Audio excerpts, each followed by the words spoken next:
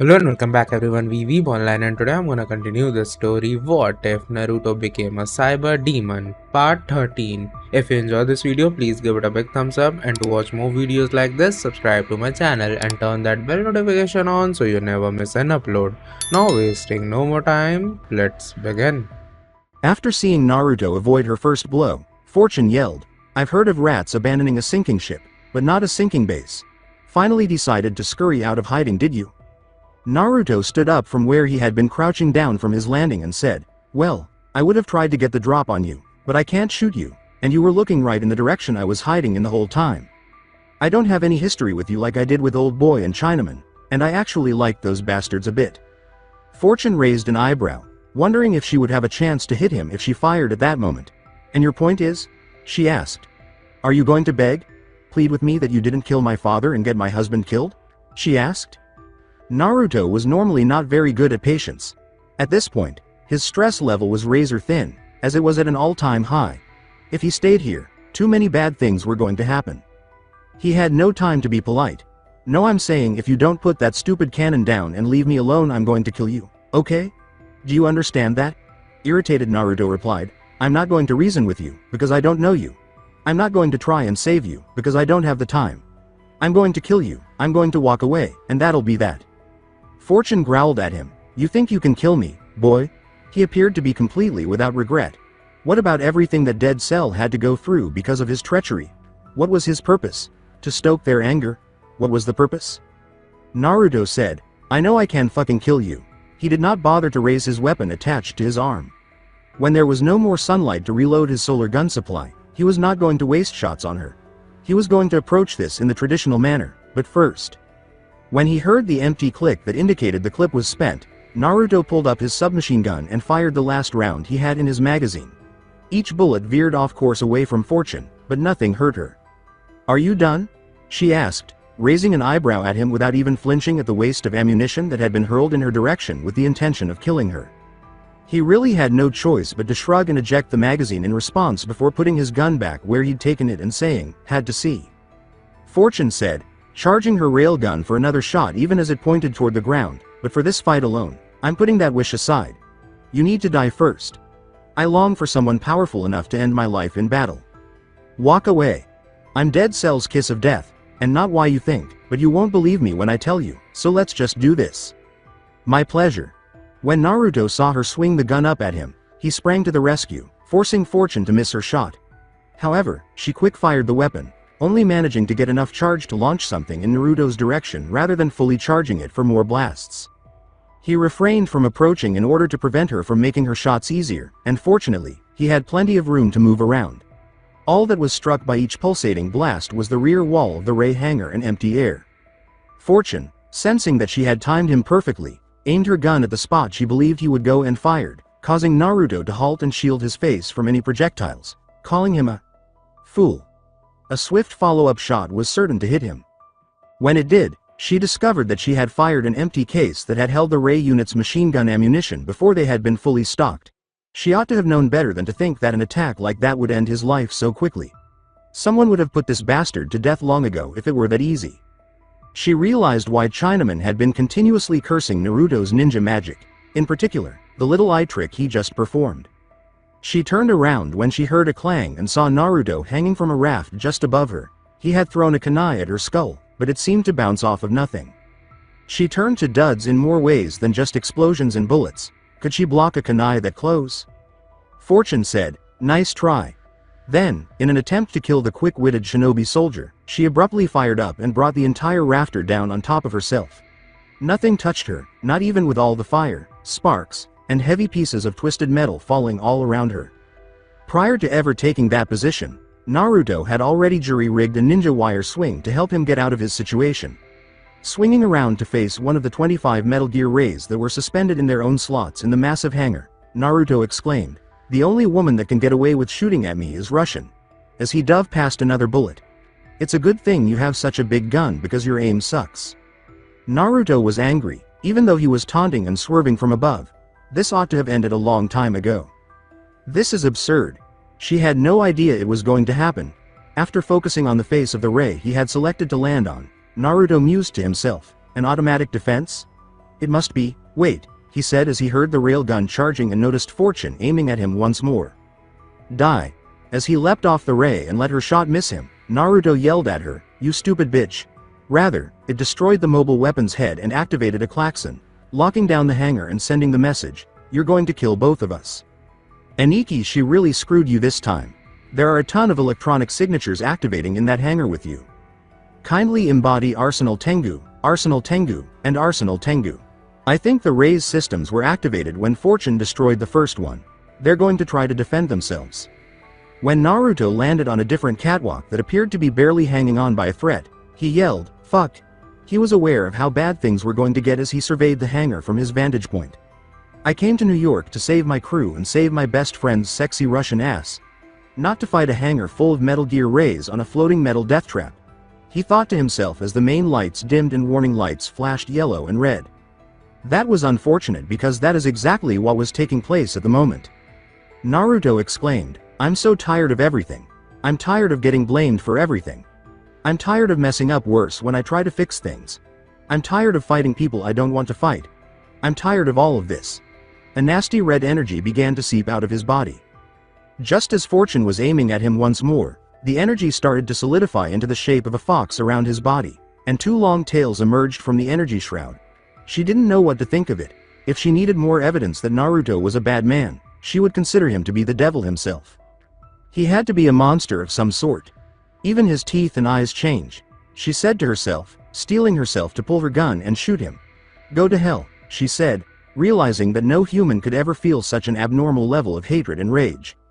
One of the recently awakened Rays shot its machine gun at her, missing every shot as though it were deflecting away from her, before she could pull the trigger. Were they attacking her? Ick. They weren't fully programmed with the benevolent personas of the Sons of Liberty yet. They would most likely only be able to identify Ocelot and or Solidus as friendly. In other words, they were essentially attempting to murder her as well. That was alright. Her luck was obviously holding out as it always has, as their fully automatic cannons on their bodies were still unable to injure her. Wordlessly, she moved her target to the closest ray and struck it squarely in the head, eliminating its artificial intelligence core and ending its brief life as a model Metal Gear manufactured in large quantities. If they persisted in interfering with Fortune's battle, she would kill them all one by one. In contrast, Naruto was dealing with the Rays in a more proactive manner.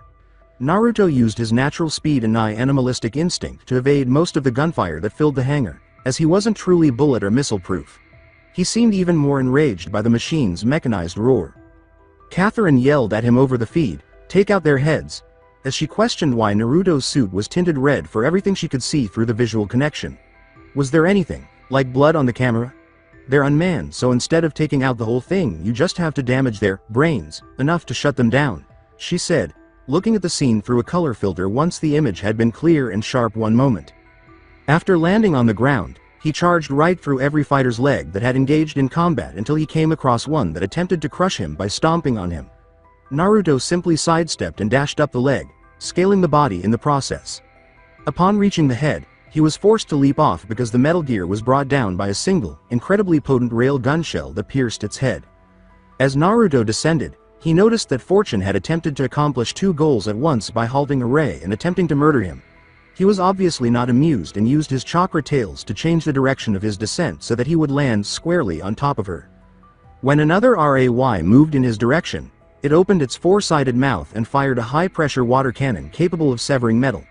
Naruto recalled seeing that during the tanker destruction caused by the initial Ray model years ago. It wasn't aiming that damn thing at him in this manner, not here. He was able to force the attacking Ray's mouth shut with enough force thanks to his rapid descent, effectively causing it to blow its own head off from the inside out using its own water cannon. He heard the sound of rockets and saw 3 more Rays launching cluster missiles.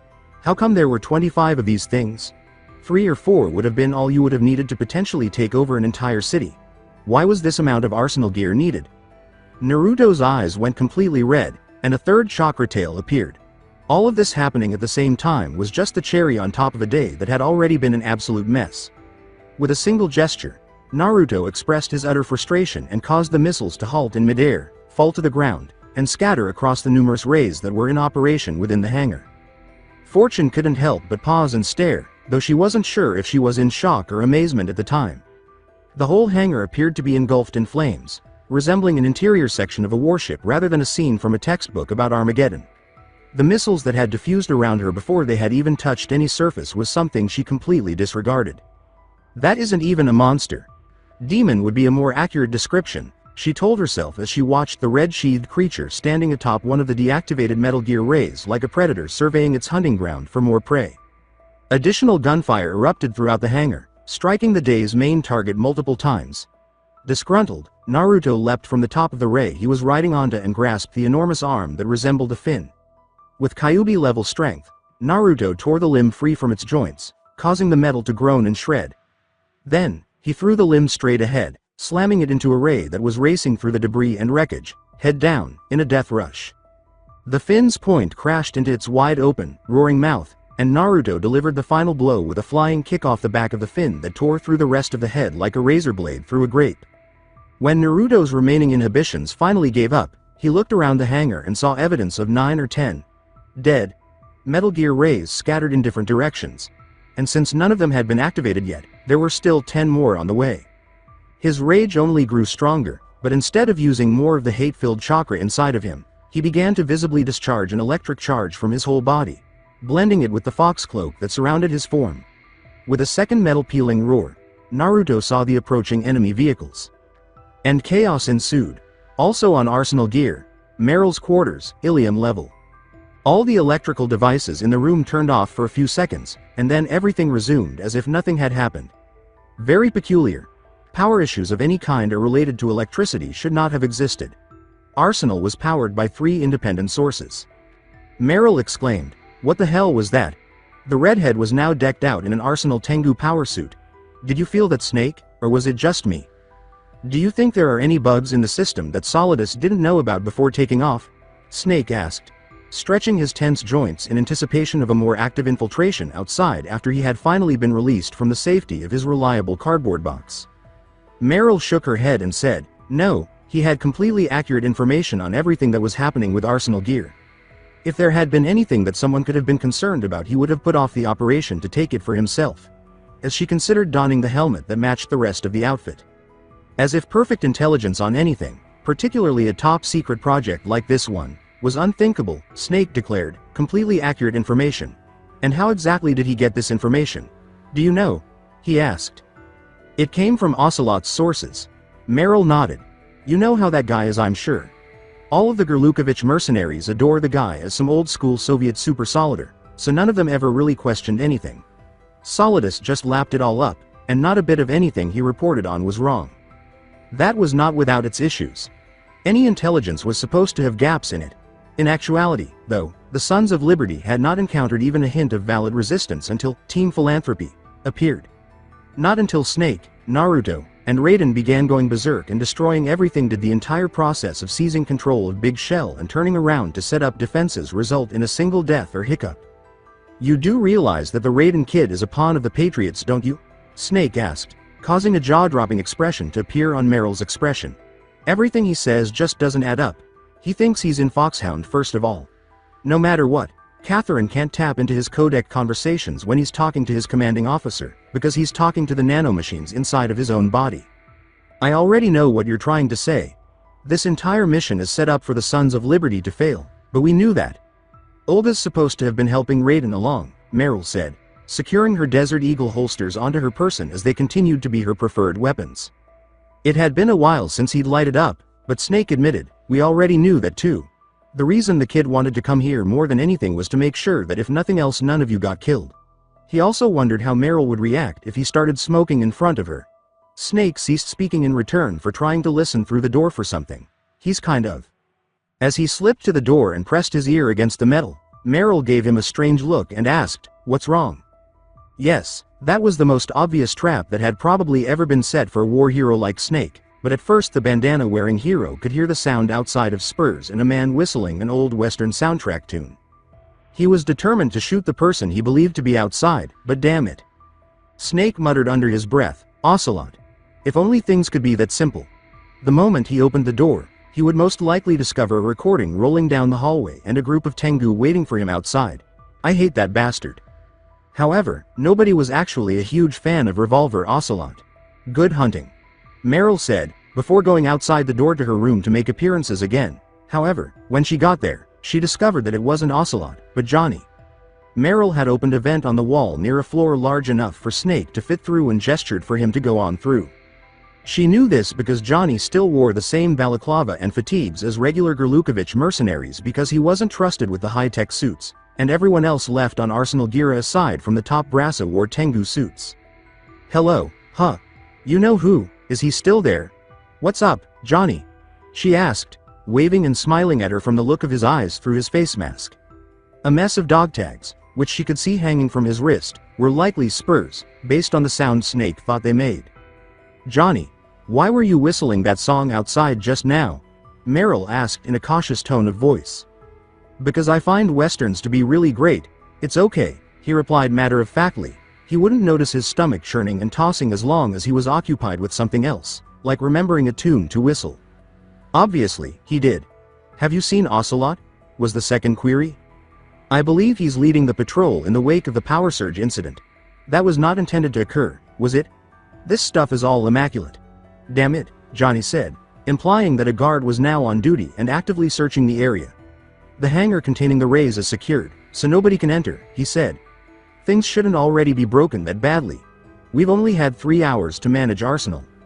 "First of all, lose this stupid thing," Merill said, reaching forward to remove Johnny's balaclava after pinching the bridge of her nose. "You are not an anonymous person. You are the only person in that uniform on the ship. And secondly, fuck. Fuck it all, fuck it all. It was all bad what you just said. Third, why do you think that things are already broken? Do you need to know who has been with Arsenal the entire time? It's surprising that nothing went wrong earlier." After giving her a blank look, Johnny kicked at some imaginary dust on the ground and said, "Well, when you put it that way." "Oh my god," Merill exclaimed, remembering from their introduction that she had wanted to smash her head against something hard. "Johnny, just find Ocelot." After giving her a frantic salute with the incorrect hand, Johnny turned and ran in one direction, stopped at the end of the hall, ran back to the other end, paused there again, and ran back to her room. Whoa.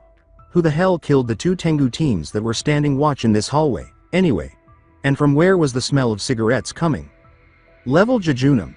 Metal Gear Ray Hangar. The only sounds in the large, wreckage-filled level of Arsenal gear, aside from the crackling of flames and the groaning of some of the metal that hadn't fallen from the catwalks, were the emergency lights and the fire from the battle that had been fought there. The technicians outside were attempting to figure out how to get past the security locks from outside so they could enter. After pushing a lot of metal sheets off of his body and shaking himself to get his bearings, Naruto exclaimed, "Whoa."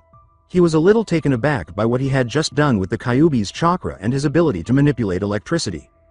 Strangely, not a single ray was moving in the hangar. Naruto tried to turn on his codec by tapping on his ear, but all he got was static. Finally, he turned it off out of frustration and began to look around. Was this something he did? Again, the majority of the rays were simply not moving, as if they had been deactivated. Most of them had been removed the old-fashioned way, even though not all of them had been destroyed. "This is you in your element, Rapture." When Naruto heard Fortune's voice, he turned to face her and saw her approach slowly while holding her enormous rail gun menacingly. Cracking his neck, Naruto stood all the way up and prepared to move as soon as he could. "This is all you're good at," the Lady of Dead Cell said, gesturing to the raging devastation all around them. "Killing and destroying things.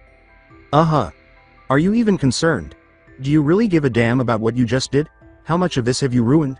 My point, which you have conclusively demonstrated to me." "Not at all. You've been practicing this little pity party bullshit in the mirror for the last 6 months, haven't you? But then again, I stopped caring about everything that came out of your mouth after the little monologue you had before you started shooting me out of the rafters," Naruto said, dragging his thumb across one of his cheeks. "You act as though you are the only one who has ever experienced misfortune. Oh, woe is you. Get past who you are. Heartless brat. You should stop talking now." Fortune nudged Naruto, but he refused to stop talking. The journey had been a long, difficult one, and he wasn't going to let little Miss Raincloud continue to spew her nonsense. "You've had a difficult year. The past 5 years of my life have been a competition to see who can fuck Naruto Uzumaki and those around him the hardest. If Naruto hadn't known that doing so would have likely resulted in him being shot before he finished, he could have started ticking things off with his fingers." Her superiors in the government turned on Dead Cell. She lost her father. He lost the closest thing he had to one too, and then had someone pretend to be him after they killed him. She miscarried her baby out of grief. His friend had hers kidnapped after the delivery and never saw her. He nearly allowed himself to be killed in order to keep the child alive for a little while longer. Not to mention all the unnecessary details he would have omitted to save time. The trouble was, he might have felt worse for her if she hadn't been so obnoxious and pitiable about it. All that had happened to her also happened to Olga, and she tried to find in what she perceived to be her Russian counterpart a kind of camaraderie of pitiful broken doves. But unlike Fortune, Olga hadn't given up, hadn't resigned herself to some sad little tragic role. Fortune would have to wait a long time if she wanted Naruto to feel so sorry for things that he was only marginally involved in, to the point where he was willing to apologize to her and accept his punishment of dying. Get over yourself, lady. But something was wrong, and that was the last straw for Fortune, who raised her railgun to aim right as Naruto instinctively launched a kunai forward before charging at her. Click here. This time, Naruto's kunai did not miss, and her gun did not charge. The last thing that Naruto had expected, after everything else that had happened, was for his kunai to hit home, buried in the left side of her chest almost to the handle. He was just going to try and beat her to the punch with a Rasengan or something. Even so, he stopped his charge when he saw that. Fortune had never been wounded in combat before, so at first, she had no idea what she was experiencing until she looked down and saw the knife protruding from her body. It really hit her. Being wounded really hurt. Her hands dropped the railgun to the ground, and she dropped to one knee, touching the severe wound she had received. My luck gave out?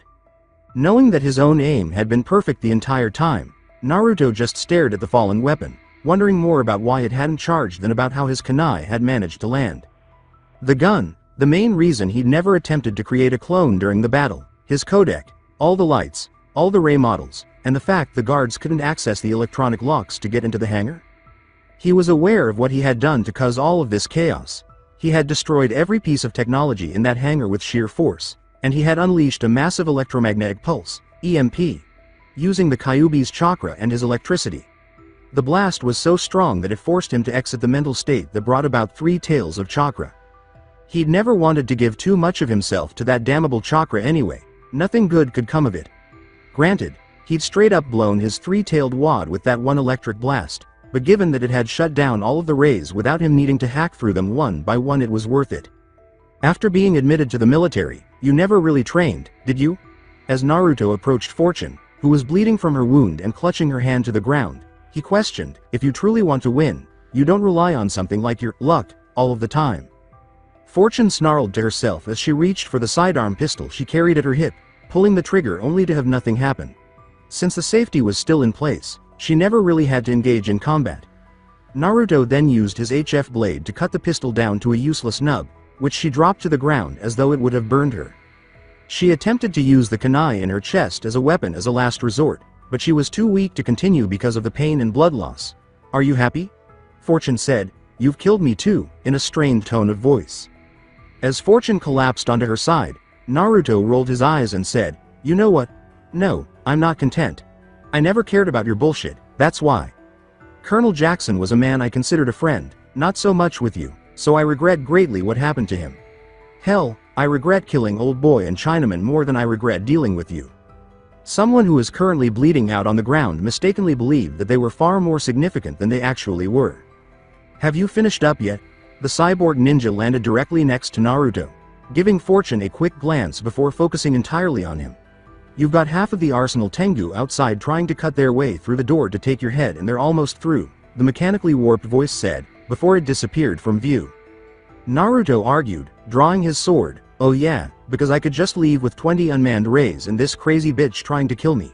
They shot me, he replied. The ninja-fied single mother said, I can see that. She pointed to the bullet holes in his uniform's back. 20 Metal Gear rays? Even with the suit, she would struggle to take out just one without some sort of missile launcher. Naruto tried to humbly downplay his achievement, but his incredibly smug smile made it clear that he didn't think it was a big deal. Yeah, it's not that big of a deal. It is not that difficult to defeat a dumb computer. Furthermore, they weren't all active at the same time. But if you truly want to, you can still declare that you're fantastic. The exact opposite was done by her, cretin. Love you too, baby. I forgot how much I hate you. At the sound of what sounded like dismissal from Naruto Uzumaki and the menacing cyborg ninja that had been wreaking havoc throughout Big Shell all day, Fortune was driven enough this time to pull the kunai out the rest of the way and throw it at them, missing both of them without either moving. The cyborg ninja's visor wasn't transparent, but somehow she figured she would have gotten the same expression from whoever was underneath it. Naruto just stared at her, as if to ask if she was done.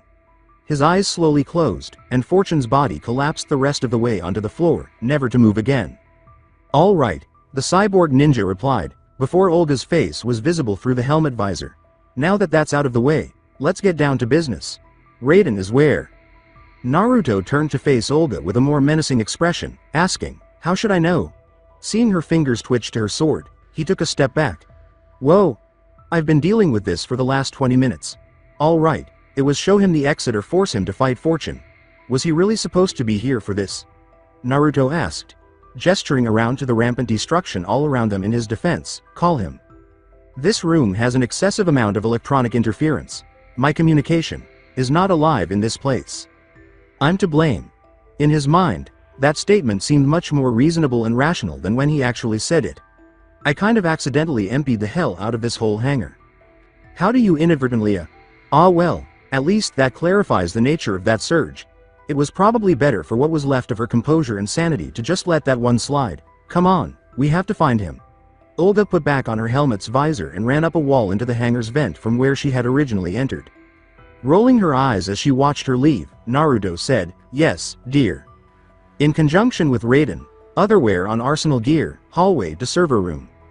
A part of Raiden wanted to think that he was lucky enough for this massive ocean-born monster to have a catastrophic failure so he could put this mission to rest, but that was a wee bit too optimistic for his worldview right now. Raiden would have had to be blind, deaf, and dumb if he hadn't felt many of the ship's functions shut down and restart. "No, stop being so depressed. You couldn't stop now even if you'd been lied to during your Spec Ops training. Dying was for quitters. Rolling over and passing away was not an option." He could hear the codec beeping inside his head, but he really didn't want to answer it at that moment. Instead, he wanted to concentrate as hard as he could, concentrate on the mission, on anything that would divert his thoughts from the outside world. Because, messy as it was, this mission was his bubble, protected from the problems he had just realized he had with his life. However, his masochistic side told him to answer the phone, and that was the side that prevailed. Raiden sighed deeply as he raised his hand to his ear to accept the transmission. "Yes, Rose? Jacka, I don't know what I can say to you right now that would possibly make you, I don't know, feel better." Yes, he didn't either, but since he was already going down this rabbit hole, he might as well investigate it further. To begin with, the truth would probably be helpful. So allow me to pose the same query to you that I posed at the beginning of all of this. You were on this mission, but why? The truth. Judging by the extremely deep breath she took, she appeared hesitant to reveal what he was hoping to learn from her. "Okay, after all of this, you deserve to know," she said. "Actually, all of this dates back farther than this particular mission. Don't you recall the day we first met?" He had previously informed her about that, so of course he did. She went on, "It wasn't something that just happened. The truth is that I was a Patriot's spy.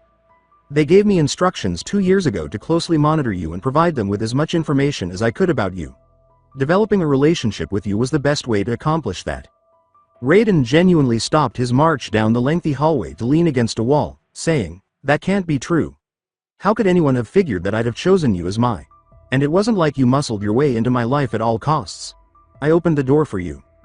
Jack, all of the information you have about me is derived from your psychological profile and what you believe would have drawn a woman to you. Before we'd even met, everything about me, including my eyes and hair, clothes, behavior, and hobbies, had been planned to meet your expectations. They would have used another girl if I hadn't been there."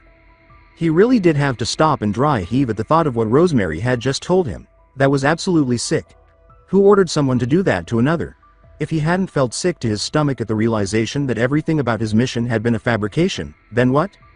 He had been guided in a deceptive relationship for 2 years, during which he was told that the relationship was nothing more than an assignment. "Nah, at first it was, but I did fall in love with you," Rose angrily protested. "Really, for real?" Regaining control over his breathing and his icy sweats, Raiden said, "I wish I could believe that. It would have been better had he followed his instincts and put this conversation on hold. Right now, I can only fight. It appears that's all I've ever been able to accomplish in life, and it wasn't a decision I made." "Jack, what topic are you discussing?" Forced the transmission offline, He walked down the corridor with a rather bitter smirk plastered on his face. Well, I guess I was able to keep some things to myself for whatever it's worth now. He continued until he came to a pair of automatic doors that opened for him, allowing him to enter the server room. The first thing he noticed was not what he had expected. A room full of wires of all sizes and shapes would be the stereotypical central area of an ultra-powerful AI, but there weren't nearly as many wires as he had been picturing and ultimately ended up with.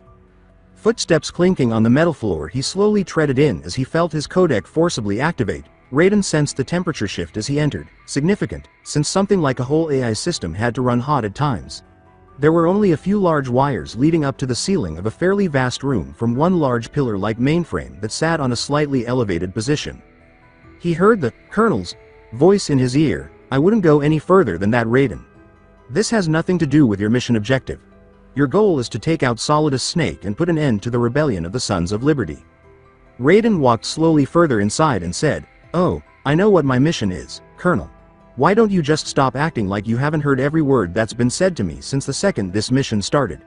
You're in my head, not on my codec. Therefore, you genuinely accept what Uzumaki told you. It's not safe to trust that man. He is not a participant in the game. For a computer, you're not very smart," the soldier with light hair said. "You'd think that you wouldn't bring up something that you shouldn't even have known about, or that you would at least try not to sound like a computer when you did it." A head and shoulders view of what Raiden thought the Colonel looked like appeared on one of the walls, a colossal virtual screen projection 10 times larger than life-sized. The Colonel's face was lifeless and emotionless, almost like a real robot. The voice boomed in real sound and inside his connection via his comm. "You act as if you have any other option except to carry on." With a glance away from the image of his own mental expectation, Raiden turned to face the mainframe and raised his pistol to fire straight at it, expecting the empty shell to clink off the floor as he stared at the hole he'd shot into GW, saying, "Shut up."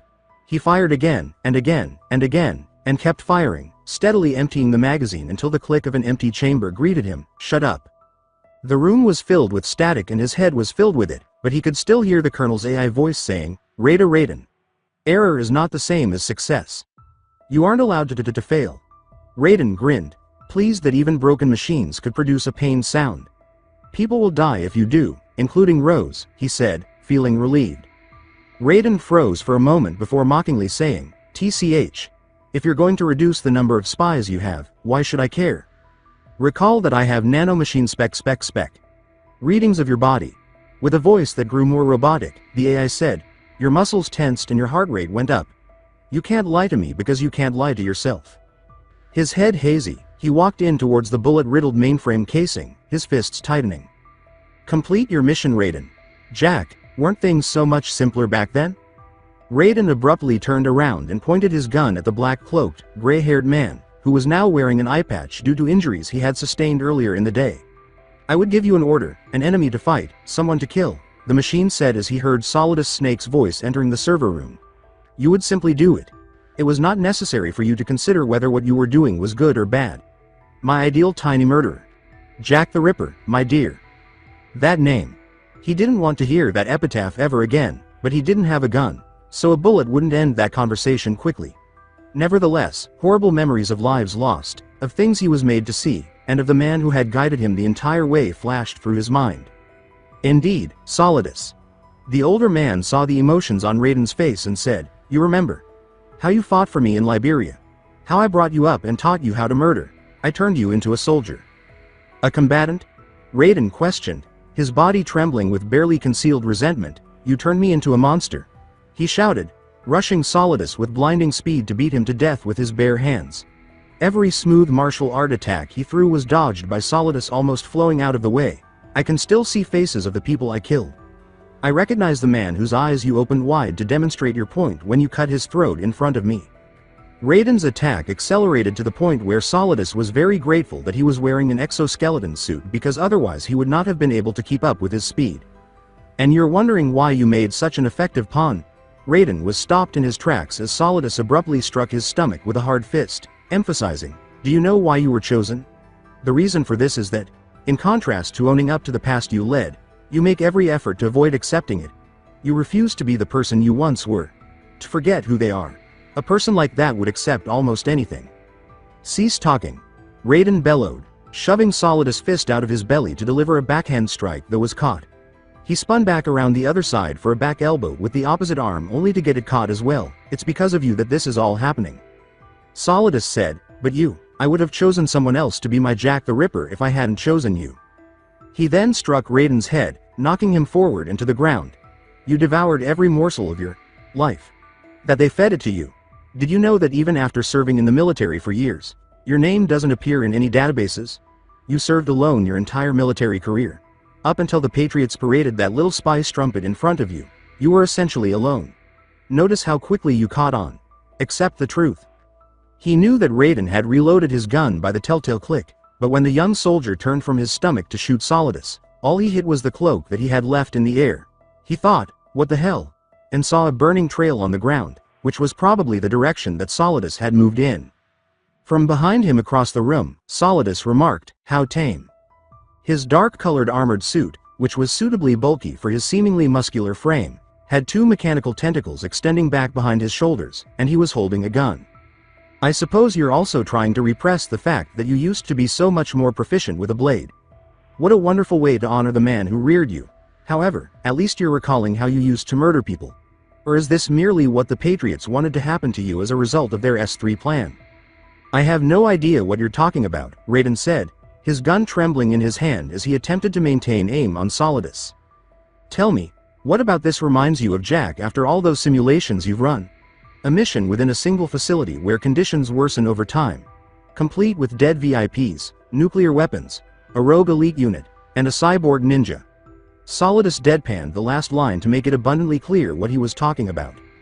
What exactly did that mean, though, since this was all seeming to run parallel to that of the Shadow Moses incident in too many ways for him to need to? Heh, Solidus said, glancing briefly at the virtual screen against the wall before returning his focus to the boy he'd raised.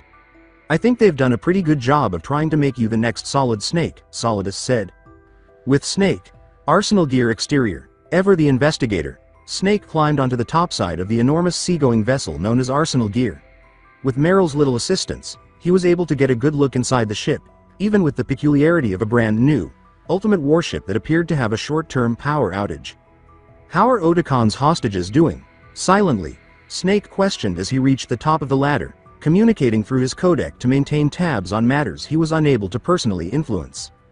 Well, we managed to get them all away from what was left of Big Shell just in time to see all of the supports break and the structure collapse. It was a little hairy for a while. When we got to Manhattan, we let them go and made sure the right people were notified before we departed. Given that Wolf, Catherine, Emma, and I together made up half of the four of us and were technically terrorists, we were unable to stay there. Yes, I suppose, but Wolf, as in Sniper Wolf? Hold on. Yeah. While we're still right in the thick of things, no loverboy bullshit. Keep your focus on the goal until this is done. Yes, I am aware of that. By the way, while Naruto was fighting Fortune, Catherine lost contact with him for a few minutes. She had to work extra hard with Emma to regain her connection with him after something broke it. He battled with Fortune? Was he victorious? The connection was restored by Catherine, but Naruto hasn't done so since it broke. You couldn't know yet. I will update you. Good. With a pronounced frown on his face, Snake surveyed his surroundings as he hauled himself the remaining distance up onto the ship's surface. The platform he stood on appeared to be virtual or something, judging by the way it lit up simply by his presence, and, to be honest, he would much rather look up at the good old night sky above it all. The glowing light beneath him gave him a headache. He didn't feel particularly secure afterward, though that could just be because he could see another glow nearby on the surface of Arsenal Gear. He wasn't creeping up on anyone as he moved slowly in that direction, M4 held safely in case it needed to be aimed and fired at any time. From behind, Revolver Ocelot was the only person with the weathered duster and slicked back gray hair that could have possibly belonged to anyone else in the world. Good to see you again in the flesh, Snake. If I had to judge it, it was like a giant floating coffin. So why, given all of this trouble, would you say that about something you stole? Of course, he had also deduced that Arsenal had numerous tactical disadvantages. Most thieves don't really complain about the things that they take, Snake questioned, pausing at what he felt to be a safe distance once Ocelot turned to face him. Well, in theory, it sounds good, Ocelot said, pacing as though he didn't have an assault rifle aimed at him. Let's not forget about the 25 unmanned rays in the hangar. Thousands of missiles, some even with nuclear warheads, a purified hydrogen bomb, and an elite detachment of highly trained troops in powered suits. However, if you miss even one of these defense-enhancing items, the vessel becomes a massive moving target.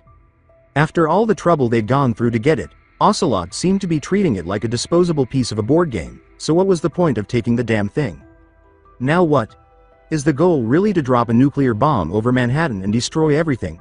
Snake posed a rhetorical question. That really doesn't seem very forward-thinking, and based on your criticism of Arsenal gear, I doubt that someone with your level of faith would put their health at risk for a scheme like that.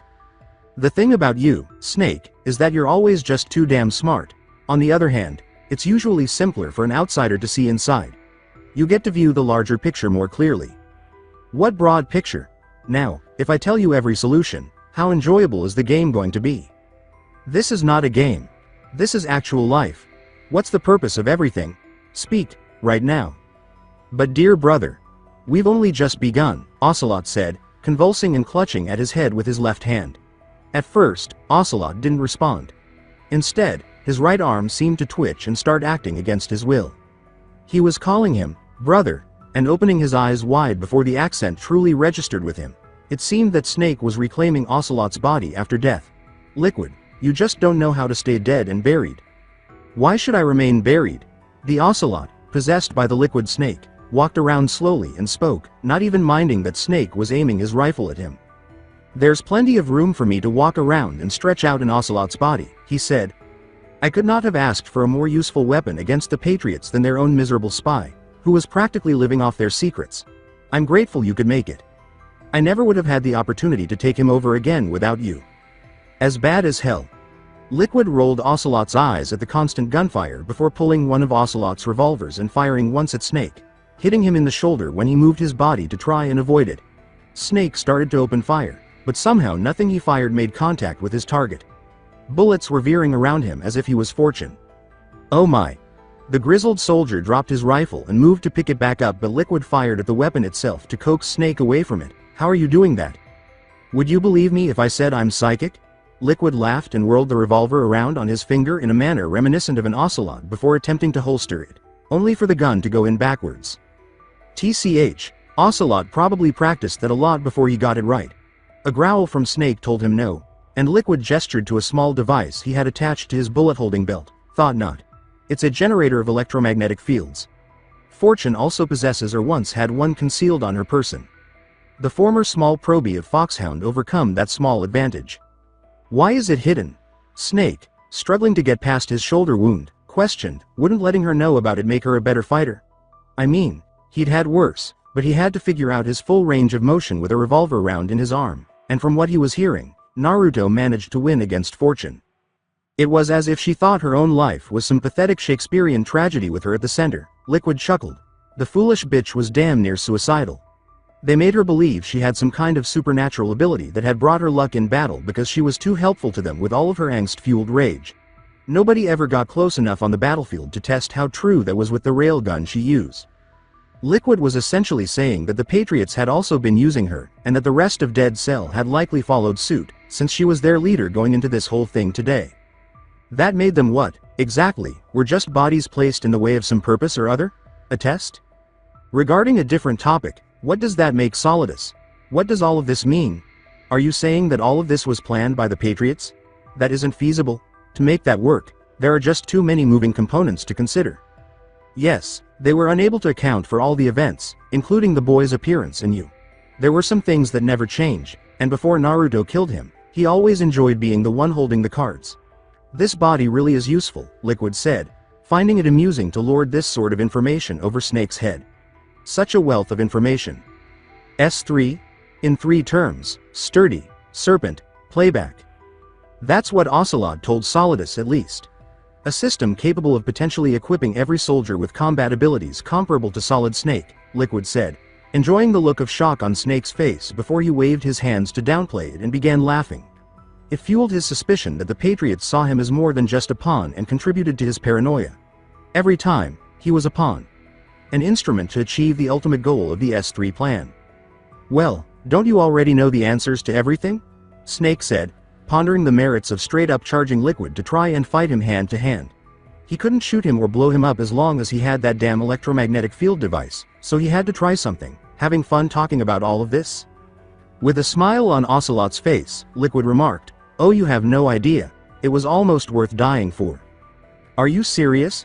If I don't get you first, I'm sure Naruto would be happy to give you a repeat of the first time." Temper brother." Liquid went on, unafraid of Snake's attempt to threaten and taunt him at the same time. S3 really stands for Selection for Societal Sanity. All of the events of today were merely tests conducted by the AIGW. Over the past 2 years, the Patriots have been demonstrating their ability to control global events rather than merely responding to them. They've achieved precisely that, bringing the data they've gathered over the previous 2 years to a head with tonight's exercise. Just for a single test. Just to prove that they could make anything happen on whatever scale they wished? All of the people that died today, all of the lives that were destroyed, and all of the money that was wasted over the last 2 years since the tanker sank in the harbor, that was just so callous? It was unimaginably terrifying to think of any group of people controlling the world in such a way, let alone the act of artificially creating events and situations that would shape the world. This seemed so egregiously inhumane that even Liquid, the ever-depraved and cunning bastard that he was, seemed thoroughly repulsed by it. Who could have thought of such a thing? Liquid stated, "Whether Solidus wins or loses here, they've gotten most of what they've really wanted out of all of this. The final exercise is really all that's left. Solidus still needs to be killed by Operative Raiden." Snake wanted to understand Liquid, so he gave up his hate for her at this point, saying, "You've got to explain it a bit more for us that don't specialize in psychology. Raiden is meant to be a representative of the whole public. Conveyed only the information that the Patriots believed was necessary to direct him to carry out their wishes without threatening, blackmailing, or endangering the secrecy of their existence." But why specifically Raiden? Because he embodies everything they wish to control, and because he is already skilled. Neither of us, nor that brat Naruto, nor anyone else who wasn't already somewhat aware of them could have made this work. This is just the first step to controlling the masses on a civilian level all over the world, Liquid said, almost seeming to feel sympathy for the young man at the center of the whole story. "I'm sure you can see how this could be used in some situations. Feeding public hopes and expectations while removing, replacing, and filtering certain information."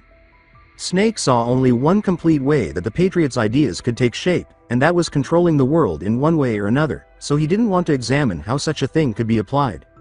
For Liquid, it made no difference. He had Ocelot's brain and all the information the Patriots had given him, so he was going to use it right away.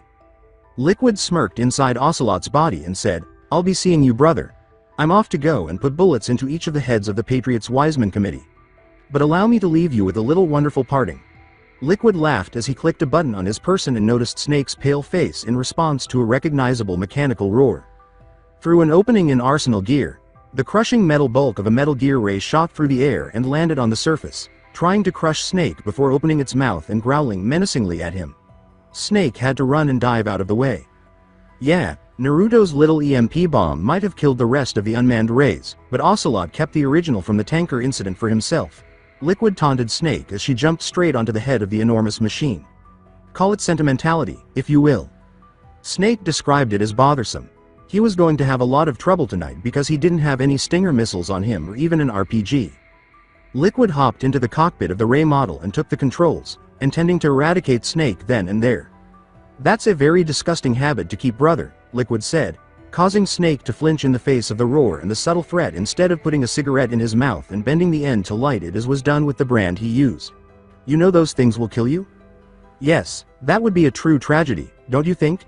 Snake deadpanned as he approached and picked up his assault rifle from the ground. The man always had a flair for the dramatic, no matter how realistic he thought he was, and he knew that Liquid wouldn't kill him until he had his whole attention. Snake was going to use the attention he was getting to the fullest. He enjoyed it. So he pretended to examine his rifle as though he was picking it up and looking it over for the first time, until a second thunderous roar came from Ray. Snake simply glanced between his gun and the aquatic Metal Gear before he tossed the gun aside, thinking to himself, "I might as well shoot at this damn thing with my finger," before doing exactly that to continue tormenting Liquid. Bang. He really never expected a rocket to explode as it impacted off Ray's right shoulder, but sure enough, that's exactly what happened. That being said, he was not moaning. "Hey, who says I can't use dangerous equipment just as well as anyone else?" Johnny yelled, leaping over his rocket launcher in triumph and heading to the ladder hatch that had led him there. "Merill, you ought to have seen that shot. You put it to death. Wow. Way to go, Johnny," Merill exclaimed, her voice resonating up from where she'd been scrambling. The uniformed young soldier turned around and said, I didn't exactly kill it, acknowledging that although he had shocked Ray to a great extent, he hadn't really completed the task. Merill was positive that Johnny couldn't have been that incompetent because she'd seen him fight when he was at his best and he wasn't nearly as bad as he seemed to be 90% of the time. So why did you throw the weapon down? Reload and shoot it again, yelled the redhead at him. You have additional rockets. By now Snake had taken the opportunity to retreat from Ray as far as possible, or more precisely, he was attempting to get to the rocket launcher that Johnny Sasaki had erroneously thrown away after only one shot. After recuperating inside Ray, Liquid was furious and unleashed a full-scale charge of the monstrous machine, aimed directly at the Gerlukovich mercenary grunt that dared to shoot at him. You've lived for far longer than a useless dullard like you should have survived for. You pollute the gene pool, and by getting rid of you, I'm doing the world a favor. Ah! Johnny yelled at seeing Ray rapidly stomp its way toward him. Where's my RPG? My RPG is where? Unfortunately his nerves forced his stomach to act up in its usual timely manner. Oha! Johnny! As he got closer to the abandoned weapon, Snake yelled at him, throw a rocket over here. What? Throw it or get knocked down. The volatile ammunition bounced off the ground, but Snake was able to cradle it in time to slide down right next to the RPG, reloading it in one fluid move as he twisted over to his belly to fire from the prone position. Johnny grabbed a bit of RPG ammunition from the bag on his back and threw it overhand as far as he could to Snake. Pulling on the trigger sent the projectile hurtling out of control, ricocheting off of Ray's right leg once more. Unable to aim for the head from his current angle, Ray did the only thing that would save Johnny. The shot hit Ray in the base of the foot, throwing off its balance, which had been positioned too far forward to be stable for its charge, causing it to roll head over heels. Johnny was still too close for safety as the out-of-control rays smashed across arsenal gear in a heap, but that was nothing that Merill, dressed in a Tengu suit, couldn't handle since she had already climbed out of the ladder hatch. She was able to tackle Johnny with the suit's improved physical abilities, getting him out of the way of Ray's unintentional destruction. It's been a blast catching up again, Liquid, Snake grunted as he lowered the RPG from its aimed position and pushed himself up to stand. He then jogged over to Merill and Johnny, asking them, what the hell are you two doing here? A snake, Merill said upon getting back up from protecting Johnny, who was rolling around on the ground clutching his churning stomach. The poor bastard, Arsenal's course has been altered. To what precise location? New York City. Wasn't that Solidus' intended destination anyhow? To fire the nuclear weapon? No, we were going to get as far away as we could to launch so that when the EMP went off it wouldn't affect the ship. And even if that hadn't been the case, the new coordinates would put us in the middle of Manhattan Island. That really wasn't going to work out well for any of the parties involved, on board the ship or on land, was it not? This Metal Gear wasn't meant to have legs, was it? After he'd gotten the Metal Gear back up on its feet, Liquid's mocking laugh reverberated through Ray's amped system. Aren't I such a giving man? Rerouting the coordinates of Arsenal gear to a location where everyone can land? You don't have to give me thanks. Pods opened up on Ray's fin arms, firing missiles skyward. Go! Snake yelled, prompting him and his comrades to run as fast as they could to outpace the targeting of the missiles as they fell from the sky. As the blasts of the missed missiles rang out in the open air, Liquid's laughs could be heard as he made for the edge of Arsenal gear to reach the ocean. Liquid. A misdirected missile came to rest near Snake, Merill, and Johnny as they were fleeing, causing them to be severely damaged. Snake pushed himself off the ground, his cigarette mostly ash at this point as he spit it out of his mouth angrily, and Johnny had to shed the top of his BDUs due to it catching fire. Merill was spared the dangerous concussive portion of the blast because of the durability given her Tengu suit. Even after being brutally killed 5 years prior, he was still able to possess Ocelot's body through his right arm. Why Ocelot would have chosen Liquid's arm over a cybernetic prosthetic was a mystery, but one thing remained unanswered. His body hurt, and his pride hurt again. Liquid remained extremely dangerous, and he remained a dick. Snake remarked, this just keeps getting better and better, as he used his codec to speak with Otacon, his distant support. In Arsenal gear, alongside Naruto. What do you want me to do? The call had brought his and Olga's search for Raiden to a complete stop en route to the server room. Kitten, this really isn't the time to give me even more stuff to do. Naruto belligerently asked over his re-established distance connection with Catherine. If it weren't so very important, Aniki, I wouldn't be advising you to do it. Manhattan will soon be home to Arsenal gear. Who the fuck's supposed to be driving this thing? They both gasped, catching each other off guard with the open transmission he'd kept with Olga to avoid having to repeat everything he heard. He posed the question bluntly. "No one operates a vehicle." Olga retorted, "I'm sure you already knew that. There's not even a bridge. The server room serves as the control panel for everything. That's Arsenal's core." Observing his displeased expression, she simply folded her arms across her chest and said, "Don't look at me. It's not my design, this ship. I simply participated in its theft." She obviously felt the same frustration that he did, that there was no simple solution. "She's right." Emma's voice interrupted Catherine, saying, "Arsenal wasn't meant to be commanded by humans, just manned by a few for security's sake. GW's will is intended to be the driving force behind everything. However, the security of the worm cluster was weak enough to be compromised between it and... Maybe we can try it again if you can return." However, there was a problem with that. Although Naruto's computer knowledge was light years ahead of Snake's, he wasn't particularly clever. In fact, the only reason he knew half of what he did was because he had to for some of the crappy work the Patriots had him perform back when he was doing their wet work. "You think I'm going to understand any of your computer genius instructions to stop this Death Star from hitting Manhattan and killing a shit ton of people? I can barely make a website." Naruto exclaimed. "Olga, how about you?" Perhaps she was more adept at tech shit than he was. "Unfortunately, no," she mumbled her response, "can't even create website," concealing her blush with the cyborg ninja visor. With both hands raised in the air, Naruto said, "Wonderful. I hope you guys aren't anywhere near the shoreline because I'm pretty sure this thing's gonna take out a good chunk of the south side." Emma, a little exasperated, said, "I'm pretty sure one of them can dumb it down enough for you to understand. Your sister is listening, and so is Hal. Simply arrive at GW, and we'll guide you through the process." Naruto turned to face Olga once more, but this time he was looking expectantly for instructions, saying, "We were already on our way there. If Raiden had any idea where things were on this ship, it's the only place he could have possibly fled to. I believe he took seriously Uzumaki's earlier recommendation to use explosions and bullets to finish off your worm cluster." Naruto paled and gave the female cyborg ninja a close look before saying, "You don't think?" Olga just revealed her face behind the visor, revealing the terrified expression that appears on her face when she is desperate. "Avoid letting him take down the mainframe. Should you do so, you will be unable to communicate with GW and change your path. Hal is attempting to reach him, but he is not answering." After deciding to kick himself later, Naruto said, "I was just messing with him when I said that. I was just messing with someone who was obviously having trouble keeping his wits about him. I had to speak up because things were so tense. He might be dead if he isn't responding." Olga was overcome with a panic unlike anything she had experienced since her daughter was abducted. Her knees likely would have buckled if she hadn't been wearing the powered cyborg ninja outfit. To make his point clear, Naruto grabbed her shoulders and gave her a violent, brain-rattling shake. "He's not dead," he shouted right in her face. He wasn't about to have the strongest woman he knew break down after all of this. Not now, it's not like he's a weakling. Say nothing of that. Which way do we go now?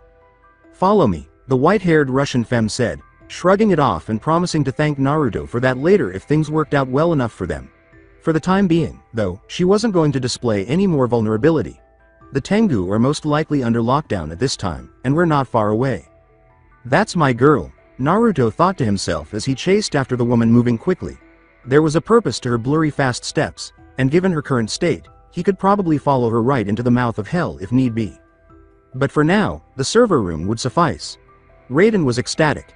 The entire day had been ridiculous, and as the clock was nearly reaching midnight and early morning, he once more found himself in a scenario he never would have predicted would be waiting for him when he awoke the following morning.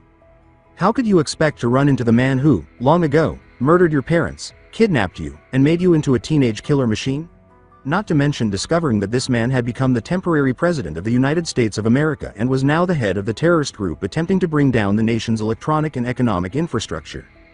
Oh, and it didn't help that he was having his ass handed to him like a silver platter. By this point, Raiden was aware that his pistol was useless in this battle, but he still felt compelled to fire at Solidus because of sheer habit, even though Solidus wasn't running blurry, burning circles around him. Wham! Whack! Whack! Asterisk upon stopping his rapid fire, Solidus pulled out a katana and a wakizashi pair of HF blades, easily blocking the bullets aimed at him. Raiden growled loudly at the mention of his moniker, but it was ineffective. You've forgotten what it means to get up close and personal for your kill. With unnatural speed, Solidus drew near and slashed a cross sword at his son who had returned. Raiden escaped the attack, but the swords went straight through his handgun, causing him to lose it. Gritting his teeth, he let go of the weapon and prepared to be swatted across the server room by one of Solidus's tentacles as it lashed out. His head was swimming from the impact as he struck the floor and bounced off the wall. It's over.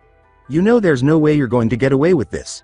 Even if you let off the EMP and take everything down, then what? Raiden grunted as he started to get back up. Ocelot has contingency plans, said Solidus. We were going to use Fortune and Dead Cell as decoys to take this ship in our stead and attract the heat while I waited for the Patriots to show themselves to restore order, but since they're all dead now I'll simply have to deal with the fallout in the aftermath. It's nothing I wasn't prepared for anyway. You actually showed up as one. With the Patriots sticking their backup data inside of your head, I can simply kill you and take it to locate them. As the truth of what he'd been told started to set in, Raiden laughed to himself. Dead Cell and the Gurlukovich mercenaries were just supposed to be decoys. Solidus didn't intend to lose, even though the entire situation had been set up to be similar to Shadow Moses. If he was defeated, then what would happen? Yes. That would put an end to those sons of bitches if he happened to give up the ghost and allow Solidus to kill him. He remained capable of free will. Even if his options were to remain a pawn or to die a free man, he was still in control of his destiny. The Colonel's voice came through his mind in a garbled, computerized version as his codec started acting strange and activating without his permission. The bugs that existed previously were absent now. If you lose, and if the S3 plan is deemed a failure due to your rogue actions, we will have to take measures to clean up after you. You've been told before but it bears repeating. I'm sure that Rosemary wouldn't be a fan of that sort of measure. Naturally, of course. She would have been in a place where they could hold her just in case, since she was a part of his support team. Still, what difference did it make? Something else had made him feel everything he did for her. What did it matter if she loved him at all? Everything was made up. The AI continued to drone loudly inside his head, as if it had all the answers. For once in your life, see something through to the end. For once, live up to the responsibilities you've accepted. Kill Solidus. Complete your mission. Serve your country. You can say that she's just a spy to you now, Raiden, but you can't lie to us. We're inside of your head. We know full well that you do love her. I'm conflicted, Jack, said Solidus. I so desperately want the old Jack to come back out. My Ripper. But if you kill me, you'll simply be their dog doing it on their command. Disgusting. The only thing I can do for you is kill you as you were and remember you as you were. Unfettered, unstoppable. The perfect little machine of destruction. Raiden eventually got back up, his head lowered to hide his face behind his falling hair, and said, "You're so stupid." It irritated Solidus much to hear his creation speak in such a harsh, caustic way, especially after it was made abundantly evident that he was outmatched. "Excuse me, Jack? I don't think I got that," Solidus said. "You made me, right?" Raiden inquired, a hysterical grin spreading lips and shading the rest of his face. "I was your best, right? So what the fuck did you think they were going to do with me after you lost me? You're so smart, right? You're the one with the answers that can change the world, right? Then is it really that much of a surprise that I'm the one they used against you? That I'm the one that's here to kill you? Personally, I think it's fucking hilarious." It was confirmed. At last, Raiden was breaking under the weight of it all. The entire course of the day, he was facing the end of the world as he knew it, his own mortality, the resurgence of his feelings from his combat days, the reunion with his former tormentor who had made him the most successful child soldier in the Liberian Civil War, and the realization that his entire life had been a lie from the start, that he had been used as a test subject from the start to represent the American people as a whole. He cracked. He had no way to handle it all. All he knew for certain was that one of his problems, the one nearest to his reach, would be solved if he dealt with Solidus. Killing was the answer. Raiden may have been competent in killing, but Jack was superior. The best was Jack.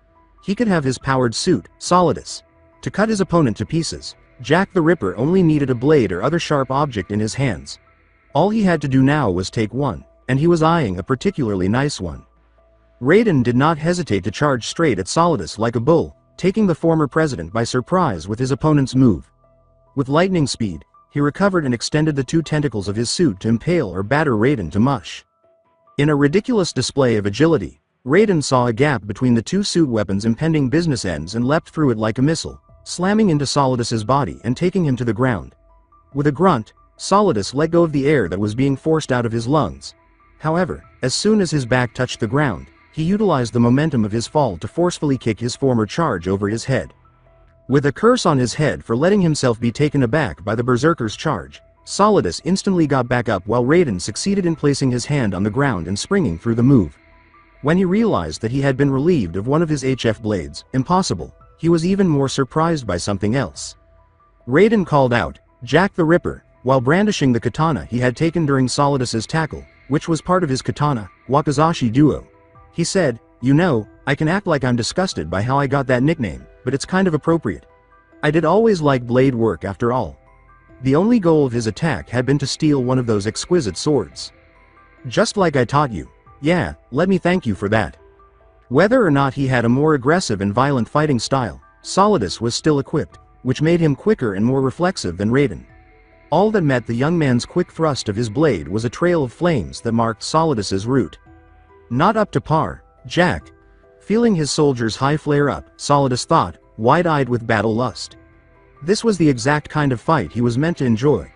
It was just something he knew. Then, as he turned to face Raiden, he realized that he had overlooked something. Raiden had not taken a moment to consider his next move or to gawk at Solidus's speed. He continued walking and eventually caught up to his previous boss. Solidus was only able to avoid losing a tentacle to Raiden's swift cut with a swift move. He sliced right through it as if it were non-existent. Solidus's overall balance was affected by the lost tentacle, which required his suit to compensate for. Raiden consequently carried on his attack unabated. Solidus's wakizashi stopped his follow-up attack, but he still managed to overwhelm Raiden by bracing himself on the ground with his lone tentacle and pushing him back against the computer tower that housed the GW server. With a sly grin, Solidus lifted his tentacle, ready to stab Raiden in the side, only to discover that his eye patch had been accidentally moved, covering his real good eye and rendering him blind. Then, "Jack! Jack!" he exclaimed, letting out a guttural grunt of pain as he felt a sword cut through him. "Shish! You wanted the old Jack back? Well, this is him. Or did you want the Jack that was afraid of you and would listen to anything you said? Sorry, that Jack is dead, just like you're going to be," Raiden remarked, smiling as he watched the blood seep through the hole he'd made in Solidus' armor. Just as he was finishing his sentence, he felt Solidus's tentacles grab him by the throat and haul him off the ground. Before throwing Raiden across the room and forcing his body to smash off the cold metal wall hard enough to dent it, Solidus maneuvered his eye patch back to the correct eye while the sword was gradually pulled free from the wound it had caused.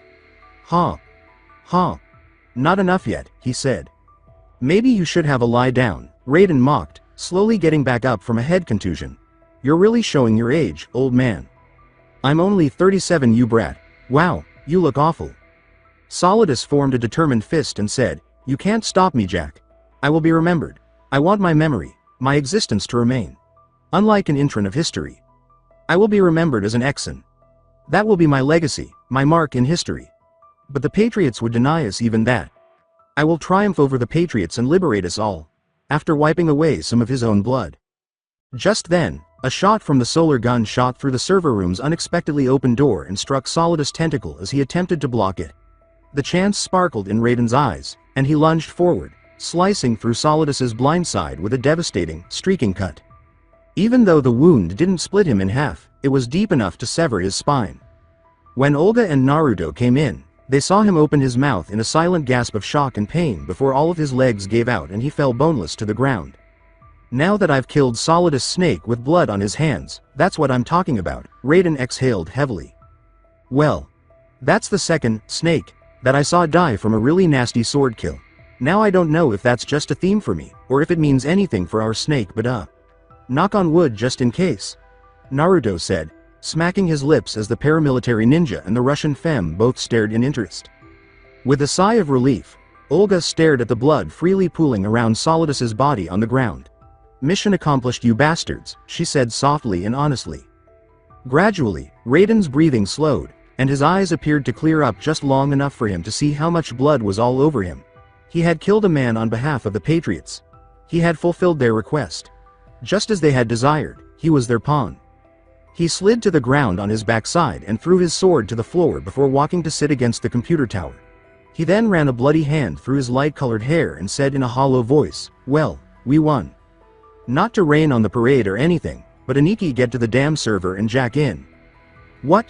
Dumbing it down as much as she could for the semi-Luddite Naruto, Catherine exclaimed, "In your wrist guard. A little cord. Find it." Pull it out, plug it into the server. With an internal curse, Naruto followed instructions and found the right dock to plug into without delay. Thank heavens he had a tech-savvy friend and a tech-savvy younger sister, or else they would never be able to figure out. Now what? I'm hacking into the ship's control cell now. Use the pad on the underside and turn it.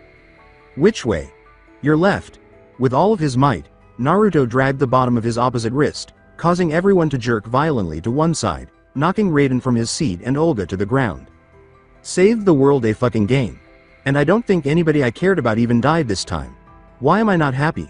Naruto said, putting his forehead against the computer tower after the rumbling of the turning arsenal gear and the frantic chattering of instructions from Catherine Miller stopped for a good 10 seconds. Since their world was not saved, the world of the Patriots was saved. None of the winners had fought because they genuinely believed in the cause. Rather, they had fought because they had to, for whatever reason. Solidus had been completely wrong, and that was why none of them had gone there. In terms of philanthropy, he was correct about his ultimate objective of reaching the Patriots, but he was so incorrect about his strategy and the steps he intended to take to do so that he could not be permitted to carry it out. They were all feeling pretty empty after that. Since they had all done things they had to numb themselves to, there was not even a sense of a job well done. In Snake and Raiden, Olga had to fight alongside men who had injured and killed her soldiers, the Gurlukovich mercenaries. Along with the wife of a man he'd regarded as a friend and a respected commanding officer, Naruto had killed people he'd lived and fought with in Dead Cell. All Raiden felt was used. Naruto's mind did not briefly race with thoughts of the endorphins that come with winning. After more than 20 years, Raiden was finally coming to terms with the man he had been molded to be and realizing that not a single decision he had made had been his own. Even though Olga had come to the conclusion that the mission was to keep her daughter safe, she was still obviously nervous and even afraid after the first sense of relief. Perhaps due to the fact that she had only ever been guaranteed her baby's survival if she followed instructions after everything had happened. What happens next? It felt like this after Shadow Moses, except there hadn't been the same urgency. They all needed a next move, even if none of them had one planned. Finally, Naruto turned to face Raiden and said, "Hey," tilting his head to the side to make sure he had the man's attention before asking, "So are you getting a ride back to shore?" "What's the point?" "Well, you have a girlfriend, don't you?" Raiden looked at her with a scowl. "It wasn't real. The Patriots created her just so I'd fall for her and they could keep tabs on me, to make sure I was coming up the way they wanted me to. She said that it was real for her, but for a relationship like that it's always going to hang overhead. It's not worth it." Naruto looked at Raiden's admission with a frown or response. "Oh well, if you're that broken up about it, it was real to you, even if someone else did set you up. It doesn't really matter for something like that if it was put together. If it's something you want, I'd still go for it. After everything that just happened, stop worrying about doing the opposite of what someone wants you to. Sometimes if you want to be happy, you've got to let some things slide." "I'm supposed to let this slide?" Naruto smiled and mentally connected with Raiden through codec. "I'm in love with a woman 2 years older than me who almost killed me twice without saying she was sorry. She's got her own private army that hates my guts, and she's got a kid that isn't mine. Like I said, you've got to let some things slide if you want to take a shot at what you want, especially if it's a girl. It's not that easy, is it? Hell no, it's not easy. I mean, you've only got one person to convince that loving her is worth the other stuff, but that person knows better because that person is you. You can't fool yourself, but you can convince yourself of damn near anything. Just look at Solidus." Naruto intended to focus more on his ambition. Well, not now, since he's kind of lost his spine. He thought he would be the one to change everything with a river of blood, deceit, and outright terrorism until the very end. Every attempt he made on this particular day had been in the works for several years. Throughout the years, he had been gathering his resources and waiting to take his chance, and he had never wavered in his belief that he was the one who could make it all work. Until the very end, he never once had any self-doubt. If he could convince himself that he could do all of that, you can convince yourself that you can be with a woman that you know you love. I'm just saying. Naruto responded by shrugging. "At least you've got her already. I've still got to convince mine that we could work out without killing each other." You learned things from some people you didn't anticipate. Though Raiden never expected to learn a lesson of the heart from someone like Naruto, no offense was meant. That was mostly because of the way they'd exchanged ideas and feelings all day. After expressing his thoughts to Raiden, Naruto tried to get in touch with his support staff by changing the codec's mental dialogue from codec to codec. "So what's it look like on getting us out of here, kitten?" he asked. "Arsenal is out of Sons of Liberty control, Aniki. It's only a matter of time until the US military finally gets the all clear to move in and take it over. When that happens, everybody on board would be killed when that occurred. It was going to get nasty in any case, but it would be difficult to defeat the Gurlukovich mercenaries, especially with the appropriately outfitted members of the Arsenal Tengu fighting alongside them. Naruto walked over to Olga and put his hand on her shoulder to reassure her that he wouldn't abandon her to handle things on her own. Somehow, everything was going to work out. He didn't know the answer, so he couldn't tell her how.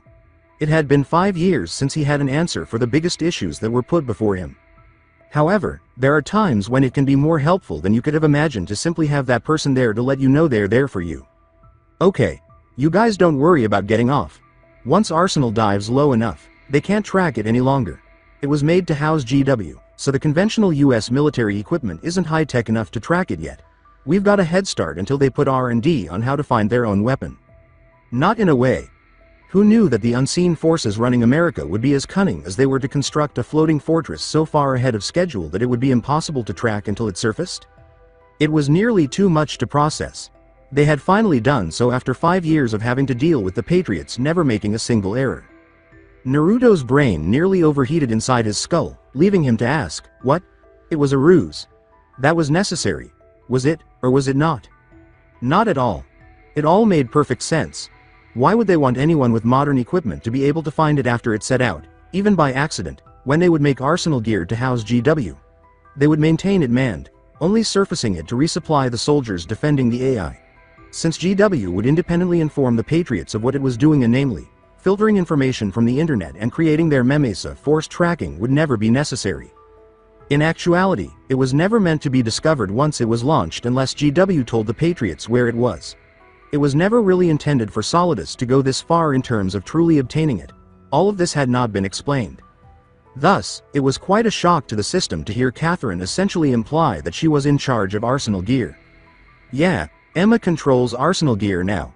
Her virus shredded the GW AI that was supposed to control it, and Aniki uploaded me into the Sistema, which put her into it too. Yay. After he froze, Naruto laughed almost uncontrollably, and the sound of his laugh followed him to the server room door. When it opened as he was about to go outside, he was faced with several cocked P90s from the remaining Arsenal Tengu that had surrounded the room throughout the entire ordeal. Naruto raised his hands in a defensive manner and looked at them, perplexed by the situation he was in despite appearing to have survived everything else that had happened that day. Though the idea crossed his mind that he could have taken them if he had fallen back into the server room rather than the corridor that led to it, Arsenal would have been screwed if the place had been destroyed in the battle. Apart from that, he remained bound by the pledge that he would not murder any of them. He wasn't exactly able to stop P90 bullets from dozens of guns without using deadly force to support his stop. Perhaps he could send a blast of arcing electricity to explode the volatile components of the guns, but he didn't want to take a chance on inventing a new jutsu in the middle of a crisis without testing it first. After audibly clearing his throat, Naruto stumbled through a weak Russian sentence that began, Prosto ch tobi byt, Yasno. Ja ne ubival lubogo is vas sigodnia. Just to be clear, I didn't kill any of you today. Knees down. Holding his hands behind his head and falling to his knees, Naruto yelled in English. Fuck. Oi, I'll just say that if you shoot me, my little sister's new friend will make her sink this thing with all of you in it. Olga approached from behind, yelling in their native tongue, stop, and helping Naruto stand back up. She sighed to see the P90s down, but from the way they exchanged glances, it was clear that none of them understood why she was wearing the cyborg ninja's armor. She had to tell her men the truth now that everything had ended, even though it was uncomfortable. Leave him alone and you'll know everything. Oh man, Naruto said to himself as he heard Olga's tone change to one of regret. There was a chance that this would end badly. You didn't have to come out. You could have walked away and replaced the visor. She was going to tell them, so they didn't need to know that she had been the cyborg ninja. In order to safely leave the server room, Olga approached Naruto and gestured for Raiden to approach. Go. Wait for me elsewhere, Olga said in English. I'll find you when this is done. Olga. I was prepared to lose them from the very beginning, Uzumaki. They fought for me for years, they deserve to know that I betrayed them today. They'll kill you. Maybe. As a sign of support, Naruto was about to kiss her on the cheek, but decided that would be a bad omen, perhaps because he wouldn't have had a chance to try it before something unfortunate happened. Later, he would give it a shot. There were just too many reasons why this was a bad moment. He would wait somewhere else on Arsenal gear. His constant companion. As Olga had asked, the Arsenal Tengu stepped aside to allow Naruto and Raiden to pass through unhindered. They stayed close to one another, and Raiden kept his bloody sword ready in case things got serious. As they continued to put more distance between themselves in the server room, they safely reached the end of the corridor and left, leaving them among themselves. Raiden just decided to ask the question that was killing him as his gaze strayed to Naruto. Even though no one else had, he had witnessed Naruto's near action a moment earlier. Those things you said earlier about trying to be with someone even if you know it's a stupid idea. You meant with Olga? He asked. It was incredibly unexpected. Was that the person he had been discussing? They had made multiple attempts to murder one another, but on the occasions when they weren't at odds, they appeared to get along like oil and water. Yeah, basically, Naruto groaned quietly, his expression full of worry. I hate that damn woman. I have for years, and I could tell you why, he said plainly. But I also love that damn woman even more, and I could tell you why for another hour as well. 20 minutes later, Arsenal Gear's exterior. Merill, Johnny, and Snake did nothing more than sit on the nearly bare surface of the enormous submersible ship and gaze out at the sea through Arsenal Gear's transparent epidermis, until they noticed Raiden and Naruto making their way to the surface as well. Neither of them said anything, appearing somewhat worn down from their respective battles. They had arranged for Arsenal to circle Manhattan Island while they were on their way, providing Raiden with a place to escape so he could return and attempt to meet with Rosemary. It was his desire to do it. After that, it would continue to sail toward the ocean so that Otakon could collect the remaining individuals and depart before the heat returned. In order to allow the Gurlukovich mercenaries who had boarded to depart, Emma would lead Arsenal Gear to Russia. Even with Arsenal Gear's ability to blend in, it wasn't the ideal place for unfinished business like them to stay. From that point on, the ship would remain hidden until it was discovered by the Patriots. Raiden asked Snake, "Are you sure I shouldn't come with you?" Although he had volunteered to assist philanthropy, it was believed that Raiden would be better served by organizing his own affairs and taking care of himself before returning to danger. Postponing such an important decision would only be detrimental to him in the long run. Raiden would be busy for a while with Jack the Ripper, realizing what he had been made out to be for years by those in charge, everything involving Rosemary, and all of his other responsibilities. Because he was of no use to them and lacked sufficient knowledge of their true intentions to pose a threat, the Patriots would leave him alone. He was no longer worth the trouble of directly manipulating because they'd already used him. For the most part, he had shown them what they wanted. "Kid, when life throws you a bone to do your own thing and live your life, you should take it," Snake said, referring to himself as well as everyone around him. "We don't really have that option. Don't think you have to do anything we're doing just because we're doing it. You don't have anything to prove to anyone, or anything to live up to." It was a rather somber affair for what was essentially a victory party. As soon as Johnny and Merill found out that Naruto was still alive, they were ready to abandon the Gurlukovich mercenaries. Even though he had been gone for a few years, his actions that day had only served to reinforce his status as their boss. Nevertheless, it was still an unpleasant feeling to be back out in public with vultures circling them. 8 of them were left at this point, 3 of them non-combatants, and no one knew what would come next. And then, it appeared as though Liquid Snake had taken over Revolver Ocelot's body in anticipation of another battle with Solid Snake. That was a little package of screwed-up madness all by itself. To the dismay of all those around him, Snake had chain-smoked the remaining cigarettes in his carry-on due to his obsession with that mess. Around Snake's feet, the butts of the used sticks were strewn all over the powerful vessel. But soon, after what seemed like an hour or two, a lone figure appeared from the tunnel ladder, climbing up and shakily getting to her feet as though she was emotionally and physically spent. Olga had returned to her regular fatigues, concealing the cyborg ninja armor from view, and she approached the others at a leisurely pace. Merill was the first to ask, What happened?" After Olga revealed to a group of battle-hardened soldiers that she had essentially betrayed them. Merill was the least patient about what had happened. "I told Tama," Olga said with a weak sway. "I told them everything I did, from the very beginning. I told them about the mission, about my role in today's events, about why I did Ida, and I told them that I was going to leave them because I didn't deserve their allegiance." Though it was obscured by everyone else's focus on Olga, Snake winced. Her kind of organization was very close-knit. It meant everything to have people fighting by your side in a situation like theirs, and it was obvious that she had taken their encounter on the tanker 2 years earlier very seriously. He couldn't fathom how something like what had happened today could have affected Olga or the other Gurlukovich mercenaries. She reached up to grasp Naruto's hands as he moved to stabilize her by placing his hands on her shoulders. And "That's not all, is it?" she asked, not that he was supposed to ask. He was aware that there was more involved.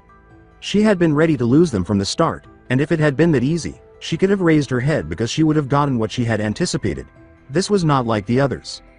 "They told me that even if I betrayed them, I did it for family, and that they were still my family too," Olga muttered, attempting in vain to conceal the tears streaming down her face. They would always be there for her if she needed anything. They knew why she would leave them. There was always a possibility that something similar would occur.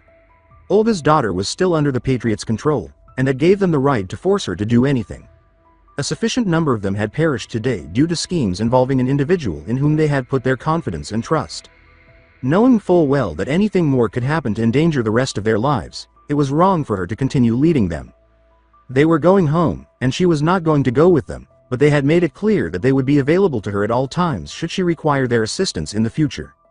That wounded her more deeply than anything they could have said or done to make her feel hated. She had hurt people who were willing to hurt her back, but she had also hurt people who said she owed them nothing, even though they had forgiven her. Upon changing and gathering her meager belongings, they all formed a line and gave her a salute as they left. All of them went out of existence. In their eyes, she still possessed them. Every single one of them. She couldn't hide the fact that she was crying out there on Arsenal Gear's surface as it started to surface so Otakon could land the helicopter that would take them away and escape. No matter how long it took, Naruto was more than willing to stay until she was back to her original self. He gave her a hug that was just tight enough to hide it from her, and during that time, she continued to strike him and growl at him to stop, using every tactic at her disposal to express her various forms of bastard abuse.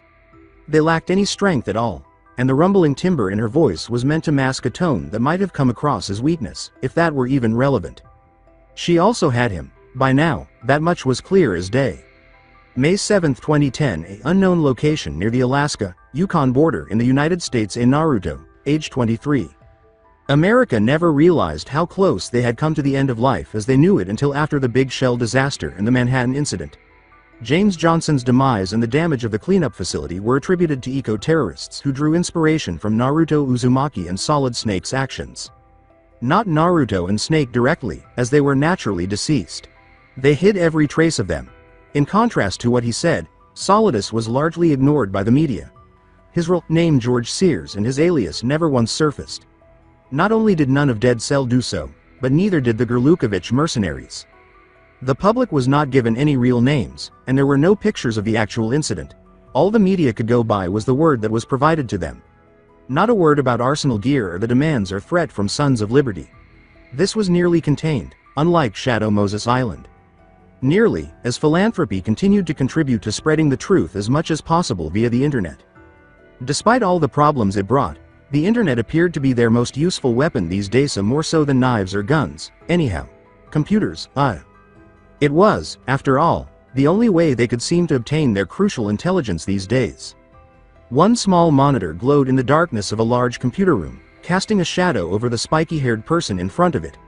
His foot tapped silently off the floor, and though it was impossible to see in the nearly non-existent light, there was a scowl of disapproval firmly affixed on his whisker-marked mug. What a waste of an op. Fucking electric trails. How about it? You didn't plug your suit in and I can't see through the camera in your suit, Aniki. It's too smudged, his younger sister exclaimed over the phone between them. Naruto let out a frustrated sigh and forced the computer to shut down, leaving him in complete darkness.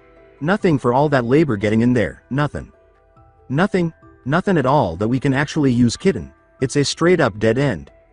But the info from Arsenal Gear when your suit was jacked in, Emma, Hal, and me pulled it ourselves. How could it be wrong? It's not wrong really, it just outdated. By how long?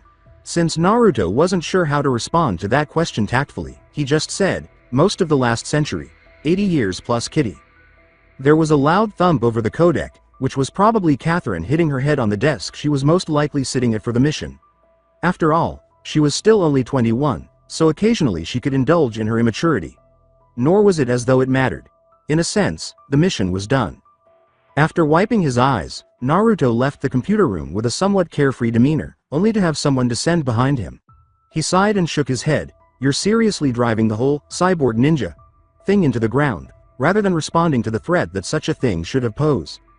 Olga said, oh, shut up, coming from inside the cyborg ninja helmet and visor in a clear, natural voice. She was wearing a new model that was sleeker around her body and had a darker gunmetal and red color scheme. With this model, the fact that a woman lived inside the armor was obvious. For the sake of the Big Shell mission, it was best to destroy the original as soon as possible, but fortunately they had 3 people who were damnably good with computers and/or mechanical design. Using information from Grey Fox and Olga's previous suit, they were able to create a better version that was tailored specifically for her. With a hint of irritation, Olga said, "I heard you over the line. This is just another dead end. How can these men be dead for a century and have their records transferred in a way that keeps them in the system?" It was a fictitious scene. There were still hiccups, even with the data they took from GW on board Arsenal gear. Emma's worm cluster had severely damaged the AI, so the only information they could extract was essentially bits and pieces. Still, it was a cold slap to miss something like that. It was another grating example of the Patriots' spectral presence in the inner workings of the United States government. As though that clarified everything, Naruto dared to remark, "I dunno, it's the 21st century." All Olga wanted to do was glare at him through her transparent visor, saying, "What do you want me to say? The 12 Wise Men's Committee lead was bullshit. That's all there is to it. We had to track it down this far to find out even that much." This did not in the slightest lift her spirits. Olga held up 3 fingers, saying, "This is how old my daughter will be this year. It is also the number of years I've had to go without seeing or holding her in my arms once. If running into yet another brick wall doesn't just fill me with joy, I'm sorry for that." Olga did not respond with a verbal agreement or disagreement. Following their departure from New York, Olga had made every effort to put herself in the way of the Patriots' attempts to contact her. Since Olga was still keeping the small child in check, the Gerlukovich mercenaries were the source of word about her daughter's safety, which she learned about through a number of devious means. Not to mention her allies in general. Luckily for her, her running partners of the moment were highly skilled in sensitive stealth-related missions. They could carry out missions that would enable them to locate the youngest Gerlukovich as long as they remained unseen and left no evidence of their presence. Olga's nanomachines were designed to only react to the original cyborg ninja suit, which had long since been abandoned, so they were unable to locate her. As long as they stayed hidden during their missions targeting Patriot strongholds, they were to be avoided at all costs and there was to be no fighting. There was nothing that could be linked to them, and there was no way to detect their presence. Because of their nanomachine link, Raiden would not perish as long as he lived, but that didn't stop the Patriots from acting directly in the event that it became apparent that philanthropy had Olga and was working against them. Since the United States wasn't providing any protection, there was a slim chance that they could escape. It appeared that the military and military affairs were increasingly moving to the private sector. Since it was business to them, they wouldn't release a report to their clientele, including whatever front company the Patriots used to ask for the protection of the information they had attempted to obtain, if something went wrong but didn't create a big enough mess to warrant word of what happened to go public. In any case, there was nothing more that could be done in that situation. Time to get out and get back to work on the drawing board. The following day, dusk in the interior Alaskan wilderness. Otakon seemed overly happy to see the returning soldiers, especially considering that they had once again returned without any new information. "So how was your date?" Otakon asked. It was a little unsettling that he genuinely cared about Naruto and Olga's relationship during the mission. Not all of them had been eliminated. As a scout, Sniper Wolf had accompanied them in order to provide cover and update them on any movements occurring outside the facility. Johnny drove their extraction vehicle. Merill served as both Wolf's close quarters guard and his go-to fighter in the event that direct combat became necessary. It was not as if they had taken a moonlit drive together or anything. That night, there had been no moonlight at all. Not even remotely offended by the word date, Naruto just gave the offender the coldest look he could manage, saying, "Right. A date. Because when I think about romance, it always involves sneaking around military bases and digging through their electric files." Otakon only shrugged when he saw Naruto take a seat on the front steps of their temporary, rustic hideout, a location that Naruto was familiar with having spent the majority of his life here. The late Master Miller's house. It was easy to set up security measures and keep an eye out for intruders because it was off the grid, spacious enough for all of them to live comfortably, and out of the way. It was equipped with every convenience you could want for your attempt to disappear from view. That place could serve as their base for a short while before they left. Naturally, it didn't last long, but it was a secure enough location to begin organizing their map maneuvers. Otakon sat down next to Naruto on the front stoop and grinned. "Well, I think it's as close as you two are going to get to one. After all, you can't exactly go out in public without heavily disguising yourself. You're supposed to be dead, and you were highly publicized when it happened. He had returned to Sniper Wolf and his sister Emma with a more positive outlook. Although he had aided and abetted 2 dead terrorists, other than that, his life was going well. It was nice that someone felt like they were winning these days, and considering the circumstances, it couldn't have happened to a nicer guy in Otakon. But for the past year, he had been trying to flirt with Naruto and Olga, and it had been really bothering them both as his romantic side had returned full force. Olga was not above hitting him in the belly if he became too domineering for her liking, so she preferred the former over the latter. "What kind of slimeball do you think I am?" Naruto scowled, glaring at the wilderness that surrounded his old master's property and temporarily acted as a barrier between them and the outside world. "It's not that," he uttered. "Huh?" Otakon asked, utterly perplexed. "What was so slimy about letting someone know you were interested in them?" Naruto explained, idly forming a Rasengan in his right hand and randomly turning it on and off. "She's got Sunny to think about and focus on," he said. If he so desired, he could waste his chakra in that way. It was his fault. Even if I could do something to take her mind off of what's going on, it's still screwed up to try. I don't have the right. That's what's important right now, getting the baby back. Not me trying to get Olga into bed. Ahem. I see you've thought about this quite a bit. Otakon sheepishly adjusted the spectacles on his face, suddenly realizing that Olga's way of thinking was probably what made her hit him so hard when he began harping on it around her. "Of course I have," said Naruto. "What else do I have to do between planning and running these stupid info raids and looking over our shoulders? There isn't that much." The ridiculous infatuation would have to wait until the woman's head wasn't enveloped in a cloud the size of a megacure. Miss Olga's missing daughter was a more urgent matter than the possibility of obtaining Miss Olga as his legitimate lady. It wouldn't have been what he wanted if he had slept with her when she was in the frame of mind brought on by the hunt for Sunny. Not in her presence. Had it transpired in this manner, it would have been motivated by a need rather than a positive bond. Naruto wanted her to date him because she genuinely cared enough to maintain a genuine relationship with him, not because she was in such desperate need of physical comfort. But that was something he would never, ever say aloud to anyone. That was just too corny to say out loud. In particular to Otakon. That kind of thing would make the man jump all over it and play it up as some kind of romantic sentiment. More than anything else, it was just Naruto displaying a hint of realism. Naruto felt a sharp kick at his lower back as the two men sat outside in the mild weather. He turned around and glared at Merill, who was standing over him with her hands on her hips. She tilted her head upward and behind her, without saying anything. Naruto merely raised an eyebrow in response, which made her sigh and say, "Go upstairs to your damn room. You're needed." For what purpose? Snake continued his hunting trip. Catherine would have come to Otakon on her own if she had needed him. Merill never sought assistance, and Johnny was, well, Johnny, doing whatever it was he did in his free time, asking himself, am I really? Okay, let me rephrase that. What else are you doing right now that you can't go up there anyway? Good point. Whatever. After Merill made that logical argument to him, Naruto got up and trotted inside the house to find out what was causing all of the commotion. It was not that important. Sitting around and talking about something so vexing was better than almost anything. Otakon sat there in silence after Naruto left until he had the courage to ask, "Sniper Wolf's been listening from the roof this whole time, hasn't she?" It wasn't a question. That much he already assumed.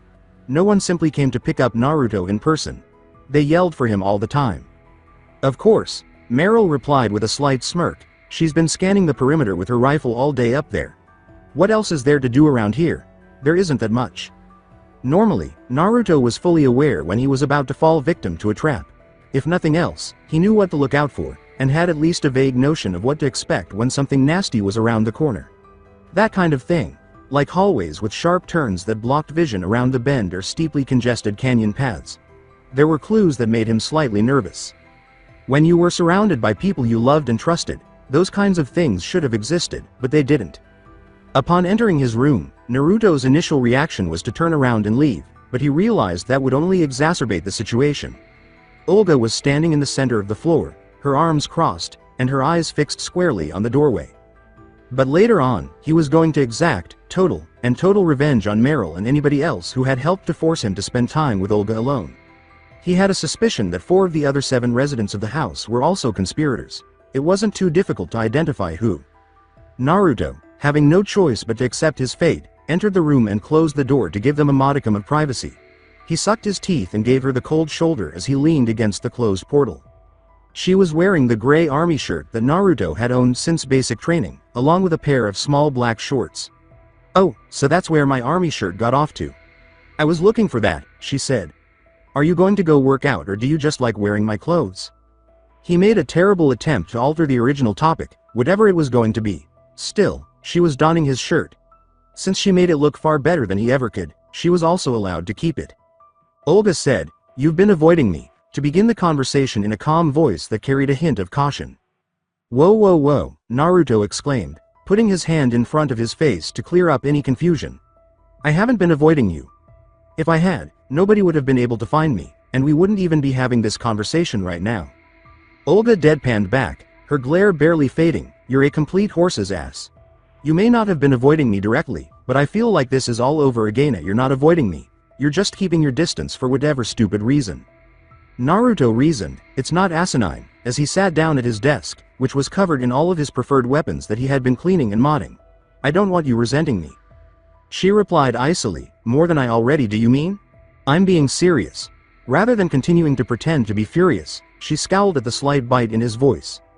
With his back to her, Naruto started dismantling his favorite handgun. Anything to divert his attention from the current discussion. Neither of their moods improved when he continued to say what he had just said to her. Olga sternly said, "Uzumaki, look at me," which caused Naruto to sigh as he set down the parts of his gun he'd been trying to clean up and turned to face her. "What the hell are you talking about? Resenting you?" was evident from the look on his face, and he was clearly weighing the advantages and disadvantages of telling her. Ultimately, he concluded that it made no difference. It seemed as though he had nothing more to say to Olga that would diminish her opinion of him. Outside of battle, her daily opinion was already rather negative. Naruto began to explain, "I trust you even though I know you're just as likely to put a bullet in my head as ask me what time it is," even though he had a sneaking suspicion that the former would do what he was about to say. "The more time I spend around you, especially alone, the more I'll probably try to get with you. English isn't my first language, clarify. I might try to hook up with you. Enough with the slang. What are you talking about?"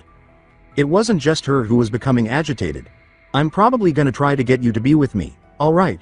Romantically, like in a relationship. Maybe even to fuck you if I think you're cool with that. I don't really know how else to say it subtly in a way you'll understand." It turned out that this conversation was far more awkward than he had anticipated. Screw it.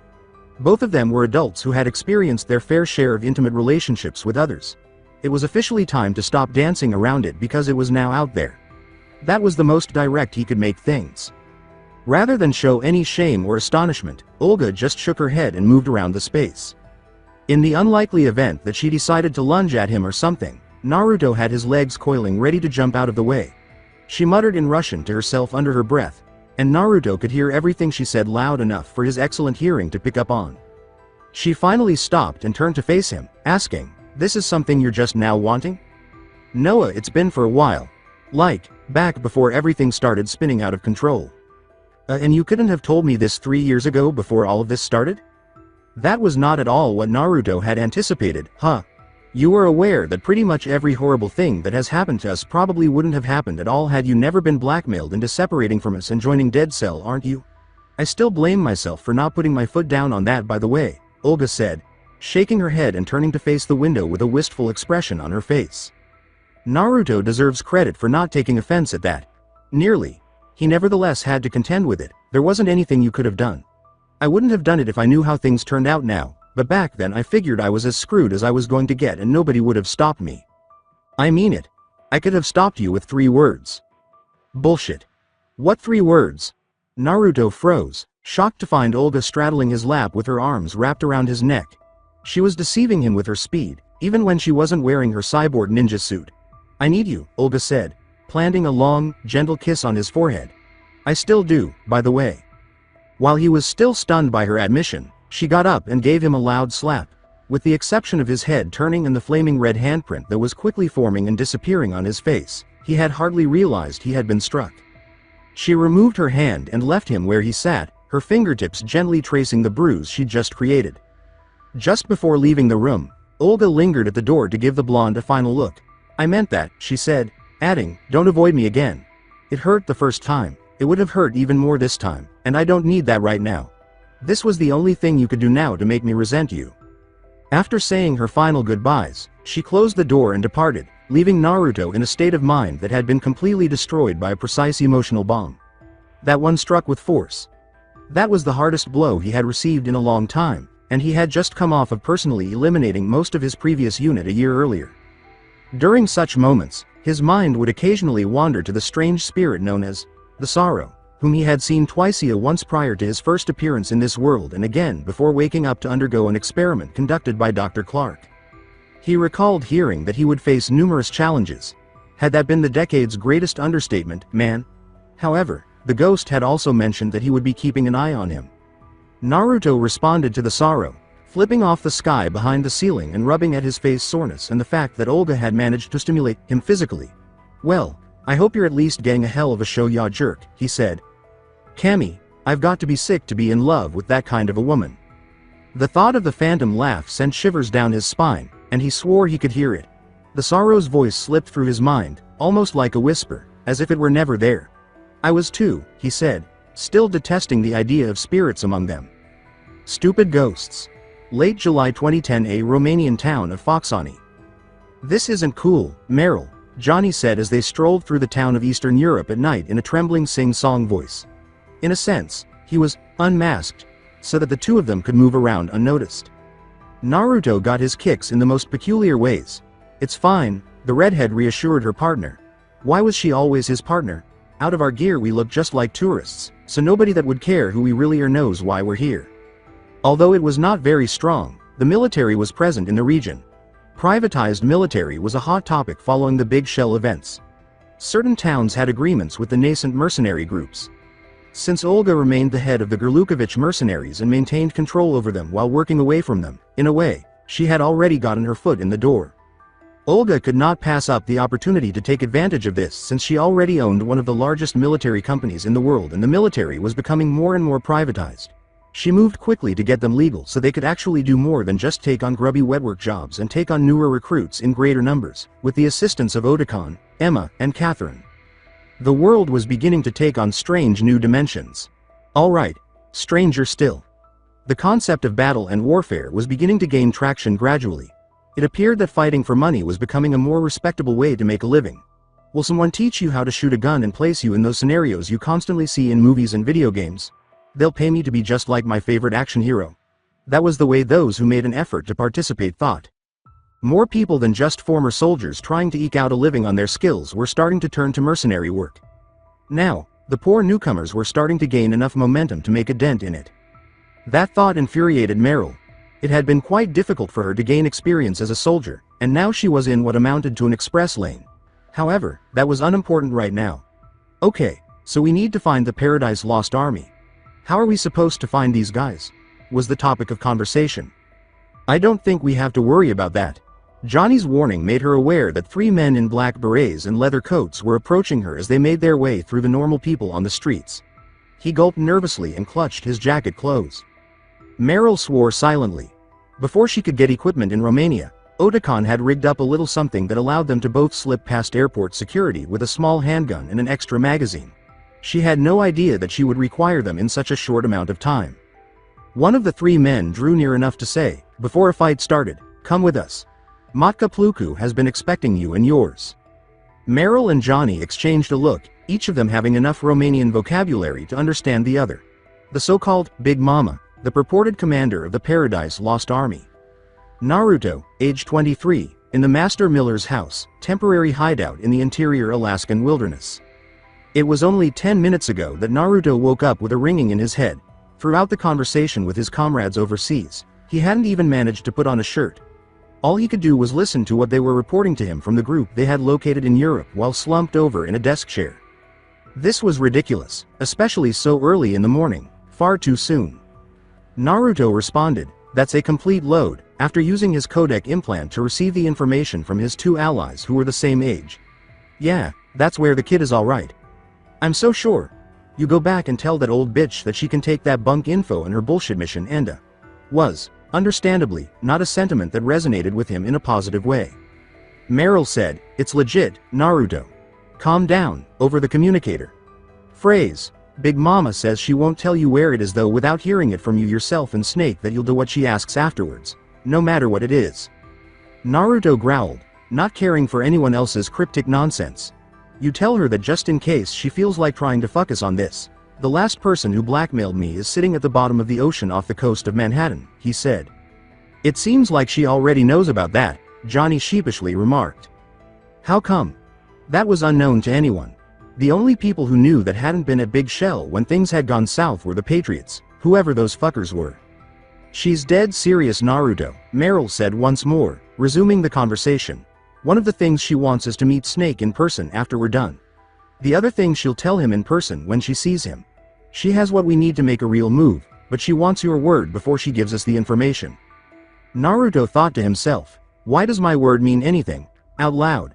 This concerned Snake, and it was a great way to enrage the seasoned soldier to make a decision involving the man without really speaking to him about it.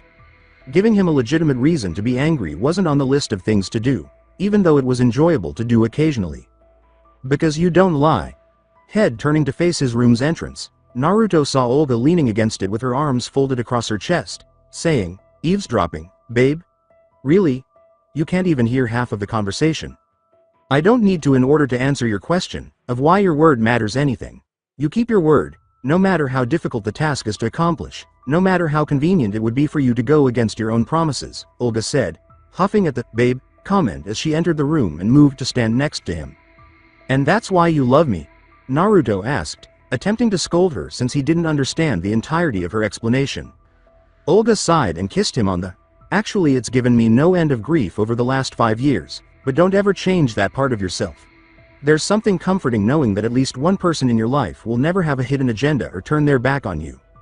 As he caressed his sore ear, Naruto idly thought to himself, I wish you'd turn your back on me. I'd totally take you into Okami. What the hell is wrong with me? Right. But still, what about Snake? He probably isn't going to be too happy about going to meet Big Mama after we're done with this. Olga looked down at Naruto, giving her an incredulous look. That was a joke, Olga said. If he has a problem with it, I don't think she'll have much of a problem with us knocking him unconscious and waking him up for a meeting with her. I'd stick to vindictive sarcasm for jokes if I were you, Naruto said, shaking his head. Then, he turned to his waiting allies in Romania and said, okay, tell her she's got a deal. We'll work out the particulars with Snake here and talk about it later. You guys just enjoy your vacation. We'll do the heavy lifting on this one. Merill let out an audible groan when Johnny said, righto boss, adding, we'll keep in touch to send the intel after we hear back from Big Mama. Merill exclaimed in a sour voice, oh my, a vacation in Romania, wow, you're so generous. Shove it up your ass and just take the time off, Firecrotch, said Naruto. I haven't had real time off in 5 years.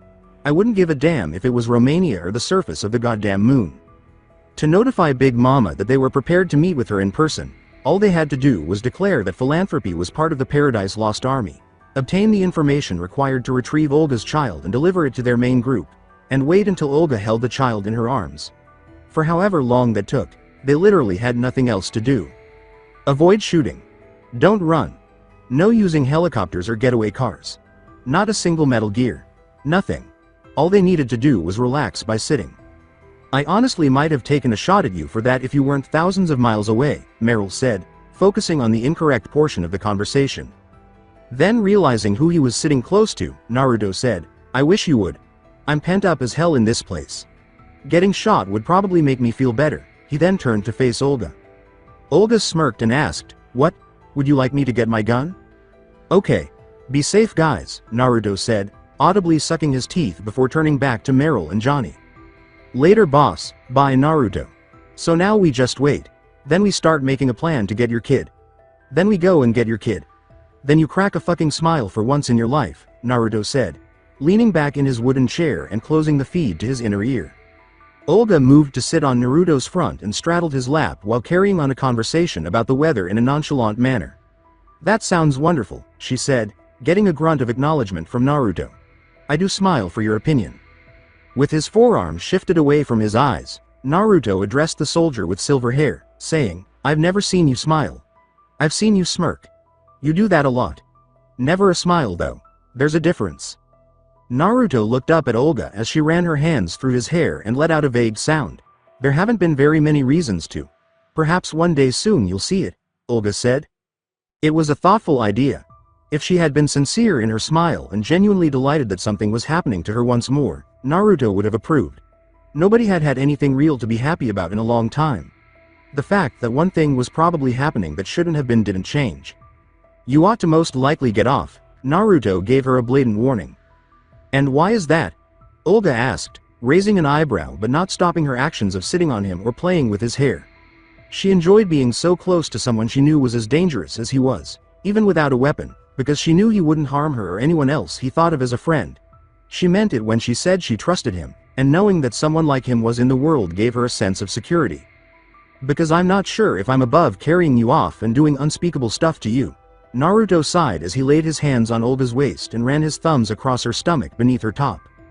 He had intentionally been extremely rude, thinking she would get up and curse him out. He was half expecting her to give him a nose punch. She did not move, though. She seemed content in her current location. Really now? I haven't had sex in 4 years? With all of the blackmail, the killing, the dying, the harsh realities about the world and oneself, the total forced rejection from everyone he knew and loved, and the physical and psychological trauma, there hadn't been much time to find a willing partner. It goes without saying that Naruto had a full dance card for a while. Just over 3 for me, Olga told him, though after doing the math it was easy enough to figure out if you knew enough.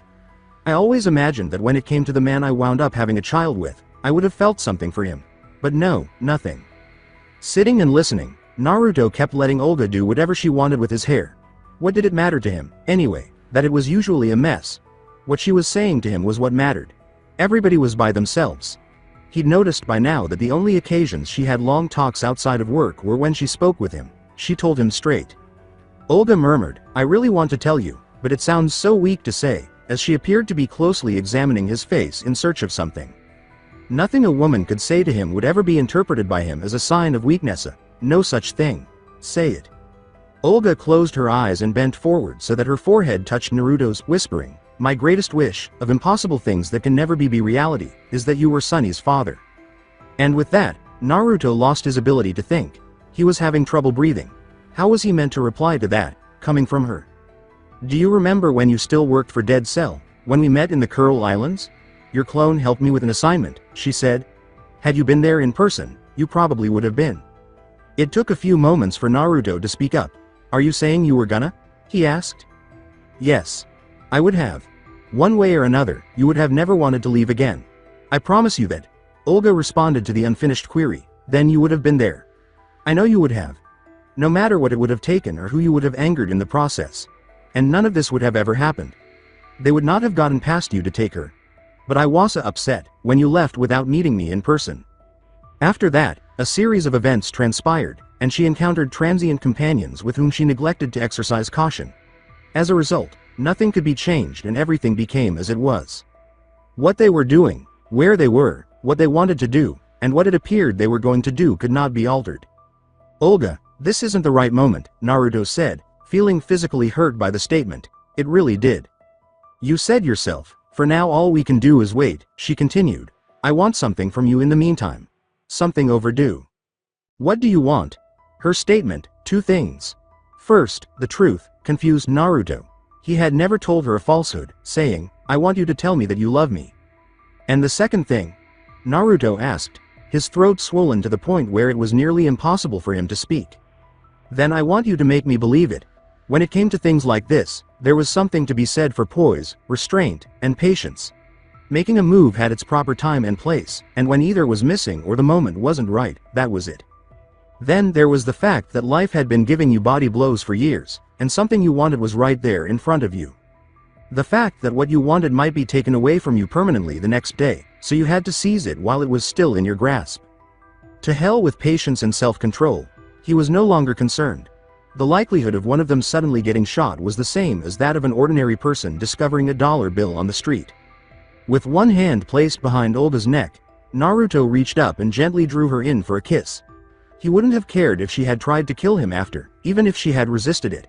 To tell the truth, he was half expecting it, the Black Widow look. Olga pressed her whole body against his as she melted into the kiss. They didn't care that it was so simple and could have only lasted 30 seconds, but that didn't matter to them. It provided a break. A quiet and peaceful moment. It didn't matter if someone was coming to kill them or not for a mere 30 seconds. The mad dash to find Olga's daughter could wait for 30 seconds. It didn't matter where the Patriots were or what they were going to do next for 30 seconds. Everything was as perfect as it could have been for 30 seconds.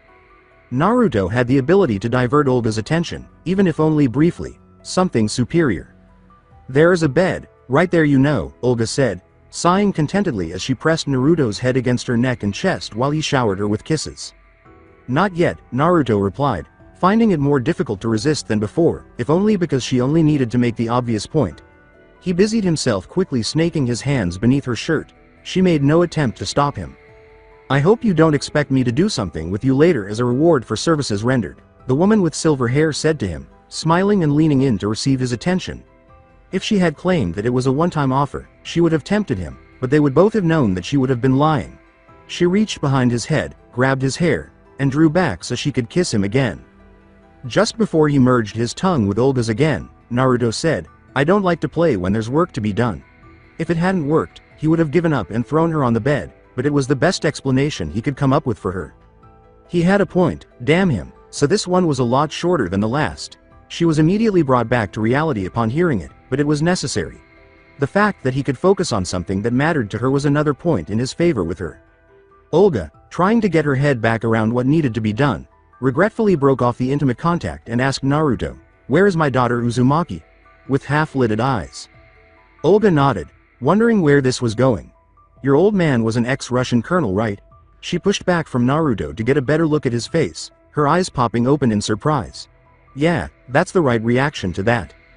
"Fuck," Olga muttered to herself. She hoped he'd been playing pranks on her. She assumed that the location was merely a myth originating from the nascent science fiction scene of the 1950s and 1960s, not realizing that such a place existed. Yes, it really did happen.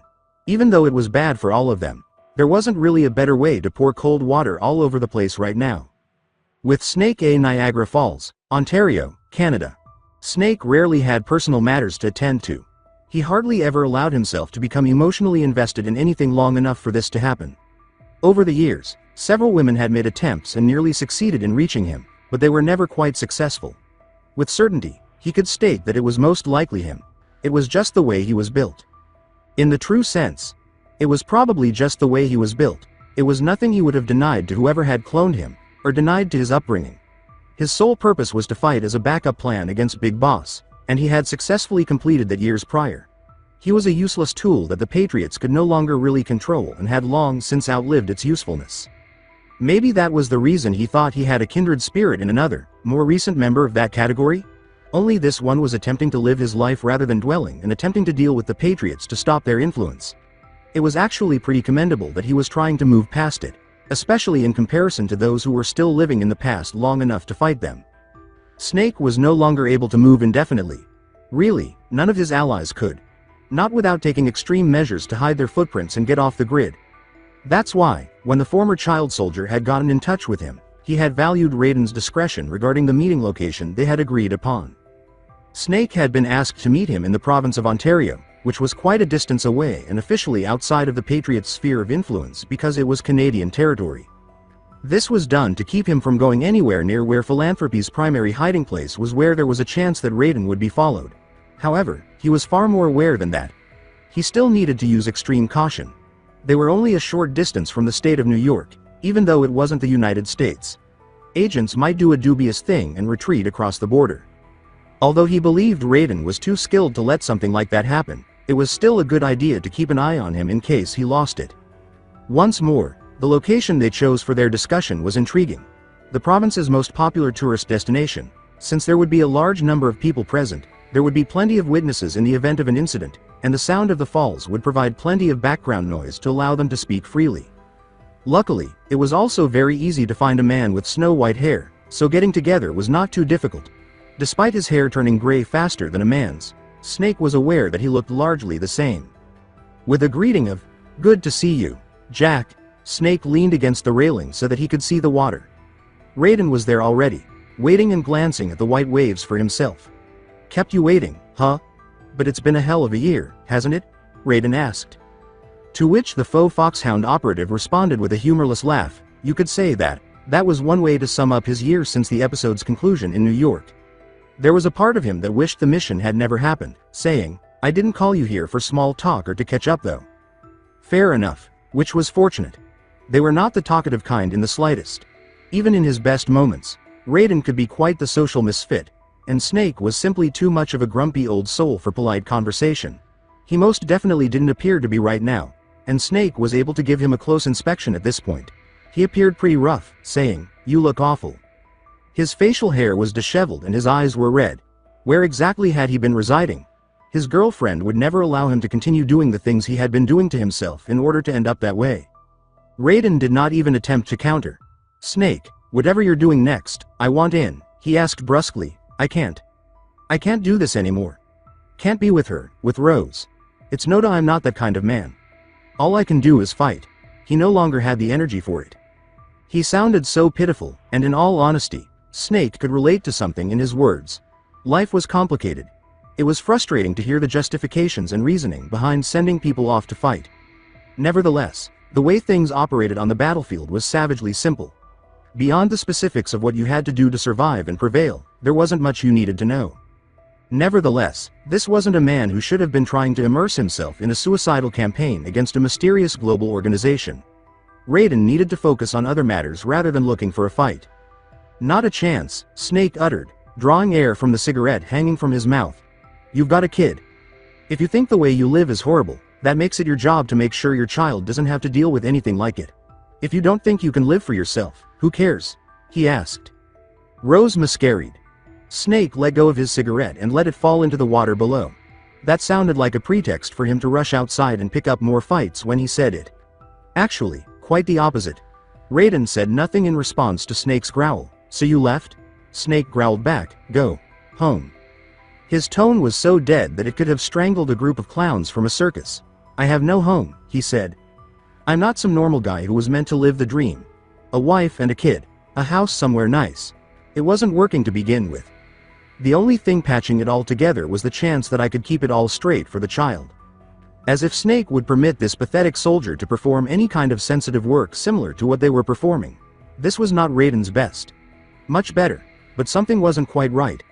That much was obvious. A person who would prefer to plunge themselves into Cerberus's maw than find a covert way into Hades had no place in the operation. Snake insisted, "This doesn't have to be who you are. I told you already." In other words, Raiden needed some time to collect himself before he could say, "The only way this becomes who you are is if that's what you allow." Beyond the obvious issues that remained from his days as a child soldier and that the nanomachines could no longer suppress, the malfunction that the aforementioned nanomachines had experienced inside his head had caused him more psychological distress than he had disclosed. It was evident. He had to take a step back, assess what he had and what he might have in the future. Throwing yourself back into the same thing that had distorted your identity as a person in the first place wasn't healthy. With a doubtful expression on his face, Raiden questioned, "Do you really believe that, Snake? You say I don't have to be this way, but what about you? You're a man, aren't you? Not a weapon, not a killer. You don't have to fight either," he said, making it clear that he didn't buy what Snake was selling. Based on what he had observed, Naruto was more than capable and more importantly, willing of fighting these battles if doing so would bring an end to the Patriot's historical chapter. And yet Snake remained, a ghostly presence drifting from conflict to conflict. "Or are you just the exception to your own rule all of a sudden?" he asked, not even seeming to want it. "You and I aren't the same." "No, we're not. And I suppose you're going to say it's because of your genes that you were always going to be this way." "That's bullshit," Raiden said with an angry chuckle. "Unlike you, Big Boss actually had things he believed in, even if he turned out to be a criminal. That was why he fought. What are you fighting for now? An improved future. Other than the mess he had witnessed the rise of on-Earth human subjugation at the hands of digital forces and the megalomaniacs in charge of Tama, he wanted to leave something different. But that's not what he said. Snake didn't think he needed to respond in kind. Raiden felt enraged. It was okay if the man felt better after venting a little on him. It was not something to get worked up over. With some satisfaction in his ability to make Raiden react, Snake grabbed another cigarette and lit it. "You're goddamn stupid, Jack," he said. "Besides, if you want in, I'm not the one you should be speaking to. I'm not the leader." He probably wouldn't have responded any differently to a stabbing incident if it hadn't been so sudden as to how he felt at the time. "Surprised? I guess Naruto really does top-notch work if you thought it was me the whole time running things," he said. "You're kidding me," Raiden exclaimed, struggling to regain his composure. "He's the one but you're solid, Snake," he added. Based solely on reputation, Snake should have been the center of attention and the main focus of philanthropy. And if New York Harbor didn't show you, I'm not very good at teamwork and large organization. I'm not much for the whole leadership thing. I'm more of a loner. That was the kid's show. He was directing traffic. I don't even think he knows how good he is at it. Snake finally forced himself to laugh at that logical line of thinking. How skilled at it was Naruto. Based on her consultations with Naruto, Olga ordered her mercenaries to move across the ocean. He wasn't some brilliant genius either, but he also wasn't a fool. Naruto had seen and experienced enough to know exactly how to function in a world that was out for his head. He was the one in the group with the balls, the drive, and the capacity to take the lead and guide traffic. All he was doing was extrapolating the group's actions from what he already knew and what he was learning from those collaborating with him. That's what those in charge did. Not every answer was within their grasp. All they needed was someone who could provide them with enough information to enable them to make the best decision possible. Naruto was performing an extraordinary feat without even realizing it. He was the person who everyone looked up to, and he hadn't come to the realization that he was the last person to take responsibility. Remember that the young man performing all of this was 23 years old. In actuality, ever since the mission in Sierra Leone that alerted them to the events at the Big Shell, Snake had quietly given Naruto operational control.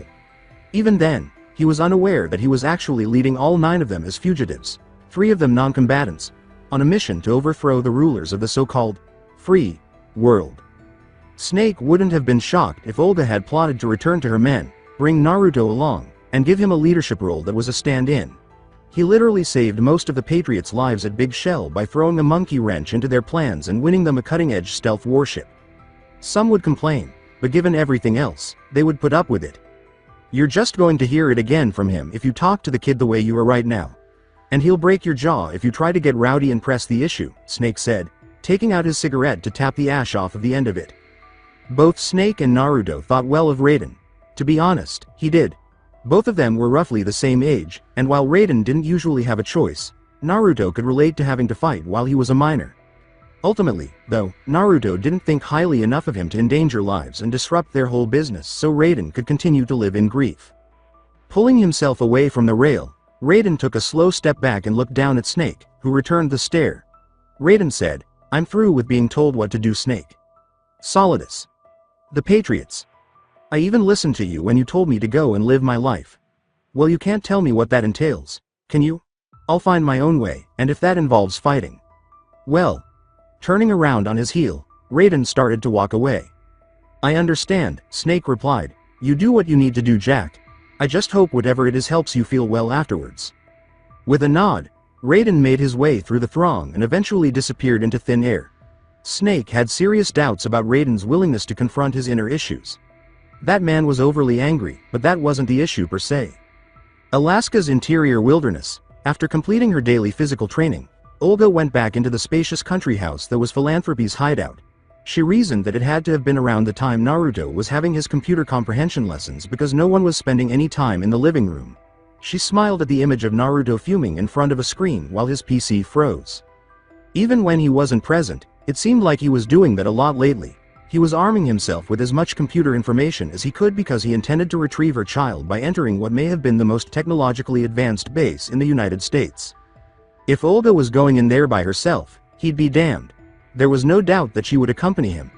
However, it struck a chord that he was prepared for anything that could have come up and was willing to do so before they entered, treating the situation as seriously as possible. When Olga heard a gunshot from upstairs, she went up to the living room's upper loft area and saw Sniper Wolf lying down on the wooden balcony outside. She noticed that the door leading outside was wide open, and she thought, "You know, you're letting out all of the warm air." As if the accent weren't a dead giveaway, the stunning markswoman fired off another shot before turning to face whoever was speaking to her. "I saw you while you were out on your run. You're starting late today, aren't you?" Olga said. "I must say, you made a very attractive target."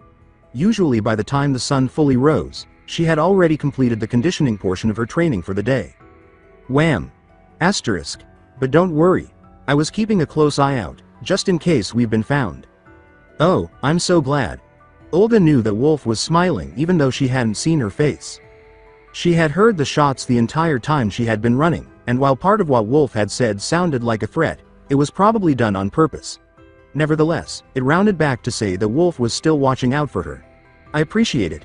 You know, I always enjoyed knowing that I had the best sniper in the world looking out for me," Wolf said. She was very conceited and made no effort to hide it. "What are you shooting at now?" she asked. Before responding, Wolf took another shot. "Targets. Our host is such a dear. He sets them out for me around the house every morning when he's out training. They're never any farther than a mile, and they're always visible from the building. At least for me," she said, doubting that anyone else could locate them all. "I didn't know Naruto knew enough about sniping to set targets in places that you would find fun. Among other things, I personally taught him how to shoot a rifle," the Kurdish woman shrugged. "You might find out what else I taught him soon enough if you're feeling bold, dear," she added with a saucy grin. Eventually, she was going to make Olga lose her cool. That Naruto had essentially taken a rain check on any adult activity wasn't something Olga felt like saying. She appeared to be supporting them both. She appeared to be always. Olga recalled that although Wolf had complied with all of her directives in New York, she had not instructed her to work against Naruto. Furthermore, Wolf had been supporting Naruto all day. Olga looked at me gravely and said, "What would you have done in either scenario? What if one of us had killed the other at Big Shell?" Wolf didn't come back for that one, instead focusing on positioning herself for her next shot. "I would have supported the winner," she said fervently before firing off another shot. "But neither of you killed the other.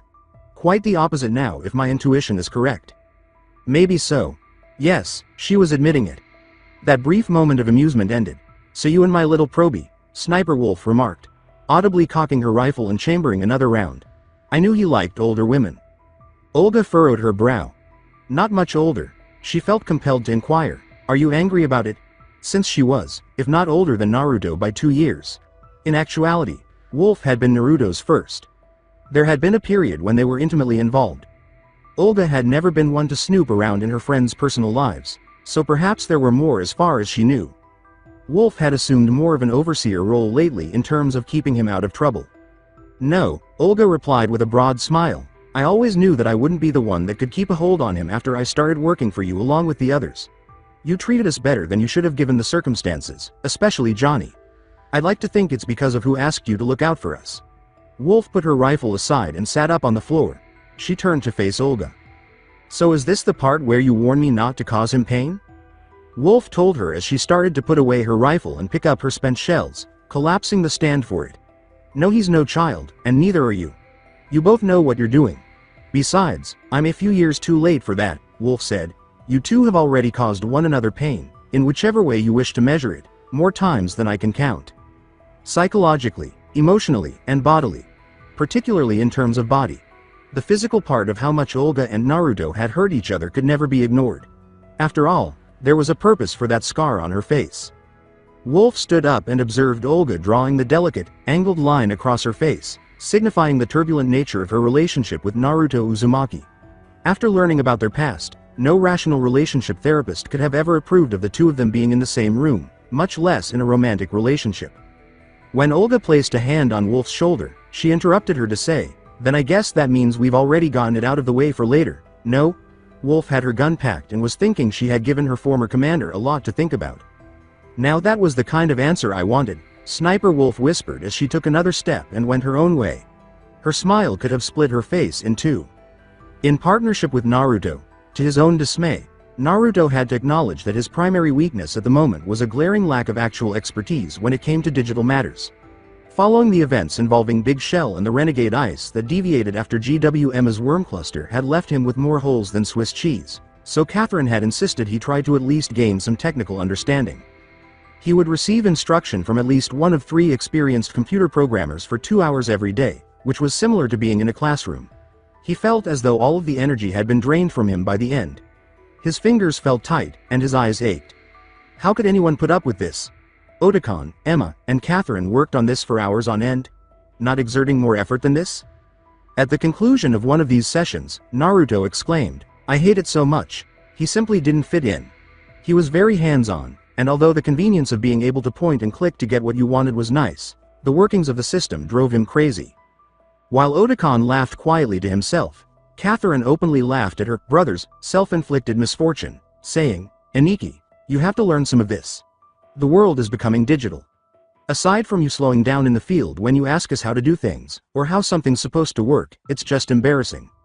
Naruto gave a furious snort. He was aware of that. It didn't make dealing with it any less irritating. Even more so was the fact that they all taught him in different ways. He was rarely able to really go over anything that he didn't quite have down pat with Emma because she didn't have much tolerance for things that she thought were simple.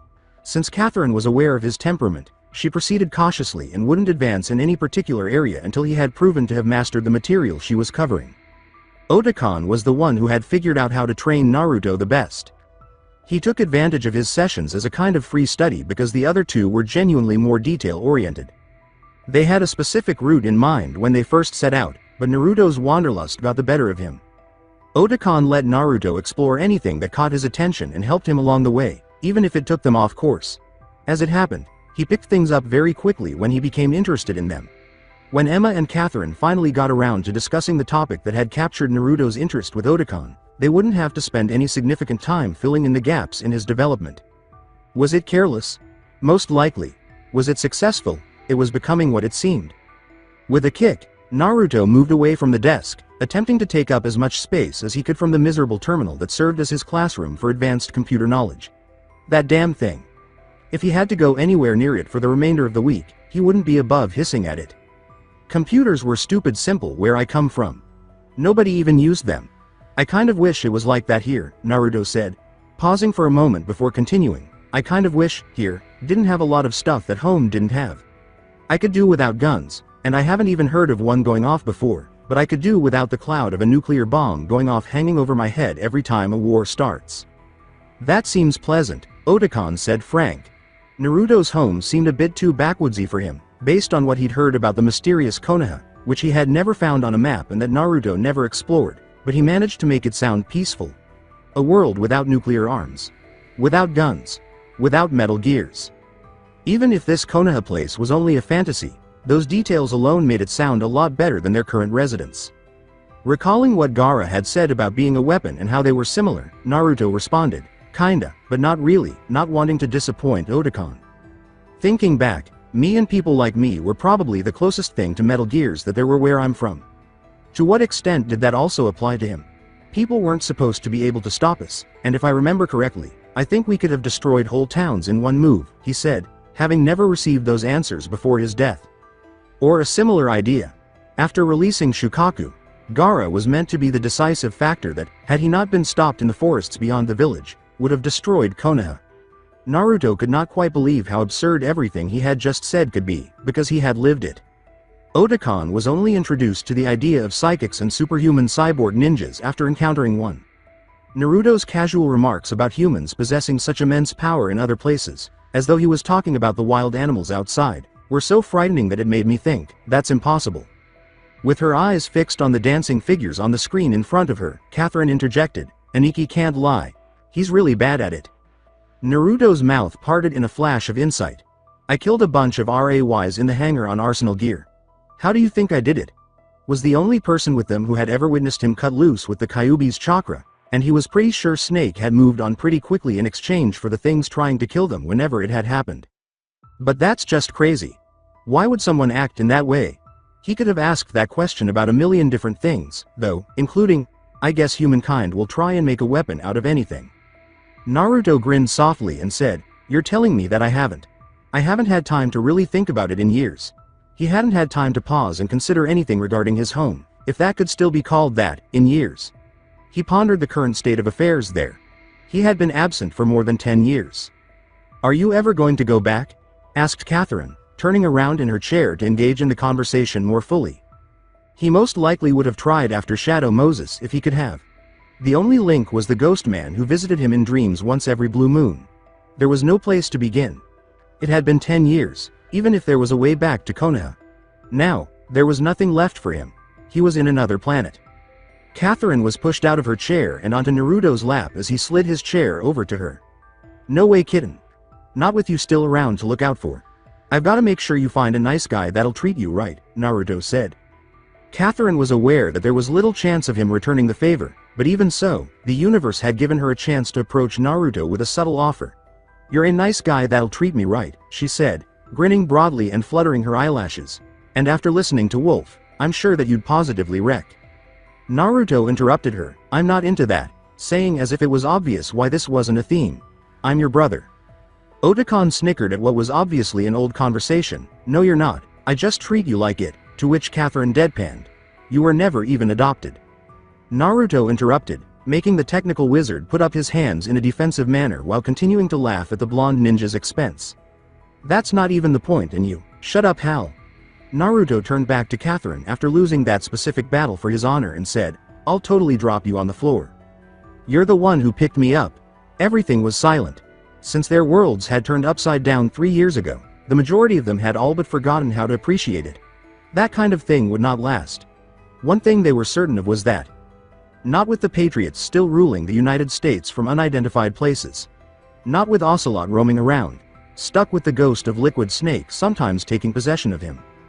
Gathering the last bit of blackmail hanging over the Patriots' heads was the first task that needed to be completed.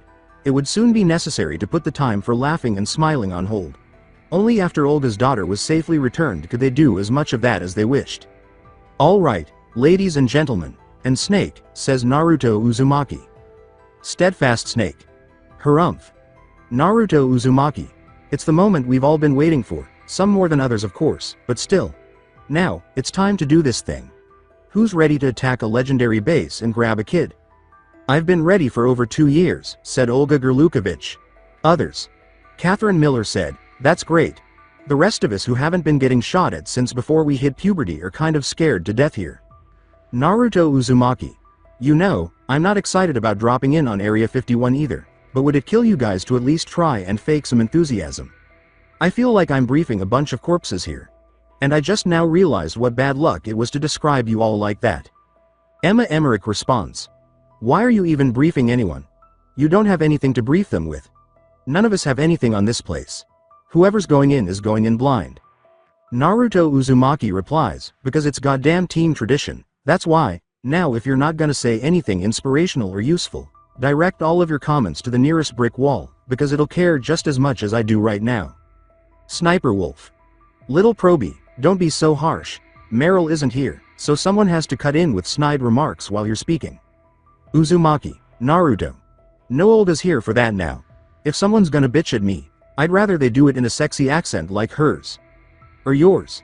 But then again, you never bitched at me." The Sniper Wolf. "Positive reinforcement did wonders for you in the long term." Hal Emmerich responded. "Anyway, getting back on topic, Emma basically said it. We have no idea what we're getting ourselves into. We've hacked into everything we could think of that might have something, anything on Area 51. There's nothing official on it at all. Just crackpot theories, all unfounded." Emma Emmerich responded, "And none of them have the most important thing you're going to need. An idea of what the place looks like." Olga Gerlukovich. "It doesn't matter. This has to happen. We'll play it by ear then." Naruto Uzumaki. The protagonist. "And it will. Even if it's just you and me. I already told you that I was in. As much as I'd like to have the brain trust in reserve to help, I can understand if they want to sit this one out." Brain trust? Asks Solid Snake. "Otacon, Emma, and Kitty are the brain trust," says Naruto Uzumaki. "What does that make you action people, then?" asked Catherine Miller. Naruto Uzumaki. The protagonist. "You don't know. I didn't think of anything that describes us yet. I'll let you know when I do." Catherine Miller's response. "No number you came up with the whole brain trust thing. That's so demeaning. If you get to come up with that and have it stick, one of us gets to be the one to name you battlefield nuts. I volunteer." Solid Snake. "You do, naturally." Emma Emmerich responded. "Why is no one talking about the complete lack of anything we have on Area 51? I feel like that's the most important thing we could talk about right now." Naruto Uzumaki responds, "Because we've been over that already. Talking about old stuff isn't gonna change that. I'm trying to keep things light here. Fuck it, we're just wasting time now. Let's do this already." Principal goal. Get Sonny Gerlukovich back. Late July 2010, Great Basin Desert, Southern Nevada. In the middle of summer in the southwestern desert, perched atop a horse that he was positive detested his guts. Since he had gone stomping around in them during the Iraq War, Naruto had not been the biggest fan of deserts. Naruto did not find it amusing to be back in a desert of any kind for any reason. However, it had been a while since he'd truly enjoyed himself. Once more, what did he think was fun? But Sniper Wolf seemed content with it. Leading the way while seated astride a horse and wearing a content smile. In fact, she had become used to the more difficult circumstances in the Middle East. This was nothing. "Are you still complaining?" she asked, sensing Naruto's disapproval of their present situation. Naruto adjusted his wide hat and gripped his head, saying, "The desert sucks." "Which desert?" "All deserts. All of them are awful. And if this horse bucks one more time while we're just walking, I swear I'm gonna," he said, his sneaker suit hidden by dull-colored fatigues. "Stand by," Olga concluded on his behalf. She was dressed in dull fatigues, just like Naruto, but she had a dust-colored poncho and a black sports bra to cover her bare arms. She had a Saiga 12 automatic shotgun strapped across her back and said, "Do not make us before we even get within spitting distance of the base." Naruto shot back, halting to maintain his posture on his horse. "Don't talk to me like I haven't done this 1,000 times before. That's stupid, you're just nervous because we have no idea what we're walking into. Just like you should be, and yet I'm not. Know why?" With a small smile on her face, Olga asked herself, "Because you won't shut your damn mouth long enough to let a thought more complex than breathing pass through your brain." She'd let fly from what she thought to be Naruto's ears. Regretfully, he had clearly heard her. Naruto grinned and responded, "Yep, unfazed. I hate you." Wolf shook her head at the playful banter before closing her eyes and sensing a change in the wind. She abruptly stopped the line of riders on horses and swung herself off to the sandy ground. Olga and Naruto exchanged a look before doing the same. With gratitude, they watched her caress her horse's mane before slapping it hard on its flank and sending it bolting. "They'll go back to where we rented them from. They don't need to be out here. They'll only be a liability. We need to get in without leaving a trace that could raise suspicions," Wolf said, turning to face her two teammates with an expectant expression. She implied that they should also send their horses off. With more glee than his would-be Russian lover, Naruto and Olga got off and mimicked Wolf's earlier move. They then walked a considerable distance to arrive at what was designated as the mission's operation zone. They three took up positions atop a rocky bluff with a sandy color that overlooked a military base that had a rather inconspicuous appearance. None of them had never seen anything like it before. Not at all what one would anticipate from a base that has a long history of keeping secrets. However, things were probably far more extensive inside, what with satellite imaging and all the other tools available to even the most unsophisticated person to get a decent look at what you had on the ground. With a direct line to the squad's support team, Naruto produced a pair of high-tech binoculars. "Okay, you all see what I see, kitten. What do you guys make of it so far?" he said. "Cameras, sentries above ground, motion detectors surrounding the entire base. Unless you've learned how to fly faster than the eye can see, you're going to have to look a little bit harder, because you can't stop the motion sensors if you're going in anywhere close to the ground." Emma interrupted to share her observations about the mission's progress thus far. "Actually, if you can wait for an hour, you'll have an opening," Emma said. "Have you paid attention to the wind whipping around you all morning? By Hal and my estimations, a sandstorm will kick up between the next 15 minutes to an hour." Olga said, "Wolf can't cover us if a sandstorm starts." Emma stopped herself from being needlessly vulgar and said, "It'll only last a few minutes. 5 to 10 at most. You've got to do something about all of the extra security measures while nature hands you a blind spot. Otherwise you'll be caught inside of the base, and you'll be..." Naruto said, "Fucked. We'll be fucked. Just say, fucked, M," to which Otakon's younger stepsister objected. "Won't they get suspicious if the cameras and other surveillance equipment goes down out of the blue?" Naruto asked. "That's the thing. It wouldn't be out of the blue. If you could knock things out during the sandstorm, they would just think it was the weather making things malfunction," Emma said. "And once the storm cleared, Wolf could cover you again." It seemed like the best possible plan. It was a more practical option than trying to win a straight shootout by entering from the front. Unlikely. Olga was prepared and just needed to wait for the sandstorm to start before they could get going. But then she realized that something was missing. "Where is Snake?" she asked, seeing that Naruto was frowning after ending a different codec call and probably wondering if she had asked, "Is he not here yet?" Olga was clearly upset. Otacon apologized on behalf of his longtime friend, saying, "Sorry, he's not good at playing with others. He'll be there, don't worry." Naruto responded with a groan. This was how Snake always pulled things. The team's nerves were not eased by the fact that, even though he finished the job, Naruto was unable to comment much about his actions due to his occasional tendencies. "If he's not here before the storm ends, we won't be able to leave until we have the target. He'll have to find his own way to get inside without me or Olga. If they could take out a significant portion of the security cameras once they were inside, this wouldn't be as challenging, but it still wouldn't be easy. I'm sure he wouldn't be out of position without a good reason." They didn't need it, but it didn't offer them much comfort while they waited for the sandstorm to begin. They could all hear the wind starting to pick up, so their support team gave them last-minute instructions. Every time Olga sensed the wind growing stronger, her heartbeat quickened. Once you get inside, Aniki, you should link your suit's interface into a terminal if you can, Catherine helpfully told her. Brother, it'll let us get into the base's systems so we can get you a map and all other kinds of neat things to help you out. Will do, kitten. Over the connection, Otacon informed them, and just remember, anyone stationed inside of this base has been personally selected by the Patriots. If it comes to a fight, don't hesitate.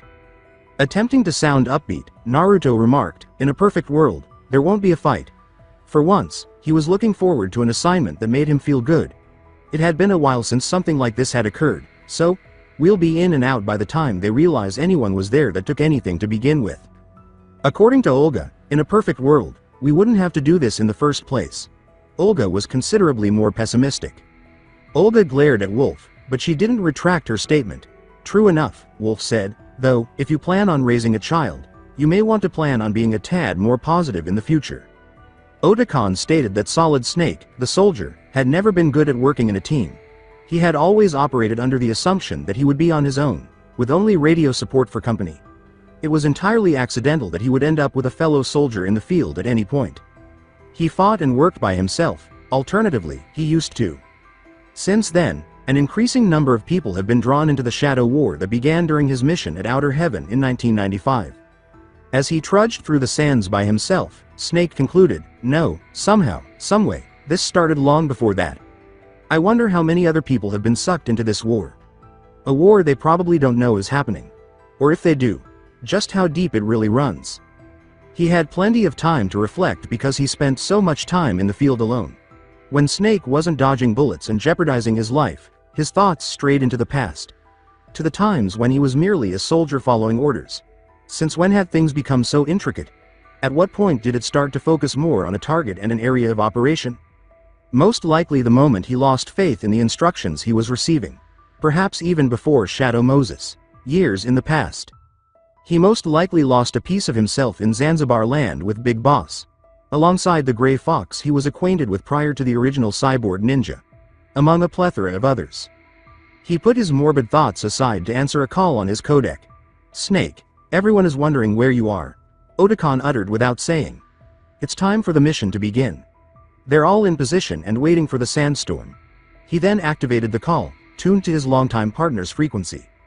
Snake answered, tell them to cool their heels. I was just thinking. About what? Things existential. He was not going to say that, though. It wasn't worth bringing up because it was just another question he'd asked Otacon 100 times already. The extraction plan. I don't like it, Snake said, holding a cigarette to his lips in preparation for a puff. Before starting work, there was still time to enjoy a smoke. As one person put it, it counts on us either outpacing anyone pursuing us on the ground, or the enemy being unwilling to wage a running gunfight through populated areas. Before getting ready to go inside, he had been attempting to get a better look at the base from the outside. Maybe he could spot something they could use to their advantage. When the chase started, he didn't have enough ordnance on him to take down enough of the vehicles parked there. There was going to be a scramble when it all came apart. The outcome of the mission hinged on how they managed that last-minute scramble. Once they achieved their goal, it didn't end there. It needed to be removed safely. Safe. Otherwise, all of their preparation and the difficulties they would face in achieving the goal would be in vain. They had no desire for a weapon. There was no assassination here. They were on their way to save a young girl. Snake noticed the dense sand clouds rising from the ground as he peered off into the distance. Everything would be underway in a matter of minutes, and they would require responses to all of these queries and maybes. Everything had to go almost perfectly. As she scanned the base to gather as much information as possible, Sniper Wolf was already stationed beneath her sand cover. She would not be able to see 5 feet ahead of her once the sandstorm hit, much less far enough to make a useful shot from her current position.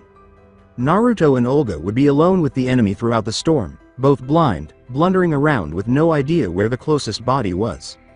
Looking through her binoculars, Wolf said out loud, I certainly hope you two are up for this. With his sneaker suit on, Naruto declared, I'm up for just about anything. Before they entered, he made one last check of his supplies and equipment. He was eager to begin since he could feel the wind picking up. If this were easy, wouldn't it be worth doing, right? He asked himself. Those two factors are not mutually dependent, little Proby.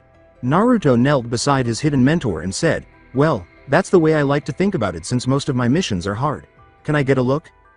Taking off her binoculars and pointing her rifle down the scope in place of her hands, Wolf said, "So far, I've counted 15 soldiers doing routine patrol." After inspecting everything, Naruto scowled and said, "That's not many for this kind of place. Getting into Area 51 is the problem for most people. There's not much need to patrol when the personnel of the base are literally the only people allowed in," Wolf said. "Look at the towers. Remember the checkpoints and stations we had to keep away from the roads to avoid? Most of their efforts are focused on keeping people away from here and outside of those gates than corralling anyone that gets inside." Since nobody was intended to enter, it turned out that Naruto could see how much was given to the tower guards in terms of resources. They outnumbered the men who were moving around the base, according to his count. Unfortunately for them, in just a few minutes, their greatest asset would be destroyed. Area 51 would be defenseless for a brief period of time, and during that time they would be compromised. Asking, "Olga, are you ready to go yet?" Naruto returned the binoculars to Sniper Wolf and then turned to face the third member of this small group. Olga calmly checked her weapons and ammunition while perched on the cliff's edge. "I told you, I'm not wearing the cyborg ninja armor for this," Olga said. Naruto plopped down behind her and said, "Yeah, still don't agree with that, by the way. You may need the protection. And the speed. A whole lot of good it does me to get your daughter out if you're dead. What then? Am I gonna raise her? That would work out great," trying to joke. He could have sworn it was a genuine smile as Olga stood up and pulled a pair of goggles over her head, feeling the grains of sand hitting her face. "I don't know why you said that sarcastically. You would be a good father," she said, adding, "and I'm not wearing the armor because I don't want that to be the first sight of me she sees." Yes, the Russian warrior's driving force was sentimentality. Naruto was no stranger to acting on one's feelings, after all. This was the last time he was going to be a hypocrite about it. He was really hoping this would work out. Just for the benefit of their own sanity, they all needed to win. You had to use both hands to hold onto what you could when it seemed like you were fighting the world. "Storm's comin', Aniki. Get your butt in gear." In response to Catherine's codec call update, Naruto exclaimed, "Gotcha, kitten. Okay, let's go kidnap your kid," he said to Olga, who gave him a blank look. "What? We are? Even if we're kidnapping her from her kidnappers, it still counts," Naruto said to Olga. The wind started howling and covered the area with heavy sand clouds that made it difficult for them to see.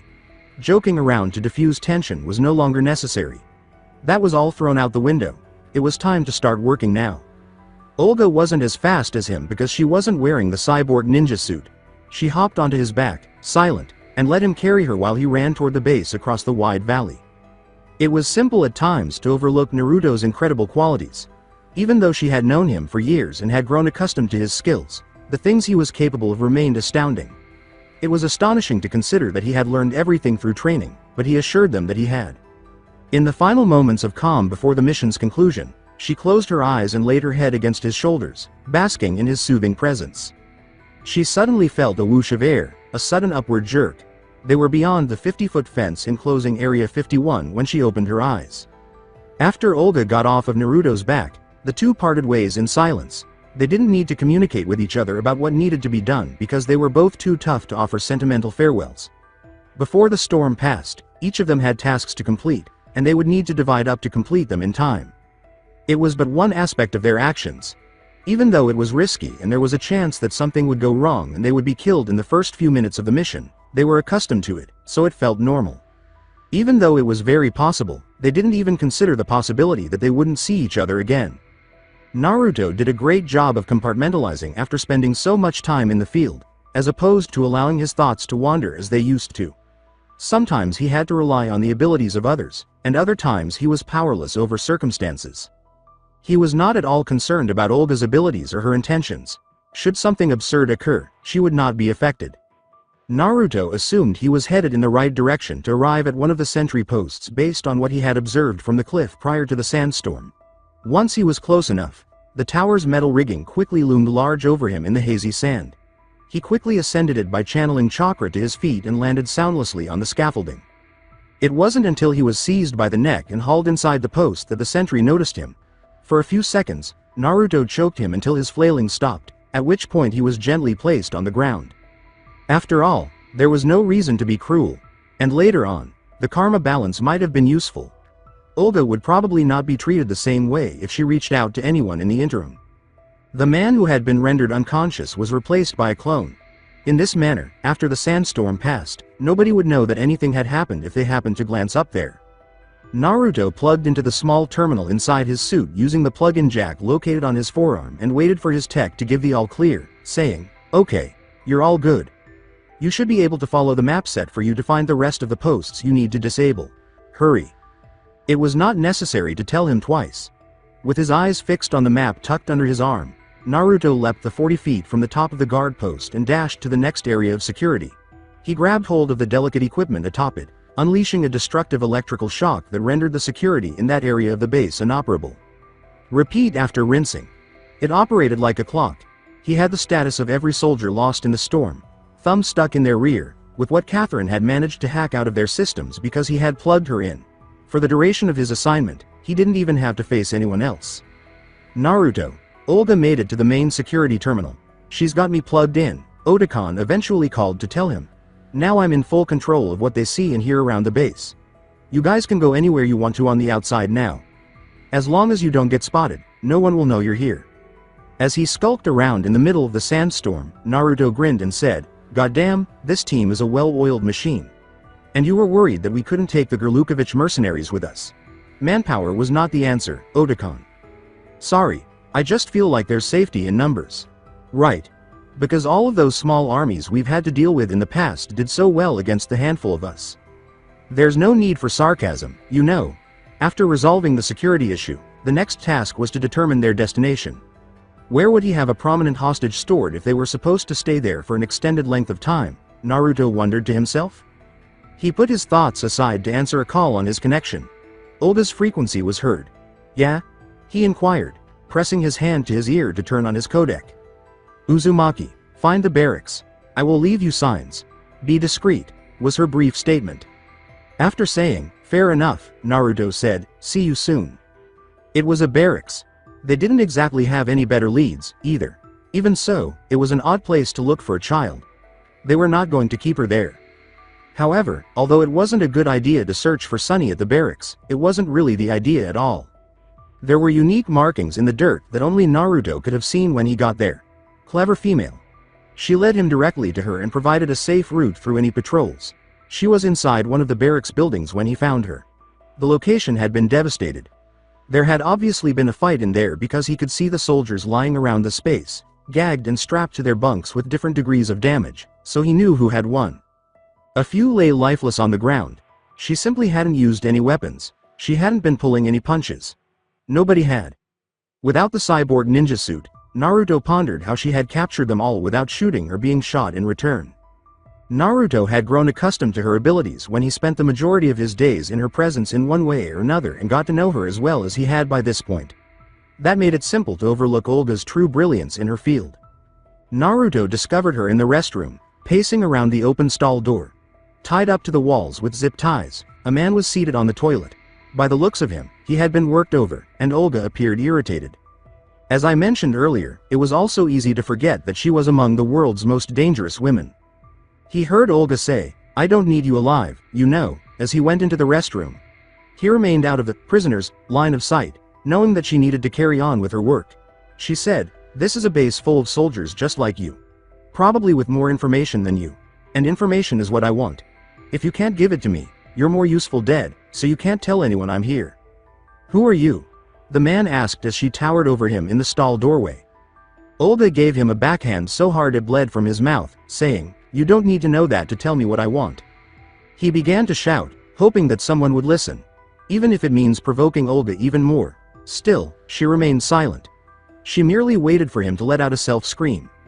After a while, he realized that she hadn't even tried to move to stop talking. All she seemed to be doing was getting more agitated. For his troubles, he was given a foot stomp that broke several toes. This time, he cried out in agony for a legitimate cause. Over his cries of pain, Olga spoke, "It's a good thing the barracks around this one are empty during the day. I like the way they set up your shifts. It makes it easier for me to work." Then, reaching forward, she grabbed him by the jaw with one hand, painfully compressing the bone. "There is a little girl that is being kept here. Where is she?" Olga asked. He stammered, "I don't know," with fear in his eyes. Now why don't I believe you? Olga asked, giving him a mocking shake of his head by the jaw. Why don't I believe when you say you don't know where the only little girl that would be within 10 miles of this location is being kept? Olga asked. They keep the techs somewhere else. Somewhere guys like me don't get to see. Our rank isn't high enough to see anything they keep underground. The soldier said this before Olga was able to further harm him. All we do is patrol topside and keep the airfield clear. The farthest inside anyone I work with has gone is just inside of the blast doors. I swear to God. Do not swear to God, Olga commanded, stepping back and palming him in the face and breaking his nose. Then, she pulled his head back by hooking the nostrils of his broken nose. Swear to me. ARRRRGHHHH, all Naruto could do was wince in invisible agony. Even though I was accustomed to the pain of a broken nose, it was still startling to experience it on its own, much less have someone tug or touch it later. Eventually, he could handle only so much. Despite life's attempts to harden his heart and prevent him from feeling empathy for other people, he wasn't a cruel man. Naruto exclaimed, putting his arms around Olga's waist and carrying her away while kicking the whole way. Whoa whoa whoa. Hold on. Hold on. After leading her out of the restroom and back into the main area of the barrack, he said to Olga's victim, you said you weren't going to freak out on this mission. And by the way, when you called me over here, I didn't know you were going to torture some guy. Americans, Olga replied with a scoff and an eyes, that wasn't torture. That could hardly have been considered so much as aggressive interrogation. You did what I wanted though. Now go back and good cop him, if that doesn't work. You're going to go back in there and beat him more. Duh. And then? If he doesn't talk, we kill him and leave, Olga stated bluntly. We can't linger here, Rapture. If this is a dead end, we need to find a way that isn't. Naruto emitted a low growl. Although he wasn't fond of the concept, it was unavoidable. It wasn't as though they could have called in a mind reader for a situation like this. As much as Naruto disliked allowing people to get their revolver ocelot on, they had to do it the physical way. Excellent, then. He had a chance, at least, to end this without a bloody conclusion. Or at least more of it. Naruto gave her an order, get a bucket or something, fill it with water. Olga nodded, assuming she knew what he was planning, and went to get something to hold the water. They returned to the bathroom together. Naruto stood in front of the bathroom stall with the prisoner inside, trying to look conflicted to emphasize his good cop side of the work, while Olga filled a basin she managed to find in the sink. He was abruptly passed by Olga, who threw all of the water onto the man using the restroom. Olga turned to face Naruto as he stammered and attempted to shake it off. Delit, Ito. Do it, she demanded in Russian, then translated to English. I want results, or what I do to him when I return, I will also do to you. She then departed, leaving Naruto by himself with their prisoner.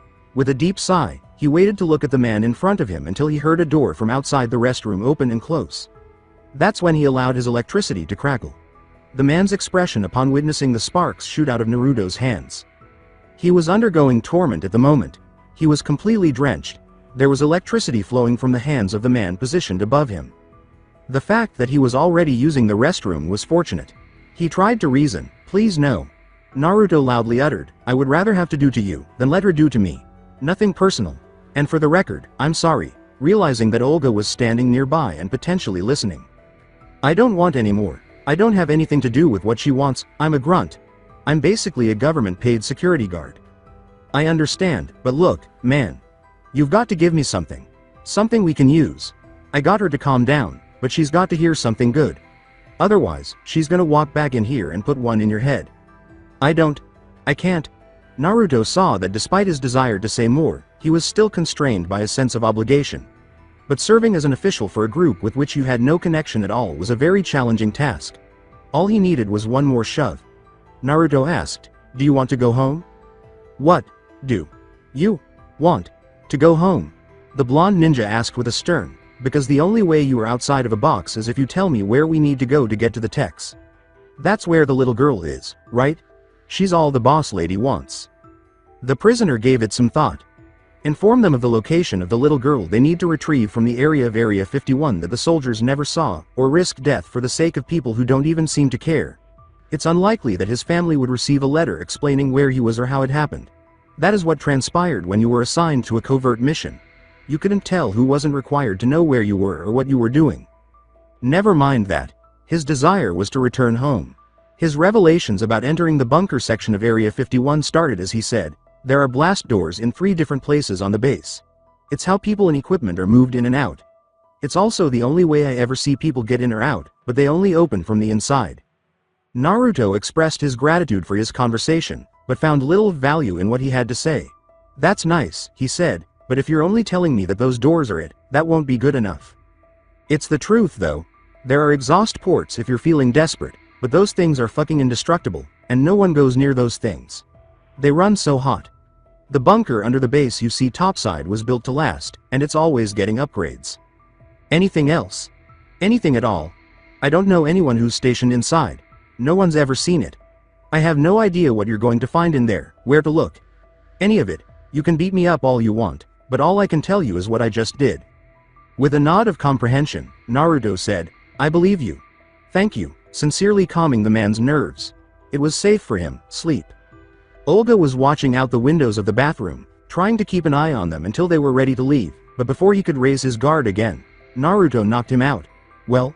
She asked expectantly. This next part is going to suck for you, he said, preparing to tell her what he had been told. You should have brought the fucking cyborg ninja suit. The exhaust ports that, in theory, would have allowed Naruto and Olga access to the real, deeper part of the Area 51 facility were not well guarded for a number of reasons. It was actually just the one. It was so hot that it was illogical to think that any kind of infiltration could succeed. It was constructed entirely of metal and concrete. Anything placed inside would either suffocate from the heat or be baked alive. It wasn't fenced off to keep people away from it, but rather for the soldiers' safety on the base. There was no way out, so no one would be foolish enough to approach it voluntarily and attempt to find a way in. For the moment, anyway. With a few quick cuts with Naruto's HF blade, the metal grate that prevented it from becoming a full-blown pit was shredded into scrap. But in the desert they'd already been in. The heat rising up into his face even before he removed it was enough to make him perspire. There had been no discussion at all about diving right in. They would try to talk themselves out of it more and more the more they discussed it. Before anyone could announce that the base had been compromised, they wanted to be inside the bunker. It was the worst 1/2 hour either of them had gone through in a long time. The exhaust did not produce any steam that could burn them. It was air, pure and heated. The system was shocked by the initial descent into the 20-meter hole. It was absolutely terrifying to go through flat pipe for the remaining 200 yards. When Naruto eventually broke through a second grate and leapt up into what appeared to be a boiler room, everyone exclaimed with relief. They were unable to leave quickly enough. Despite the vivid red color of their exposed skin, Naruto was unable to sense any residual burns. But that didn't mean Olga didn't experience any pain. After taking a few gulps of room temperature air outside in the hallway, he asked, "Are you okay? You didn't get burned in there, did you?" After taking a few deep breaths, Olga responded, "I'm fine. I can take anything you can," swatting Naruto's hands away from trying to examine her. Naruto had made an effort to move as fast as he could through the exhaust port. Even with his customized suit and his body's resilience and healing, it had hurt. His natural durability was greater than Olga's. Though he hadn't noticed any burns, it was obvious that the experience they had just had, even for just 2 minutes, had taken a toll on her. Despite her words to the contrary, she needed a moment to rest. She was just a human. By now he had realized that he was superhuman by the standards of this world he was not born into. Attempting to create an excuse for Olga to take a break, Naruto remarked, "Well, we should take a minute to figure out what to do or where to go anyway.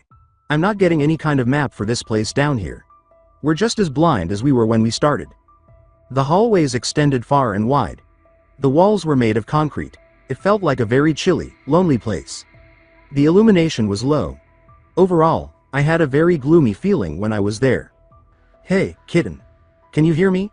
Naruto said, putting his hand to his ear to turn on his codec. "Loud and clear," Catherine replied. "Emma can't get anything about where you are from what you let us hack into already.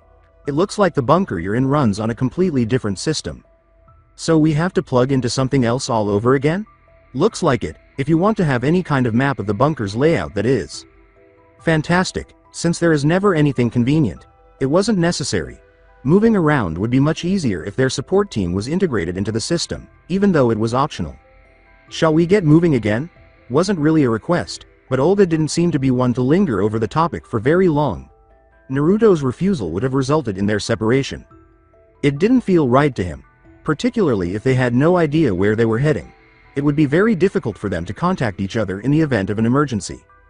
"Yeah, let's go," Naruto said, stepping behind Olga as she cautiously made her way down the hallway with her USP pistol in hand. Naruto didn't bother pulling out his weapons just yet. He didn't think the mission would be any better the longer he could go without using lethal force. So, what will you do initially? It wouldn't hurt to engage in a little small talk until they started seeing signs of more danger, Naruto asked, trying to converse silently while they regained their bearings. What are you trying to say? Olga asked, glancing at him for a brief moment as if perplexed.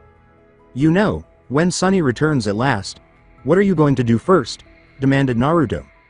Olga turned to face the task at hand, but her thoughts wavered and she cracked a small smile at the memory of her child, Uzumaki, whom she had never had the opportunity to hold. It was shortly after her birth that she was taken from me. That, I think, is what I'll do initially. Then again, who knows? For the past 2.5 years, no matter how difficult things got or how much she hated herself for caving into the Patriot's will, it had been her only source of motivation. All she wanted was to hold her daughter in her arms for the very first time. For a brief moment, her thoughts strayed. Luckily, she had support. A massive figure dropped from the ceiling and stood up with a loud moo noise coming from it before Olga could curse him out and demand to know what his problem was. Naruto grabbed her from behind and sprinted forward at full speed. If that had landed on her, it would have crushed her to a pulp. Naruto was too fast. The creature that had attacked them was ungainly, at least in its initial surprise attack. It rose from the ground and charged after them, its footsteps heavy and swift and closing in. Naruto put on the afterburners, and Olga could only see a blur of what had happened.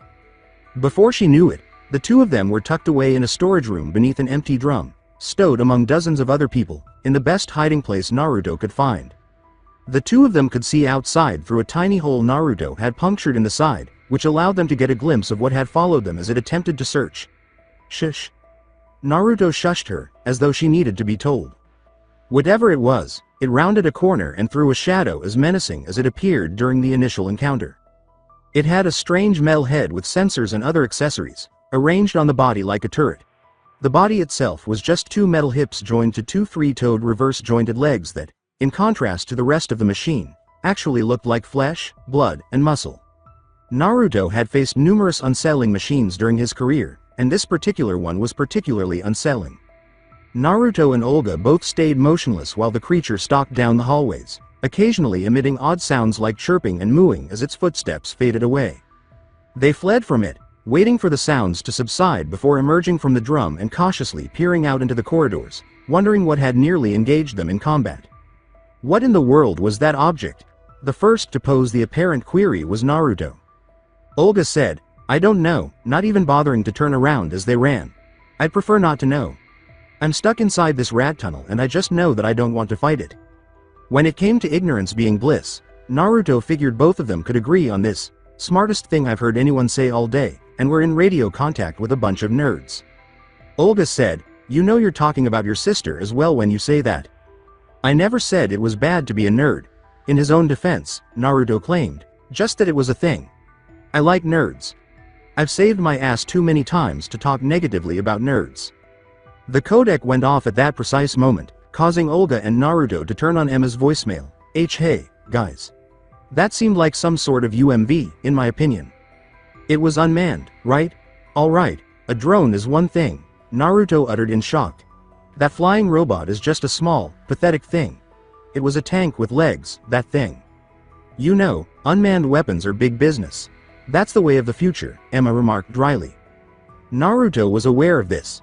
Making war autonomous was just a means of depersonalizing the actual fighting on the ground. The more the grunt work could be removed from human hands, the better it felt for the high-ranking officials. The killing was not taking place with the weapon in your hands, rather, it was taking place on a screen over which you just so happened to have control. In the case of the battle they had just finished, you were, at most, merely observing. A machine doing it? A machine had no morality, it would do as it was told. The fail-safes in that thing better have been airtight before they deployed it in the field, especially in an urban setting. The amount of unintended casualties it could cause was potentially absurd. That kind of progression was also unsettling. People killing people on someone's orders was dark enough. There's probably a reason it's in Area 51, but I'll try to find out what I can. It's possible I won't get anything. It was evident that Emma was relatively new to their work. She disliked not knowing everything. The last time she had done so, she had ended up stuck at Big Shell, working on a doomsday weapon for the Patriots. Being ignorant was hazardous. You can do it if you can. Olga told her, just do your best. If it comes back, we'll just have to fight it and kill it. Naruto shot back, says the lady without her armor, earning himself a sharp glare, but he didn't back down. She understood his feelings about her entering this mission without the best weaponry at her disposal. Olga countered, I was just caught off guard. I do not need the cyborg ninja suit to do my share of damage, for what seemed like the 100th time that day. Still, thank you. Naruto was disarmed by her thank you. He was so unaccustomed to being thanked by the arrogant woman that he just said, anytime. Another place. Mission control. So far, everything had gone according to plan. Snake had even checked in with them, informing him of his plan to keep the topside on their toes and find a way out for the whole party once they got their valuable cargo. It was almost enough to make them smile. In fact, it made Emma smile, but not Otakon's or Catherine's. Since they were both aware of this. In the end, the trainer's daughter of Naruto made the decision to confront the big issue. Is it just me, or is this too easy? Emma looked shockedly at Catherine and said, too easy? Am I the only one who saw the enormous tank with legs? She questioned, her tone bewildered. How simple is that? As freaky as that thing is, Naruto could probably murder it with half a minute to think about how to do it, Catherine said, leaning her head over the back of her chair to stare at Emma upside down with a serene smile on her face. You know what I mean, don't you? Otacon attempted to delay by pushing his glasses up onto his face. It was understandable why Catherine was tense because he had dealt with similar situations for a longer period of time than she had. As the support team, they were relieved when something went wrong and the field personnel managed to get around it safely, not when everything was calm and easy, which would have only made the tension and stress increase. You have to admit, Emma, Otacon began to say, when we all heard Area 51, we were expecting more resistance than this. Emma scowled. It seemed that she and Catherine had gotten along so well that they were able to agree on something that she was unable to. Isn't that a good thing? We overprepared, right? She inquired. Yes, some of the world's best are working on this. Why can't everything go right for once? Just because we're involved, does everything have to turn into a dumpster fire? Because my brother is involved, Catherine said, stretching her arms above her head and releasing some tension in her neck and shoulders. Furthermore, God has mandated that everything involving him be risky and intricate. This place isn't a fortress like we're used to infiltrating, Otacon interrupted, attempting to clarify his thoughts. It's more like an R&D place. How do you figure? Asked Catherine as she sat up straight and swung around in her chair. The eldest member of the Brain Trust remarked, to put it this way, it seems like the measures set here are meant more to keep everything inside a secret than to prevent anyone from getting in or out. What do you believe would have happened if Snake and Naruto had attacked Big Shell directly as opposed to moving stealthily as they did? Emma turned a little green at the thought. I don't care what kind of superpowers Aniki has, Catherine stated bluntly, one or both of them would have been turned to hamburger within the first hour. That location was a trap. Exactly, Otacon nodded in agreement. But this time, I believe Snake, Sniper Wolf, Olga, and Naruto could have taken this place out on their own if they had just gone crazy. Catherine's concerns increased when she finally understood Otacon's point. I don't get it, she said, speaking out loud, if they're keeping Olga's daughter there, it sure as hell isn't for the security. Why then is that the case? The thing is, I don't think we should worry about what they'll have to face to get to her, Otacon continued. It's what they might discover when they do. The journey Naruto and Olga took through Area 51's underbelly went on mostly uneventfully. The two of them weren't amateurs, though, and they managed to find their way past a few more of those walking tanks, discovering just how difficult it was to slip past them with their high-level sensors that made conventional hiding difficult. It was strange. After all the missions they had completed together, they had expected more difficulties. Even their most routine assignments had proven to be more difficult than this one. They had not anticipated that attacking Area 51 would proceed like any other infiltration, but that is exactly what happened. Up until this point, there had been no worst-case scenarios to deal with. The only inconvenience they had encountered was that not a single door would open for them. Everything was sealed up tight, with security measures they could not even begin to breach, not until they had located a point of entry into the system where their hackers could attempt to carry out their mission. They were waiting for the other shoe to drop, which was frustrating because they had come in expecting catastrophe, but their expectations were not being fulfilled. They had the impression that they were making a mistake and that nothing was wrong. Is it a concern that we haven't encountered anyone yet? They had both wanted to say something, but Olga had beat him to it. At last, Olga spoke, taking their situation for granted. Naruto told her, keeping an eye on her, "I'm kind of not surprised. The guy in the barracks said he didn't know anyone that had actually been down here. Perhaps unmanned weapons are used to secure the entire area if we only saw one." Olga nodded. "That makes sense. I don't like it, but it makes sense. Nevertheless, didn't he say that there were technicians down here?"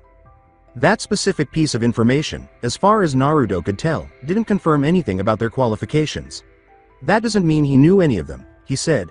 "Why would any of the soldiers kept in the dark have ever interacted with people he saw come and go who looked like techs?" Holding him back and putting a finger to her lips, Olga signaled to him to stop thinking. "Do you hear something?" After listening for a moment, they turned and pointed their weapons at 3 black rolling balls that were slowly making their way down the hallway.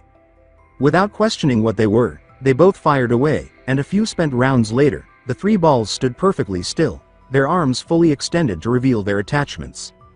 How absurd is that? Naruto thought he was thinking that a lot, or at least saying it a lot today.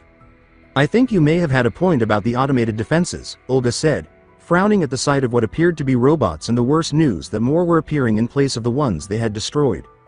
With more than 10 small robots sprinting toward them on his hands, Naruto declared, "I would have been fine with being wrong," as he reloaded his gun. "I hate robots." Olga and Naruto both opened fire, but it seemed like there were always more robots to shoot and destroy. They both attempted to make it seem like a game, ticking off their kills as they withdrew from the oncoming swarm, but this was no laughing matter.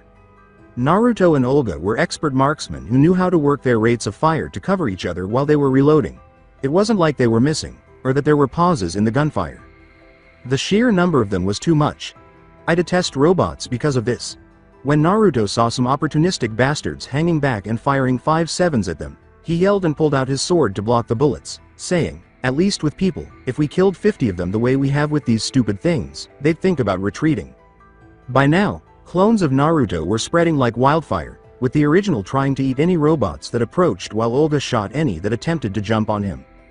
Automatic turrets, would ever happen to them? I long for those. How many of these goddamn things are there? Naruto complained further. Those were easy to deal with. Olga's gaze darted around, settling on a vent above them. After a moment of contemplation, she shot it out and attracted Naruto's attention, being cautious not to approach too closely lest he inadvertently chop off her arm. "I have an idea," Olga uttered. Grabbing one of the small, black, armless robots, she held it beneath her arm while it squeaked and made more noise. "Can you get me away from here?" Olga asked. He replied, "It depends on how far," and then noticed that she had let out a vent. "I guess I can buy you a little time to get away," he said. "Come on over here." He stowed his sword and brought his hands together to propel her forward, but she quickly stepped off his hands, allowing him to launch her into the air and onto the exposed vent. "I understand. Run," Olga said, looking down through the opening at Naruto and his clones as they continued to fight off the horde. Yet, he wasn't trying to fall back. "Uzumaki, what are you doing?" As the tiny robots started to surround and shock him in an attempt to subdue him, Naruto banished his clones. "Just go," he said to her, "I have an idea." Olga had never seemed worried, even though she was watching Naruto's body disappear beneath a wave of the tiny robots. It was one of his more audacious schemes, hopefully one she wouldn't have to rescue him from, but as she crawled away inside the vent, she sincerely hoped that whatever he was doing would work. A man in a lab coat stood in front of an observation room with doors opening, revealing a server room filled with numerous nodes and a sizable mainframe in the middle. He turned at the pitter-patter of the small black robot's hands as they walked across the floor, beaming to see a supine Naruto carried by more than a dozen of the robots in their arms. They stopped in the middle of the room, and Naruto remained motionless, only occasionally being shocked with electricity by one of the robots to keep him down. The scientist started to gloat as he paced around Naruto, saying, "Just a man after all. In the end, someone like you is still no match for progress." The boy was the definition of strength. A great deal of good that did him when set against a superior mind, though, as he was just a living weapon that had met his match against proper inanimate weapons. Naruto was unconscious and had no idea why he was speaking, but it felt right. Naruto was an anachronism compared to the technology being tested in Area 51. He was a relic from the days when it was a competition to build the biggest, fastest, strongest, and most distinctive super soldier. Men and women would die. It would take years and years to train them to the level required to accomplish what was required, and the secrets of what made them so special were frequently impossible to duplicate. Those days were over. People were unreliable. At one point, you were the future of warfare, he said, reaching out to give Naruto a condescending pat on the cheek. However, the future is not static. The scientist pointed to the robots ensnaring the young man and said, "Arms tech outdid themselves. Now you're obsolete, as you can see. I hope the dwarf gecko is to your liking. You've gone a long way, and still, you didn't get what you came for. I wonder what Miss Gerlukovich would do if we held her daughter and you both captive." The scientist jumped back in shock when Naruto's eyes suddenly opened. "Okay, I've heard everything I need to," Naruto said, appearing unharmed. He then unleashed a burst of electricity that caused all of the dwarf geckos attached to short out and fall to the ground at his feet, deactivating, enabling him to stand upright once more and spread out. "How did you accomplish that?" The only way the door opened was with his permission, and Naruto would never allow him to get near the controls on his desk or by the door itself to do so. The scientist inquired, now that he was all alone and without a guard. "I literally learned how to do it by tasing myself for hours until I got the elemental affinity." Naruto insulted, letting some of it show for emphasis. "I have electricity powers, he said. "It was like deja vu when your dwarf gecko things shocked me and pulled me here." But enough about him, there were bigger issues at hand. Specifically, the validation of Big Mama's tale, which had led them to the Nevada butthole, within a base that was equal parts urban myth and verified fact. It was Olga's daughter. "The child is undoubtedly still present, right?"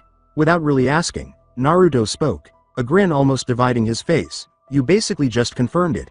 If she weren't, there's no way you would even be aware of her." It was therefore time to drill some good old information out of him. After all, he was a scientist, not a soldier, and his lack of training in harsh environments would make him an easy target, possibly without even breaking a bone.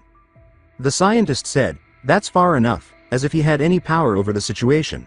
"Someone like you was never meant to be here," he explained, naturally becoming accustomed to living your life changing the circumstances of things beneath you.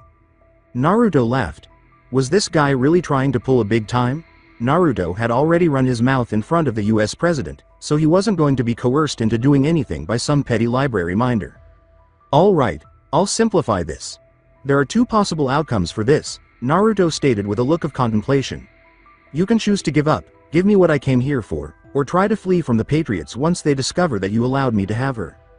"Not a chance," the scientist said, laughing, and retreated a short distance. He said, "The girl dies before I ever hand her over. I'd rather take my chances with you." "Yeah, I was getting to that," Naruto replied, his voice growing angrier at the threat. "Or you can flip the checkerboard and be a dick. I'll then amputate one or two limbs and allow a distraught Russian commando mother to abuse you until she's satisfied." Neither of those seem to favor me. They shouldn't be allowed to. With a shiver running down the man's spine, Naruto told him, "Your choices are unconditional surrender, or annihilation. There are no in-betweens. There's no logic involved. Never give in. I take everything without feeling guilty as long as you give me the one thing I want." It was imperative to make it very clear that this was non-negotiable.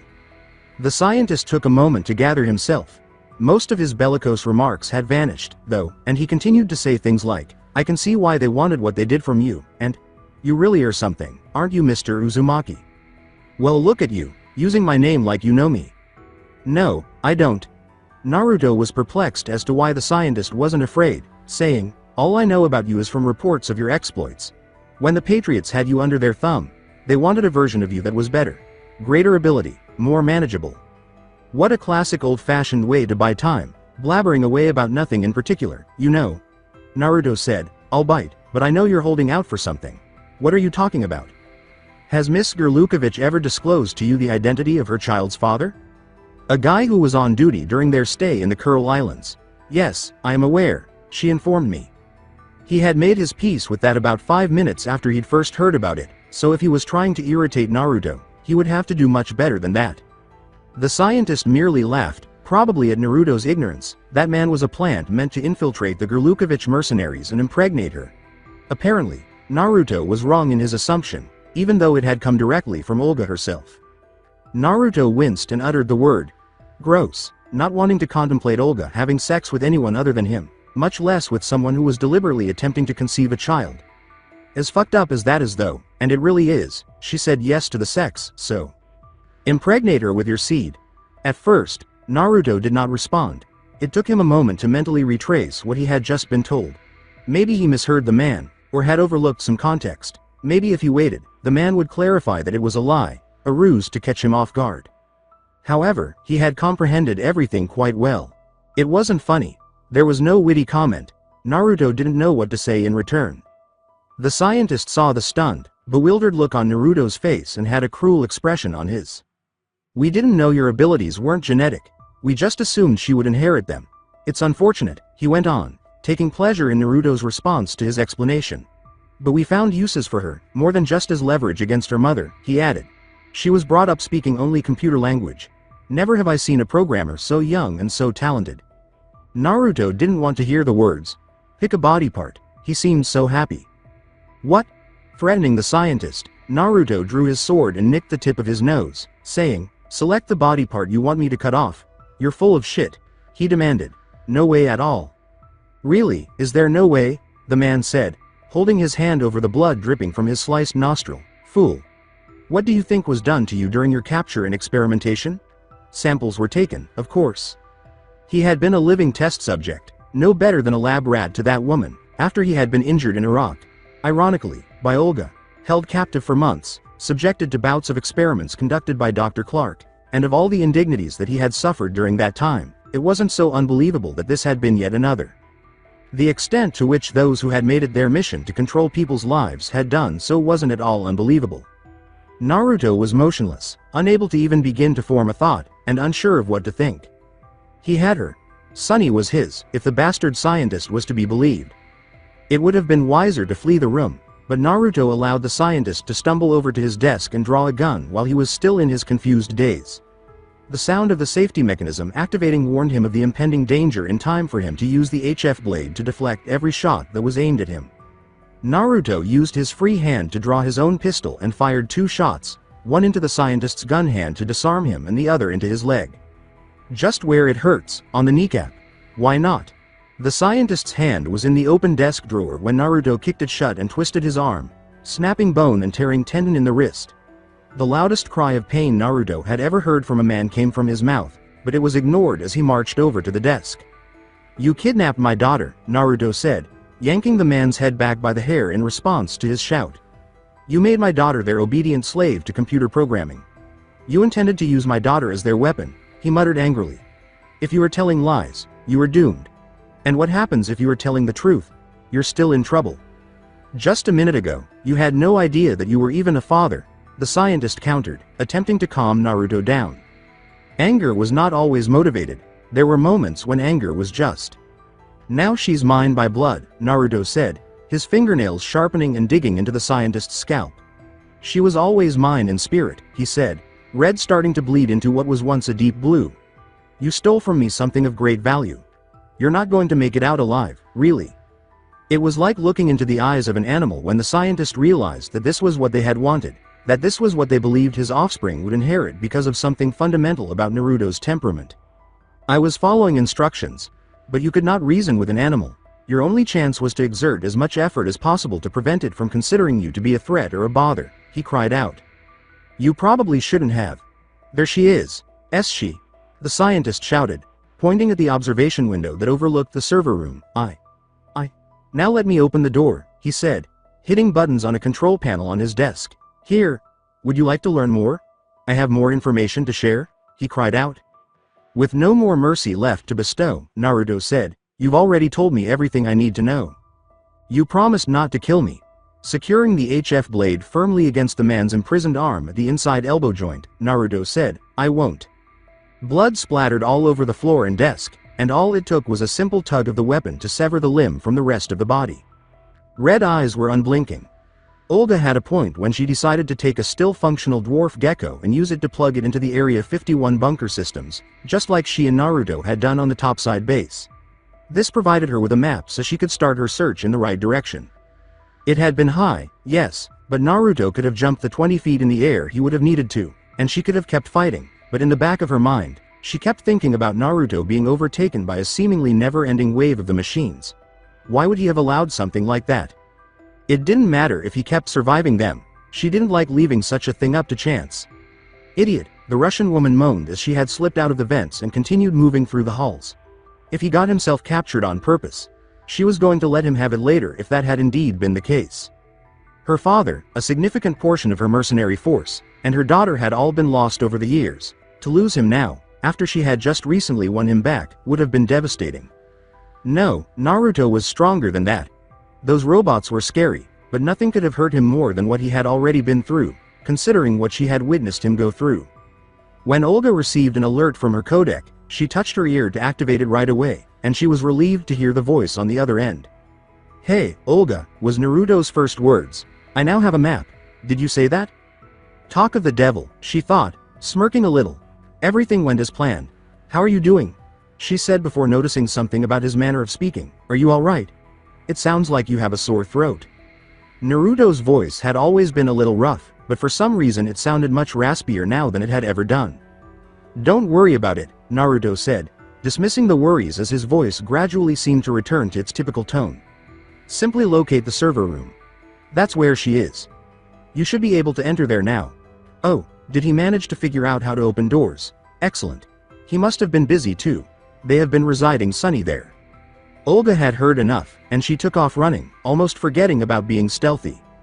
But as she dashed toward the server room, one of the massive, two-legged robots that she and Naruto had encountered earlier came charging toward her, turning a corner and letting out a deafening moo as it started to charge, unleashing a burst of automatic gunfire from its head area.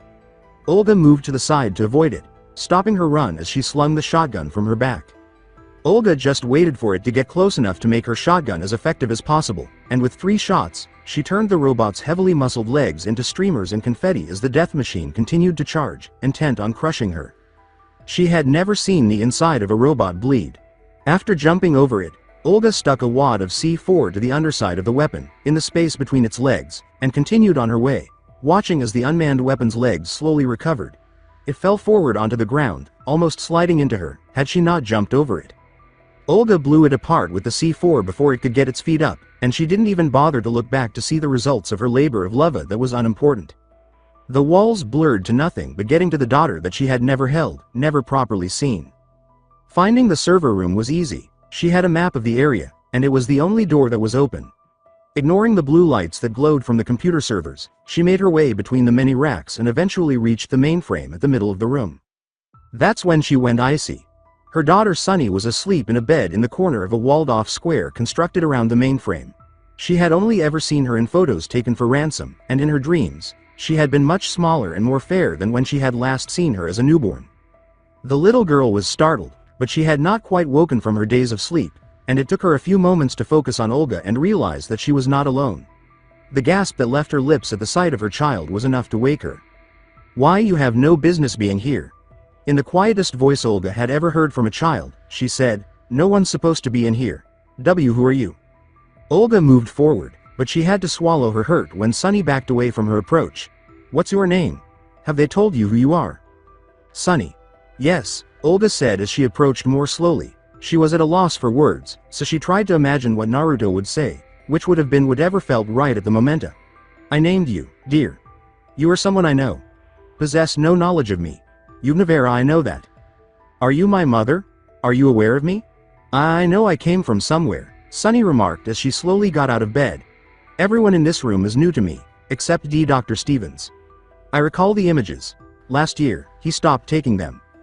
Why was this girl, who was almost 3 years old, so afraid, and why could she speak so well for her age?" The second part was easy enough to figure out. Not only was Olga a stranger to the child who had not had much face-to-face interaction in her brief life, but she was also a stranger, and it is likely that the child would have been afraid of any other visitor as well. "My name is Olga," Olga said, pausing as if she lacked the strength to continue standing, much less move closer. "On November 3, 2007, in the Russian city of Saratov, you were born. Soon after I gave birth to you, you were taken from me. And being with you has been my only goal for the past 3 years." This was her first time seeing Sunny face to face, and she took advantage of the opportunity that was finally given to her. She had done terrible things to try and protect the child she had never met. She had betrayed her comrades and led them to their deaths. She had attempted to kill the man that she loved. Her eyes were bluer, deeper than Olga's. Yet, she resembled Olga in every way, as slightly smaller, scar-free, and wearing the cutest coveralls she had ever seen. Sunny hesitated, taking a step backwards when Olga opened her arms to embrace her, an action that nearly broke her heart.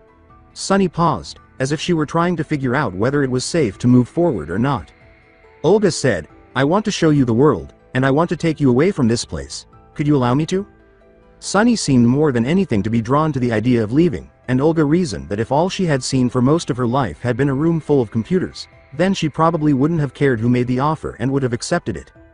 "May I go outside?" Sunny asked, before stuttering as she tried to get out what she wanted to say next, BBB. When Sunny finally got close enough for her mother to give her a gentle embrace, Olga whispered, "Shush," hushing her. "You're such a big girl. Relax. Make use of your language."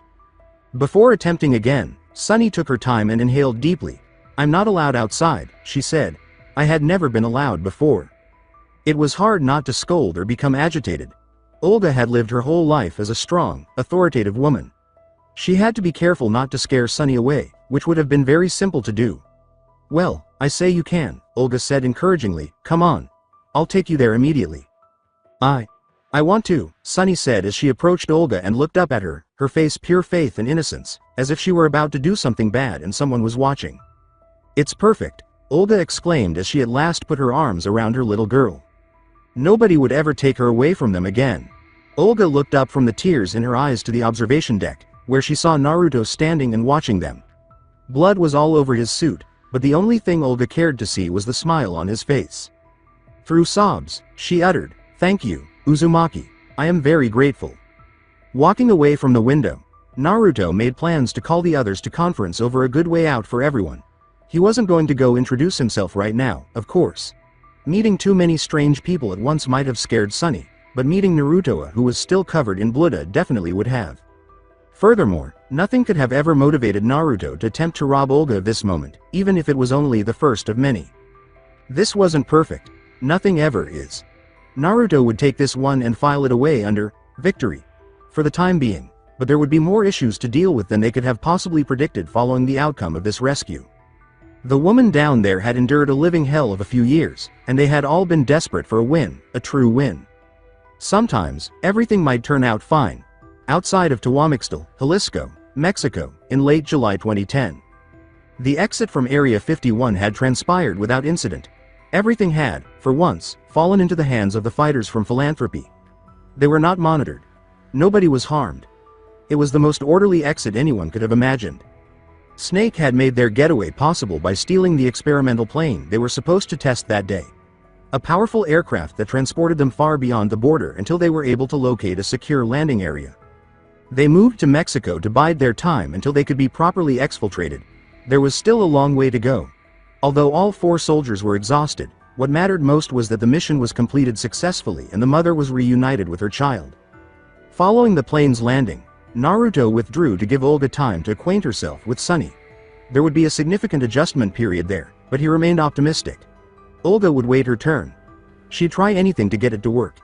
Even though Sunny was very advanced, she would still adjust because she was still so young. What a day, Naruto thought to himself as he sat in the sand and watched the sun set into the west. It was really tranquil. It was satisfying, most of the time. He'd done the right thing. He was aware of this. It had taken a considerable amount of time to complete. Something that, if not something this someone had tried to resign herself to believing would never happen, someone important to him had been waiting even longer for. The Patriots would never have returned Olga's child, no matter what she would have done for them, as long as Sunny was in their care. Olga could only hope that she would stay a prisoner there and never be allowed to leave. Because this result had been avoided, it was appropriate to pause and appreciate the small things in life. Rather, it provided Naruto with a slight reason to pause.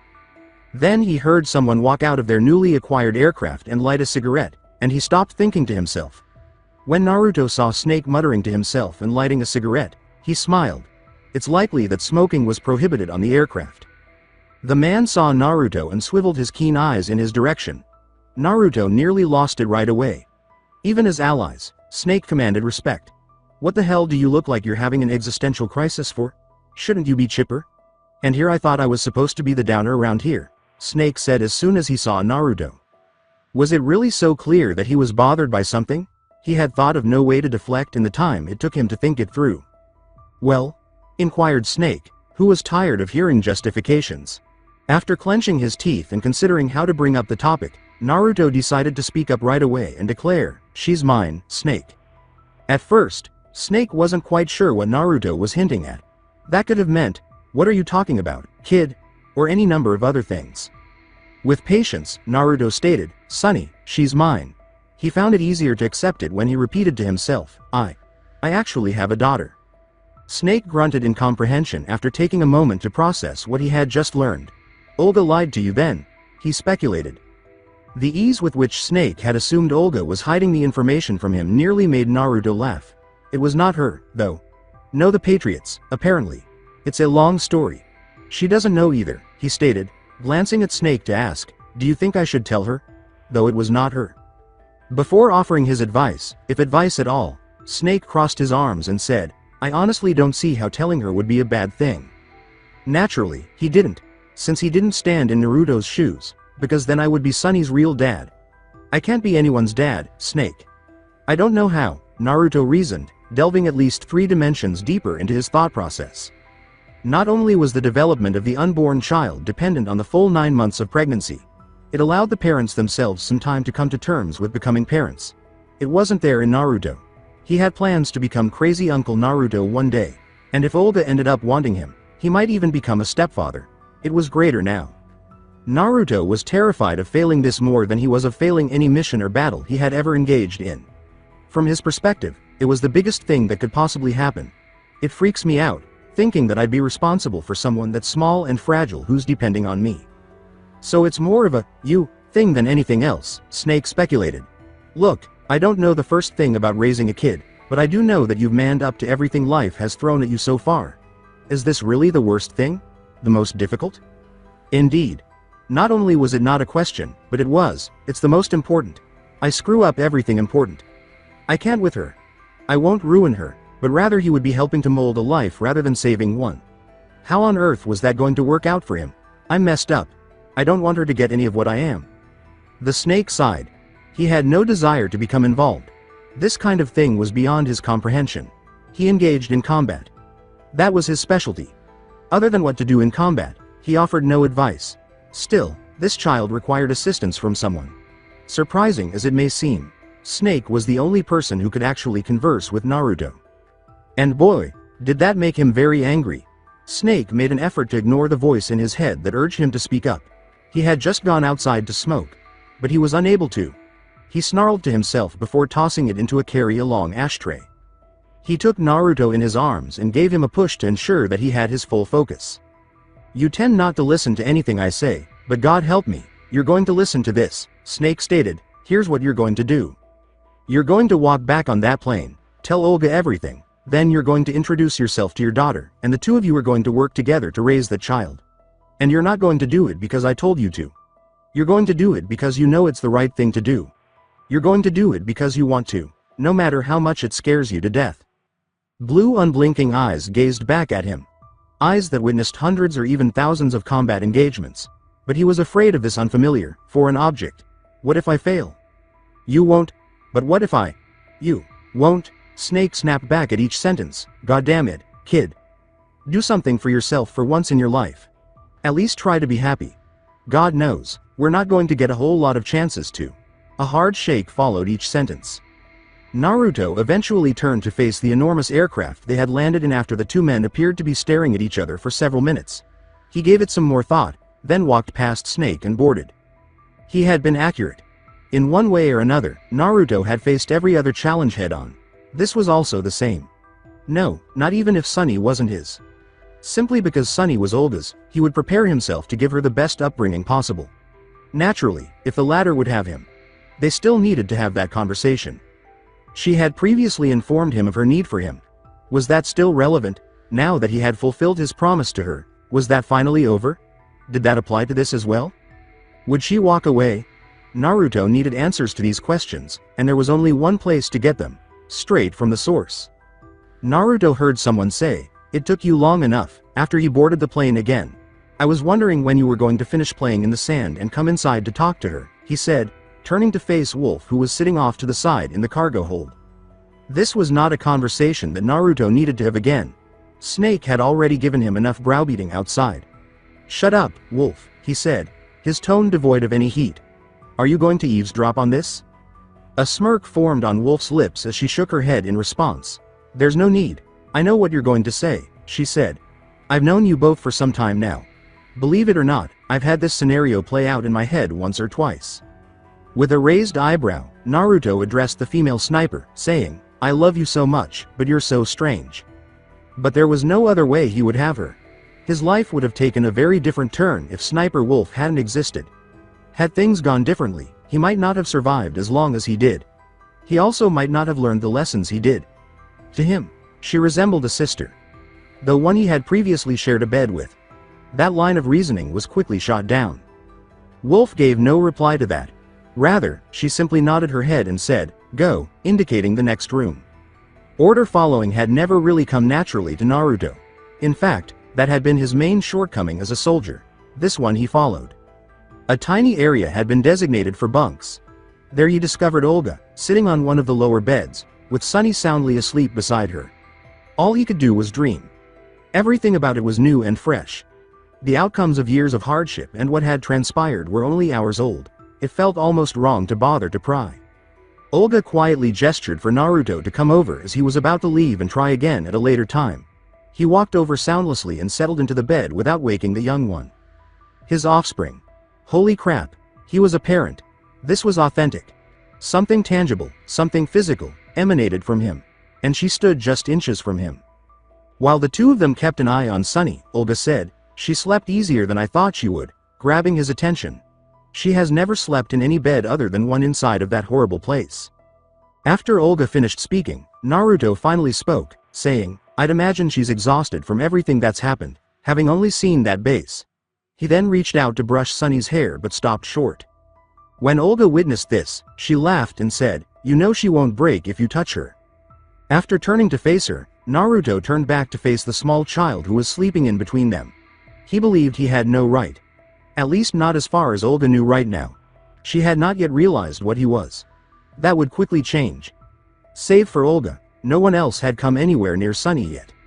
She was granting him authorization. Nobody else had gotten it as of yet. Nobody but him. Naruto questioned, Are you sure? Yes, Olga said without a trace of hesitation. She even gave him the go-ahead to do it with a gesture. With great care, Naruto extended his hand and touched Sunny's head. She woke up only slightly, though. Naruto's hand shook as he withdrew. In a moment, he discovered Olga's hand encircling it.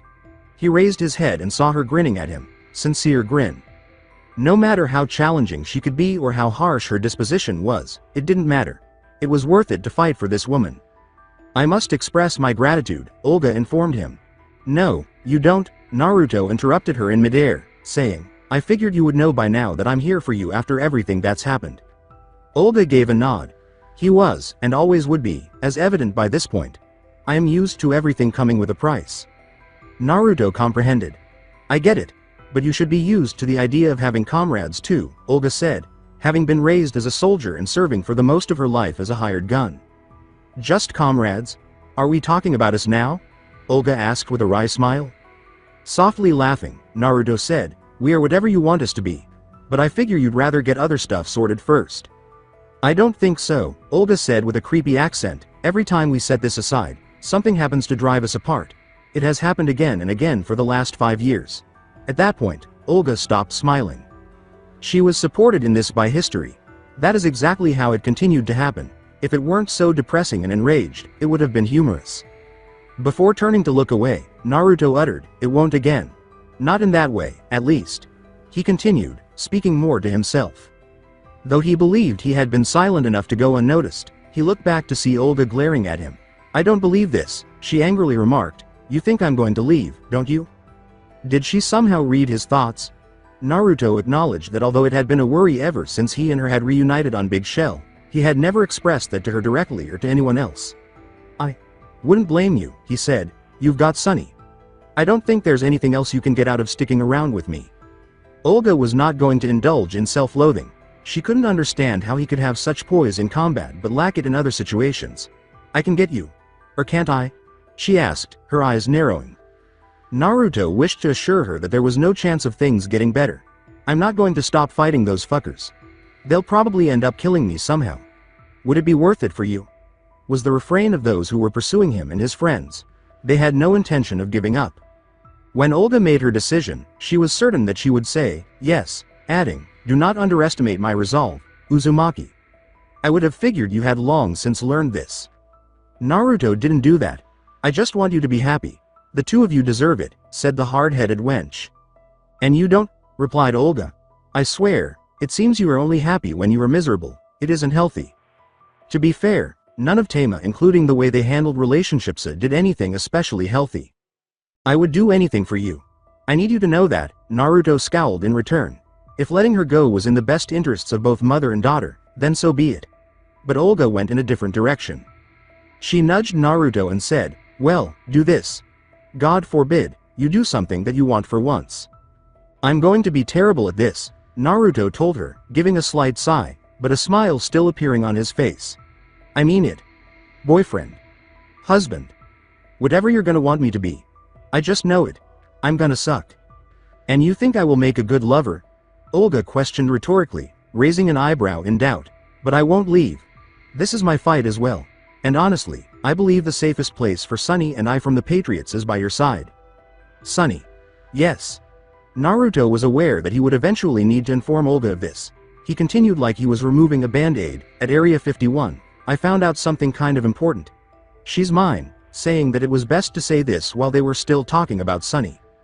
Olga remained silent for a while, looking directly at Naruto and asking, "What?" Reiterating his claim that, "She's mine.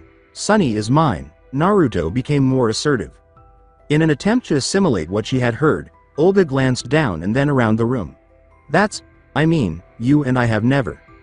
To prevent her from going on, Naruto held up a hand. "I know. But this is what I was told," he said quietly, then shrugged. "There's no rush to get it confirmed, or anything, but I didn't even ask, and the guy told me. He didn't have a reason to, other than to throw me off, so take it with a grain of salt if you want, but..." "No. I believe you. I believe it," Olga said, accepting this far more quickly and easily than Naruto had anticipated. "Have you seen her eyes?" Olga asked, her brow furrowed and her arms crossed in thought. Glancing over his shoulder, Naruto saw the child dozing off. He had indeed seen them. He kept glancing at her every chance he got as he was leaving Area 51, saying, "Yeah. They're blue, like yours." Olga gave him a sharp finger sag, scolding him for his wrong response. "No, Uzumaki. Look closer next time. Yes, they're blue, but they're blue like yours." Despite his closeness to her, Naruto failed to recognize much of himself in Sunny.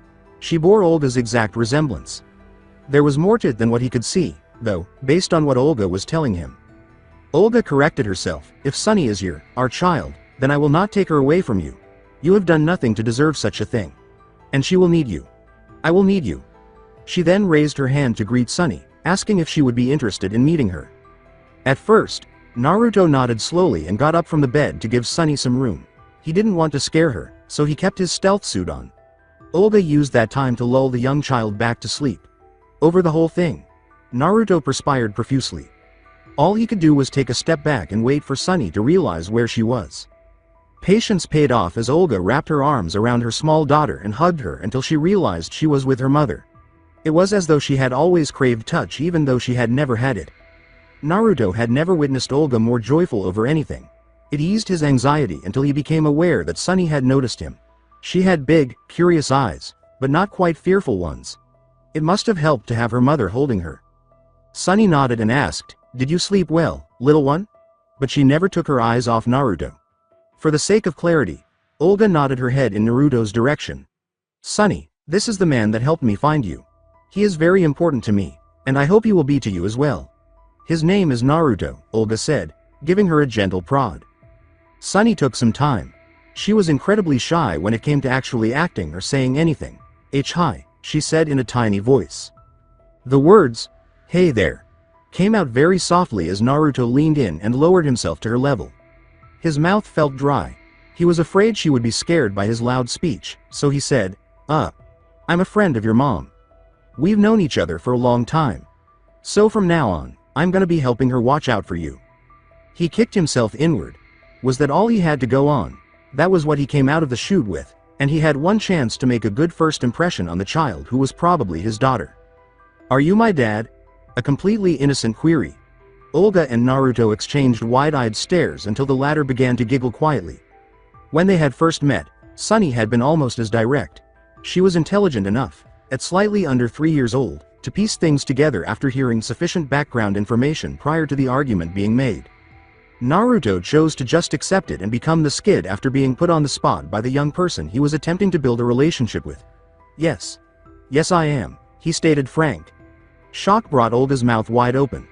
Naruto reasoned that saying it wasn't all that important.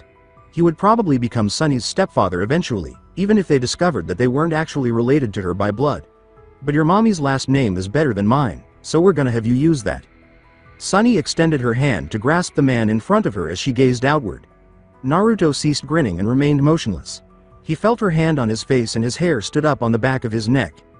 Even though he was only 23, he felt very old. He could only speculate about his appearance to her. And with that, he snapped. The tears were felt by him. His weeping. He was in tears. He felt good about himself even though it made him feel like a total loser. That kind of crying was one of relief. Not a sound could be heard. Just by touching him, Sunny seemed to lift the entire world off of him. It's been a long time to meet you, Naruto uttered, still crying inaudibly. His little hand, resting on the whisker marks on his cheek, caught his tears as they fell. The strange man weeping in front of her left her unsure of what to think. Naruto was aware of that. Still, from his point of view, nothing changed. He was going to give it everything he had to look after her. Snake had been correct. This was something he would always do, no matter how much it frightened him. He desired to. Naruto felt a slight buzzing inside one ear, so he reached up and touched it to activate his codec, saying, "Hey, kitten." He could hear Catherine's voice in his mind, despite the fact that her brother had only said, "Aniki, are you alright?" When greeting her, she could tell something was bothering him by the softness of her voice. With a laugh, Naruto reached up to dab at his own tears and said, "Yeah, I'm okay. What's the good word? Your ride is here." Regaining his upright posture, Naruto nodded to no one in particular. "Okay, so we're bringing a little something along too," he said, pausing to give Sunny a quick glance. "Well, 2 little somethings. One way smaller than the other. I can't wait. We're surfacing now." Naruto headed for the cockpit, where they were to turn on the aircraft. "Is Arsenal here?" Olga asked as she picked up Sunny and trailed him to the spot where he was lighting it up. "Yes," Naruto replied, grinning broadly at his new daughter. "So, you've been outside today for the first time, and you've seen the ocean. Would you like to see what's underneath it?" Armada gear on board. The Patriots had not had time to set up much of anything for Arsenal gear when it was taken from them. An AI was meant to be housed there. That would have involved speaking with the Patriots directly. If Emma's worm cluster hadn't torn it apart during the Big Shell incident, it would have been at least. It was no longer their weapon. Naruto used it as a weapon. It was his base that was mobile.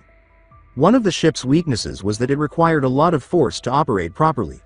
A powerful force comparable to a whole mercenary group, like the Gurlukovich mercenaries. Olga had a whole regiment's worth of soldiers and an abundance of supplies. Helicopters, some jets, trucks, tanks, and smaller boats were among the aircraft present. That was prior to delving into the specific equipment that was aboard Arsenal gear at the time of its seizure. It was simply too risky to use all the time. Its vulnerability increased with the amount of time it spent at sea. The Patriots were selective in when to bring it out because they knew that if they got a good bead on it once, they probably wouldn't let it go. They had to strike quickly and forcefully before vanishing from Area 51 in order to save Sunny. This was a perfect opportunity to slip away with Arsenal gear. It goes without saying that they succeeded in bringing inside and claiming ownership of the enormous aircraft they had stolen from Area 51. If only they had a few substantial, balloon-like device that would enable them to remove objects from battlefields in that exact manner. In any case, they still had excellent gear and attire. The Gurlukovich mercenaries had descended to meet them, and as Naruto, Olga, Wolf, and Snake exited the aircraft that had taken, allowing the other men to square it away, they were all saluted. Olga took care to keep Sunny close so she wouldn't be alarmed by the large, armed men surrounding them. As the group of senior soldiers drew near, one of the men said, "We're departing now. What's our next move?" "Welcome back, ma'am." "Ask him," Olga said, enjoying the look of surprise on Naruto's face. "He's the one with all the plans. I defer command to Uzumaki for the time being." Olga jerked her head in Naruto's direction. Before Snake gave him a firm pat on the back and chuckled, "Congratulations, kid." Naruto was so stunned that he barely noticed the others were leaving. As she moved past him, Wolf added, slyly grinning, I always knew you were fit to lead. Though he kept his anxiety to himself, Naruto thought to himself, hate you guys. That kind of weakness could not come from a man in charge saying, we're heading for Columbia. Sir? Inquired the same man. Naruto furrowed his brow. It would take some getting used to being addressed as, Sir. He put a hand to his ear to tune his codec. Hey, Otakon, and said, we need to pick up 2 of my operatives. That's a safe place for them to land and link back up with us. Putting that aside, he continued, we need to pick up 2 of my operatives. In his thoughts, the kind scientist's voice arose, saying, welcome back, Naruto. Indeed, it was. The closest thing to a safe place on Earth was arsenal gear. Good to be back with everybody in one piece. Plot a course for Columbia, would you? Was the message conveyed to them. He responded, can do, will do, before shifting the topic to something more conversational. Did you find out anything interesting while you were in Area 51?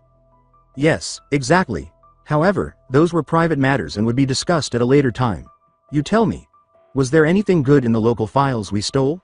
Was the necessary soft debrief for the time being? With an air of eagerness, Otakon said, Emma's been combing through what you found, and sheesh. There's a lot of research and development stuff in here.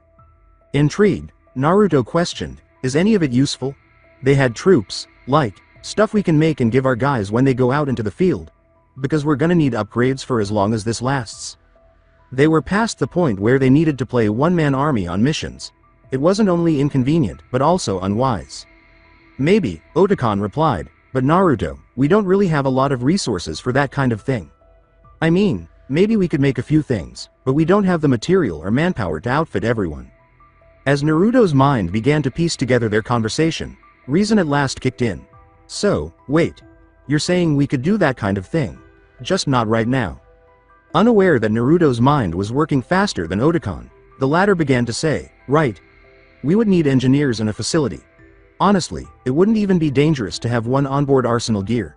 There's no shortage of space, to say the least. And it's not much more dangerous than having one on any standard military base, anyway. Before he could really get going, Naruto had to cut him off. He would be overjoyed to spend the entire day with them there. I'm going to need you to take that thought and hold onto it for me. We'll talk more later, the speaker said, hinting at more pressing matters. Definitely. There were numerous tasks to complete. A week subsequently, in August 2010, Johnny and Merill had arrived in Colombia without any problems after leaving Romania. After that, they managed to reconnect with philanthropy and board arsenal gear. They hadn't been in danger other than while looking for the Paradise Lost Army. Following their return, Naruto discovered them chatting with Olga and meeting Sunny for the first time. Well, don't you both look rested, he remarked, approaching. I see you've met our new addition. Yeah, finally, Merill exclaimed, getting down on her knees to try to make small talk with the bashful creature. She's adorable, Olga. I can't believe it. After all this time, I'm so happy for you. Thank you, Merill.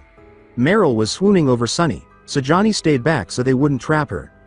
As Olga turned to face him sharply, he couldn't help but make the comparison between mother and daughter. I wonder if this is what Miss Olga looked like when she was little, he said, focusing on Olga's face. I can't imagine her not being scary. Looking scary and being attractive don't have to conflict, Merill rolled her eyes. Olga's hand found its way to the back of Naruto's head, and he exclaimed, Ow! What? Turning to Olga to see her point down to the current Sunny. Naruto laughed and patted Johnny on the back. Yeah. Have you ever heard of a fear erection? Or a fear boner? A silent command to watch what he said around her. Oh. Sorry. Have to get used to that, he blurted out, blushing with shame. He was unaccustomed to being among children. Since he was a child, he hadn't even truly been in front of one. There would be a period of adjustment during which he would need to improve, among other things, his word choice. Sorry, Sunshine, Naruto stepped forward. Sunny jumped over to give him a hug as her eyes brightened, saying, Dad needs to remember there's stuff he can't let you hear. Otherwise, Mommy will beat him up. When Naruto held her against his chest, Sunny put her arms around his neck and said, My name is Sunny. After giving her a nod, Naruto said, I know. Sunshine is just a nickname. A little something only I can call you. Merill and Johnny observed the entire scene in a strange way. Even though Naruto and Olga had an unofficial relationship, it was still quite a leap for him to ask, why is she letting you pick her up? A week after they had retrieved her daughter. It's a long story. The short version, this is legit my bebe, Naruto said, looking at Olga and acknowledging that it was acceptable to discuss. Merill and Johnny gave him a blank look and said nothing, not even questions? Comments? I have many, but I think you want to hear from us first, Merill said slowly. Naruto grinned sardonically and said, that would be great. So, Paradise Lost Army. Big Mama. Not your mama. He touched Sunny's nose with the latter. Olga grinned despite rolling her eyes and said, talk to me, guys. Who is this lady? We never saw her. They're not dumb, boss. And if they were able to tell you where Sunny is. Johnny shook his head, glancing between the two parents before continuing. Putting her hands on her hips, Olga scowled and asked, what's the matter? Merill waved at Johnny to go on. When it was all over, they would have to tell everyone else what had happened in Romania. It's just, if they were right about Sunny, it's kind of nuts to accept that what they want us to do now in return is real. It was not helping anyone to be evasive. Now, philanthropy owed the Paradise Lost Army practically. After Sunny returned, they decided it was worth it to go for whatever it was they needed. Guys, I need you to talk to me here. What exactly does this old lady want us to do? After giving it considerable thought, Merill finally asked, what do you know about Big Boss? In an attempt to help her lead her out. Some kind of amazing soldier that fought all over the world during the second half of the last century. Tried to hold the world at nuclear gunpoint twice with 2 different Metal Gears. Snake beat him twice, killing him the second time, was the essence of what Naruto had learned about the man and repeated it to make his point. When Master Miller had lived with Big Boss in the past, he often spoke with Naruto about him. He used Big Boss or Solid Snake to frame many of the lessons he taught Naruto during his training. You got most of it, but he wasn't just some kind of amazing soldier. He was the soldier, Merill said. This is the guy that every single person that ever picked up a weapon and joined any kind of army or mercenary outfit wanted to be like. Olga joked, and that includes you too. Try as she might to lighten the mood, Merill rolled. You already know Snake was my hero. But I found out who he was after he defeated Big Boss in Zanzibar land. I'm telling you, Naruto, this guy was the real deal. All joking aside, she is correct, Uzumaki, Olga said, ensuring that he was paying attention. Big Boss is a legend the world over. A part of popular culture. Other than Snake, there is no other soldier that has come along since that everyone knows. Yeah. Had him captured in prison at one point, Johnny boasted, putting great pride in his relatives' accomplishment, saying, my grandfather fought against Big Boss back in the 1960s. Nobody found it impressive. Merill patted Johnny on the head and said, that's nice, Johnny, which deflated him even more. With one hand supporting Sunny, Naruto waved everything away, saying, okay, so why are you telling me all of this? What's the point? I mean, as great as he was, the guy is dead. Long dead. Snake put him down 10 years ago. Merill corrected him right away. The military history nerd that she was, 11 years ago, and if Big Mama and the Paradise Lost Army are to be believed. Not quite. They want us to procure something. Something really important that they're sure we can find, and no one else, she continued, inhaling deeply before continuing. They want us to bring them Big Boss. Olga's mouth dropped open. The guy Snake killed 10 years ago, said a skeptic Naruto, who couldn't have cared less about the old stories. 11 years ago, Merill joked. And they say he's not dead. This is what they want, Naruto. And they say if we want to keep fighting the Patriots, this will help. Naruto had too much to be sporting because there were too many idiots. Legends from the mid-20th century that remained relevant in the 2010s. Men who were dead but weren't really because. Explanations. This is so dumb. This can't be real, right? Was the thought that went through all of them when they saw the organization at the center of it, about which none of them had the slightest idea about its membership. Johnny and Merill weren't so sure, and Naruto wasn't, too, after giving it some thought. He was familiar with mystics. He had witnessed the amazing and horrifying things that science and technology were capable of. Nothing was insurmountable if the Patriots were involved. And even if the Patriots were not involved, it would be in their best interest to find a cause for interest. If it was a scam, they would find out while attempting to accomplish it. Fine. If that's what they want, we have to at least try, Naruto remarked. I need to talk to the Brain Trust. At least now they had a proper direction to work with. The fact that Emma and Catherine were now friends pleased Naruto. Given the harsh personalities of the soldier women, Catherine did have decent relationships with Sniper Wolf and Olga, but their differences caused a significant gulf between them. With Emma, there was a lot more ground to cover. They were both quite young. They both delighted in information and technology. Both. Air had an affection for their brothers despite not sharing a blood relation. And they were both in awe that a 2-year-old girl could operate a fully functional adult's computer just as well, if not more so, than they could. Even after a few weeks, they were still in awe of her presence. With her small fingers tapping the keyboard, Sunny was typing while perched on Catherine's lap.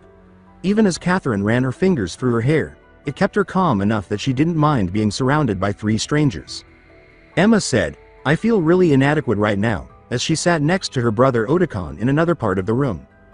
"Kids these days are getting into this stuff earlier and earlier, but this is ridiculous," hummed Otakon in agreement. "Yeah, they wanted her as a programmer or something," Naruto said, leaning against a wall and nodding. When Olga picked her up, she was surrounded by computers. "Well, whenever things get a little uncomfortable with all of you battle nuts, she can always come here." Catherine smiled at the child seated next to her. Then, she turned to face her brother sharply and asked, "You're not going to train her, are you?" The idea of Sunny going through anything similar to what he had sent shivers down his spine. Heck no, he corrected, trying not to swear in front of Sunny even though she was currently lost in her own world. "She's not getting anywhere near a battlefield if I can help it." "Speaking of the business that you do so well, what do you need from us, Naruto? I know you guys have been digging through GW's brain to try and salvage some stuff for us. Well, have you ever seen anything about Big Boss? Say for instance, him still being alive? Or at least his body being held somewhere?" A man could harbor optimism. Over the course of the years since Big Shell, Naruto's pet name for philanthropy's support team, the Brain Trust, had been working non-stop to extract any coherent information from the ruins of the AI that had once run the company, GW. Emma produced quality work. Superior to what she had previously believed. It was destroyed by the worm cluster she had used to turn off the AI during the mission. They found it almost impossible to extract any useful information from it, but a man could dream. And to dash that hope was the task of a little sister. GW is like Humpty Dumpty, Aniki. And I'm talking Humpty Dumpty after falling off of the wall, Catherine pitifully said, her face contorted. "We can't find anything in what's left of its system to piece together anymore." Naruto recalled the last instance in which they had received a valuable lead worth pursuing. The Patriots' history found in GW only went as far as an international cabal of ultra-rich jerks who passed away in the 1930s. They had no one to hit in order to destroy the Patriots. Not just yet, anyway. GW most likely did have a wealth of knowledge about it, but they needed to essentially lobotomize the AI in order to disable Arsenal gear and save the United States. Although it was necessary for them to accomplish at the moment, they were now carrying around a vegetable like artificial intelligence. If only there was someone who had communicated with GW prior to its collapse. Someone who had been given data by the AI. Perhaps even more than it had meant to give. After all, the memory of GW was the last thing that Emma's worm cluster had impacted. That had not been removed until after they had. Given his narrow perspective of the situation, Naruto did his best to come up with ideas until Emma cleared her throat and said, I have a solution." Otakon's sister had not been particularly fond of him since they had first met, but he would be damned if she wasn't an invaluable member of the team. "Well, it's not like we've got any other ideas right now, so even if yours doesn't work it'll at least get the hamster moving around in the wheel. What do you got?" he asked with a smile. Naruto looked up and blinked incoherently. "Emma?" Emma said, "Jack, very simply. Jack? You know, Raiden," Emma continued. "His brain is filled with nanomachines. They're heavily concentrated in his cerebral cortex. I told Olga after Sunny's checkup, hers is too. The Patriots probably did it for the same reason." The idea of anyone implanting anything of that nature into his daughter's brain made Naruto's jaw clench. However, it couldn't have been a dangerous thing if Olga or anyone else hadn't made a fuss about it. What does that mean? Emma pushed herself across the room in her rolling chair, crossing one leg over the other and saying, given what his mission was, it was probably for GW. They were going to use him as a backup unit for an optic neuro AI. He has backup data in his brain, Aniki. Backup data from the Patriots, Catherine interrupted at this point, sounding shocked by the revelation. How much he has, I don't know, but with GW the way it is, I guarantee you it's much more than what we've got. So we need him. Naruto sighed in frustration. He was genuinely reluctant to go and involve Raiden in this. Nothing felt quite right. It didn't feel right, that's rotten. He was out. He had things to look forward to. He has a girlfriend. He has a kid by now, doesn't he? When the subject was brought up, Otakon became obviously uncomfortable and said, Rose miscarried. And Snake told me Raiden left her. He didn't seem well when they met. Everyone fell silent. In sympathy, Naruto audibly sucked air through his teeth. Without engaging the Patriots in combat, Raiden's life appeared to be in as much disarray as it probably would have been if he had been. With a frown, he contemplated his options, or lack thereof, and said, I guess I've got to try and get in touch with him. If he's willing to lend a hand, we should probably take it. No, everyone's eyes went to the door where Snake was standing. Nobody knew how long he had been listening in, or that anyone had even noticed him approach. It wasn't exactly a private conversation, though. When his old friend arrived, Otacon adjusted his glasses and said, No, Snake, why not? He's got something that we need too. As he advanced deeper into the space, Snake interrupted, saying, I told Raiden he was done. He called me, begged me to let him on with us, and I told him no, and now you want to go get him and drag him right back in. I don't want to, said Naruto. God knows I don't. But we don't have a lot of options here. Snake loosened his position a little after realizing that, with better options available, he would have avoided doing many of the things he had done, such as thinking, you won't be able to find him, anyway. The guy's gone and run off to Alaska. It was absurd if that was the only thing preventing Naruto from reaching Raiden. Naruto laughed. I live in the Alaskan backwoods, Snake. I could probably find him. After training with Vulcan Raven and Foxhound, he became an even more proficient wilderness man than he was during his time living with Master Miller. I didn't say he was in Alaska. I said he ran off to Alaska. If he didn't get into contact with me to meet up with him, I'd have probably never found him. You want to look for him? Good luck. You'll need it. Snake laughed in response to Naruto's seeming naivete. How irksome. He might therefore have been anywhere. What's he supposed to be doing? Was a common question as Alaska served as a mere starting point for the search. There was a lot of ground to cover. Finding himself. Well, that just means I have to find him first. So this was the end of the series. I hope you enjoyed it. To watch more series like this, subscribe to my channel. Till then, we weeb offline.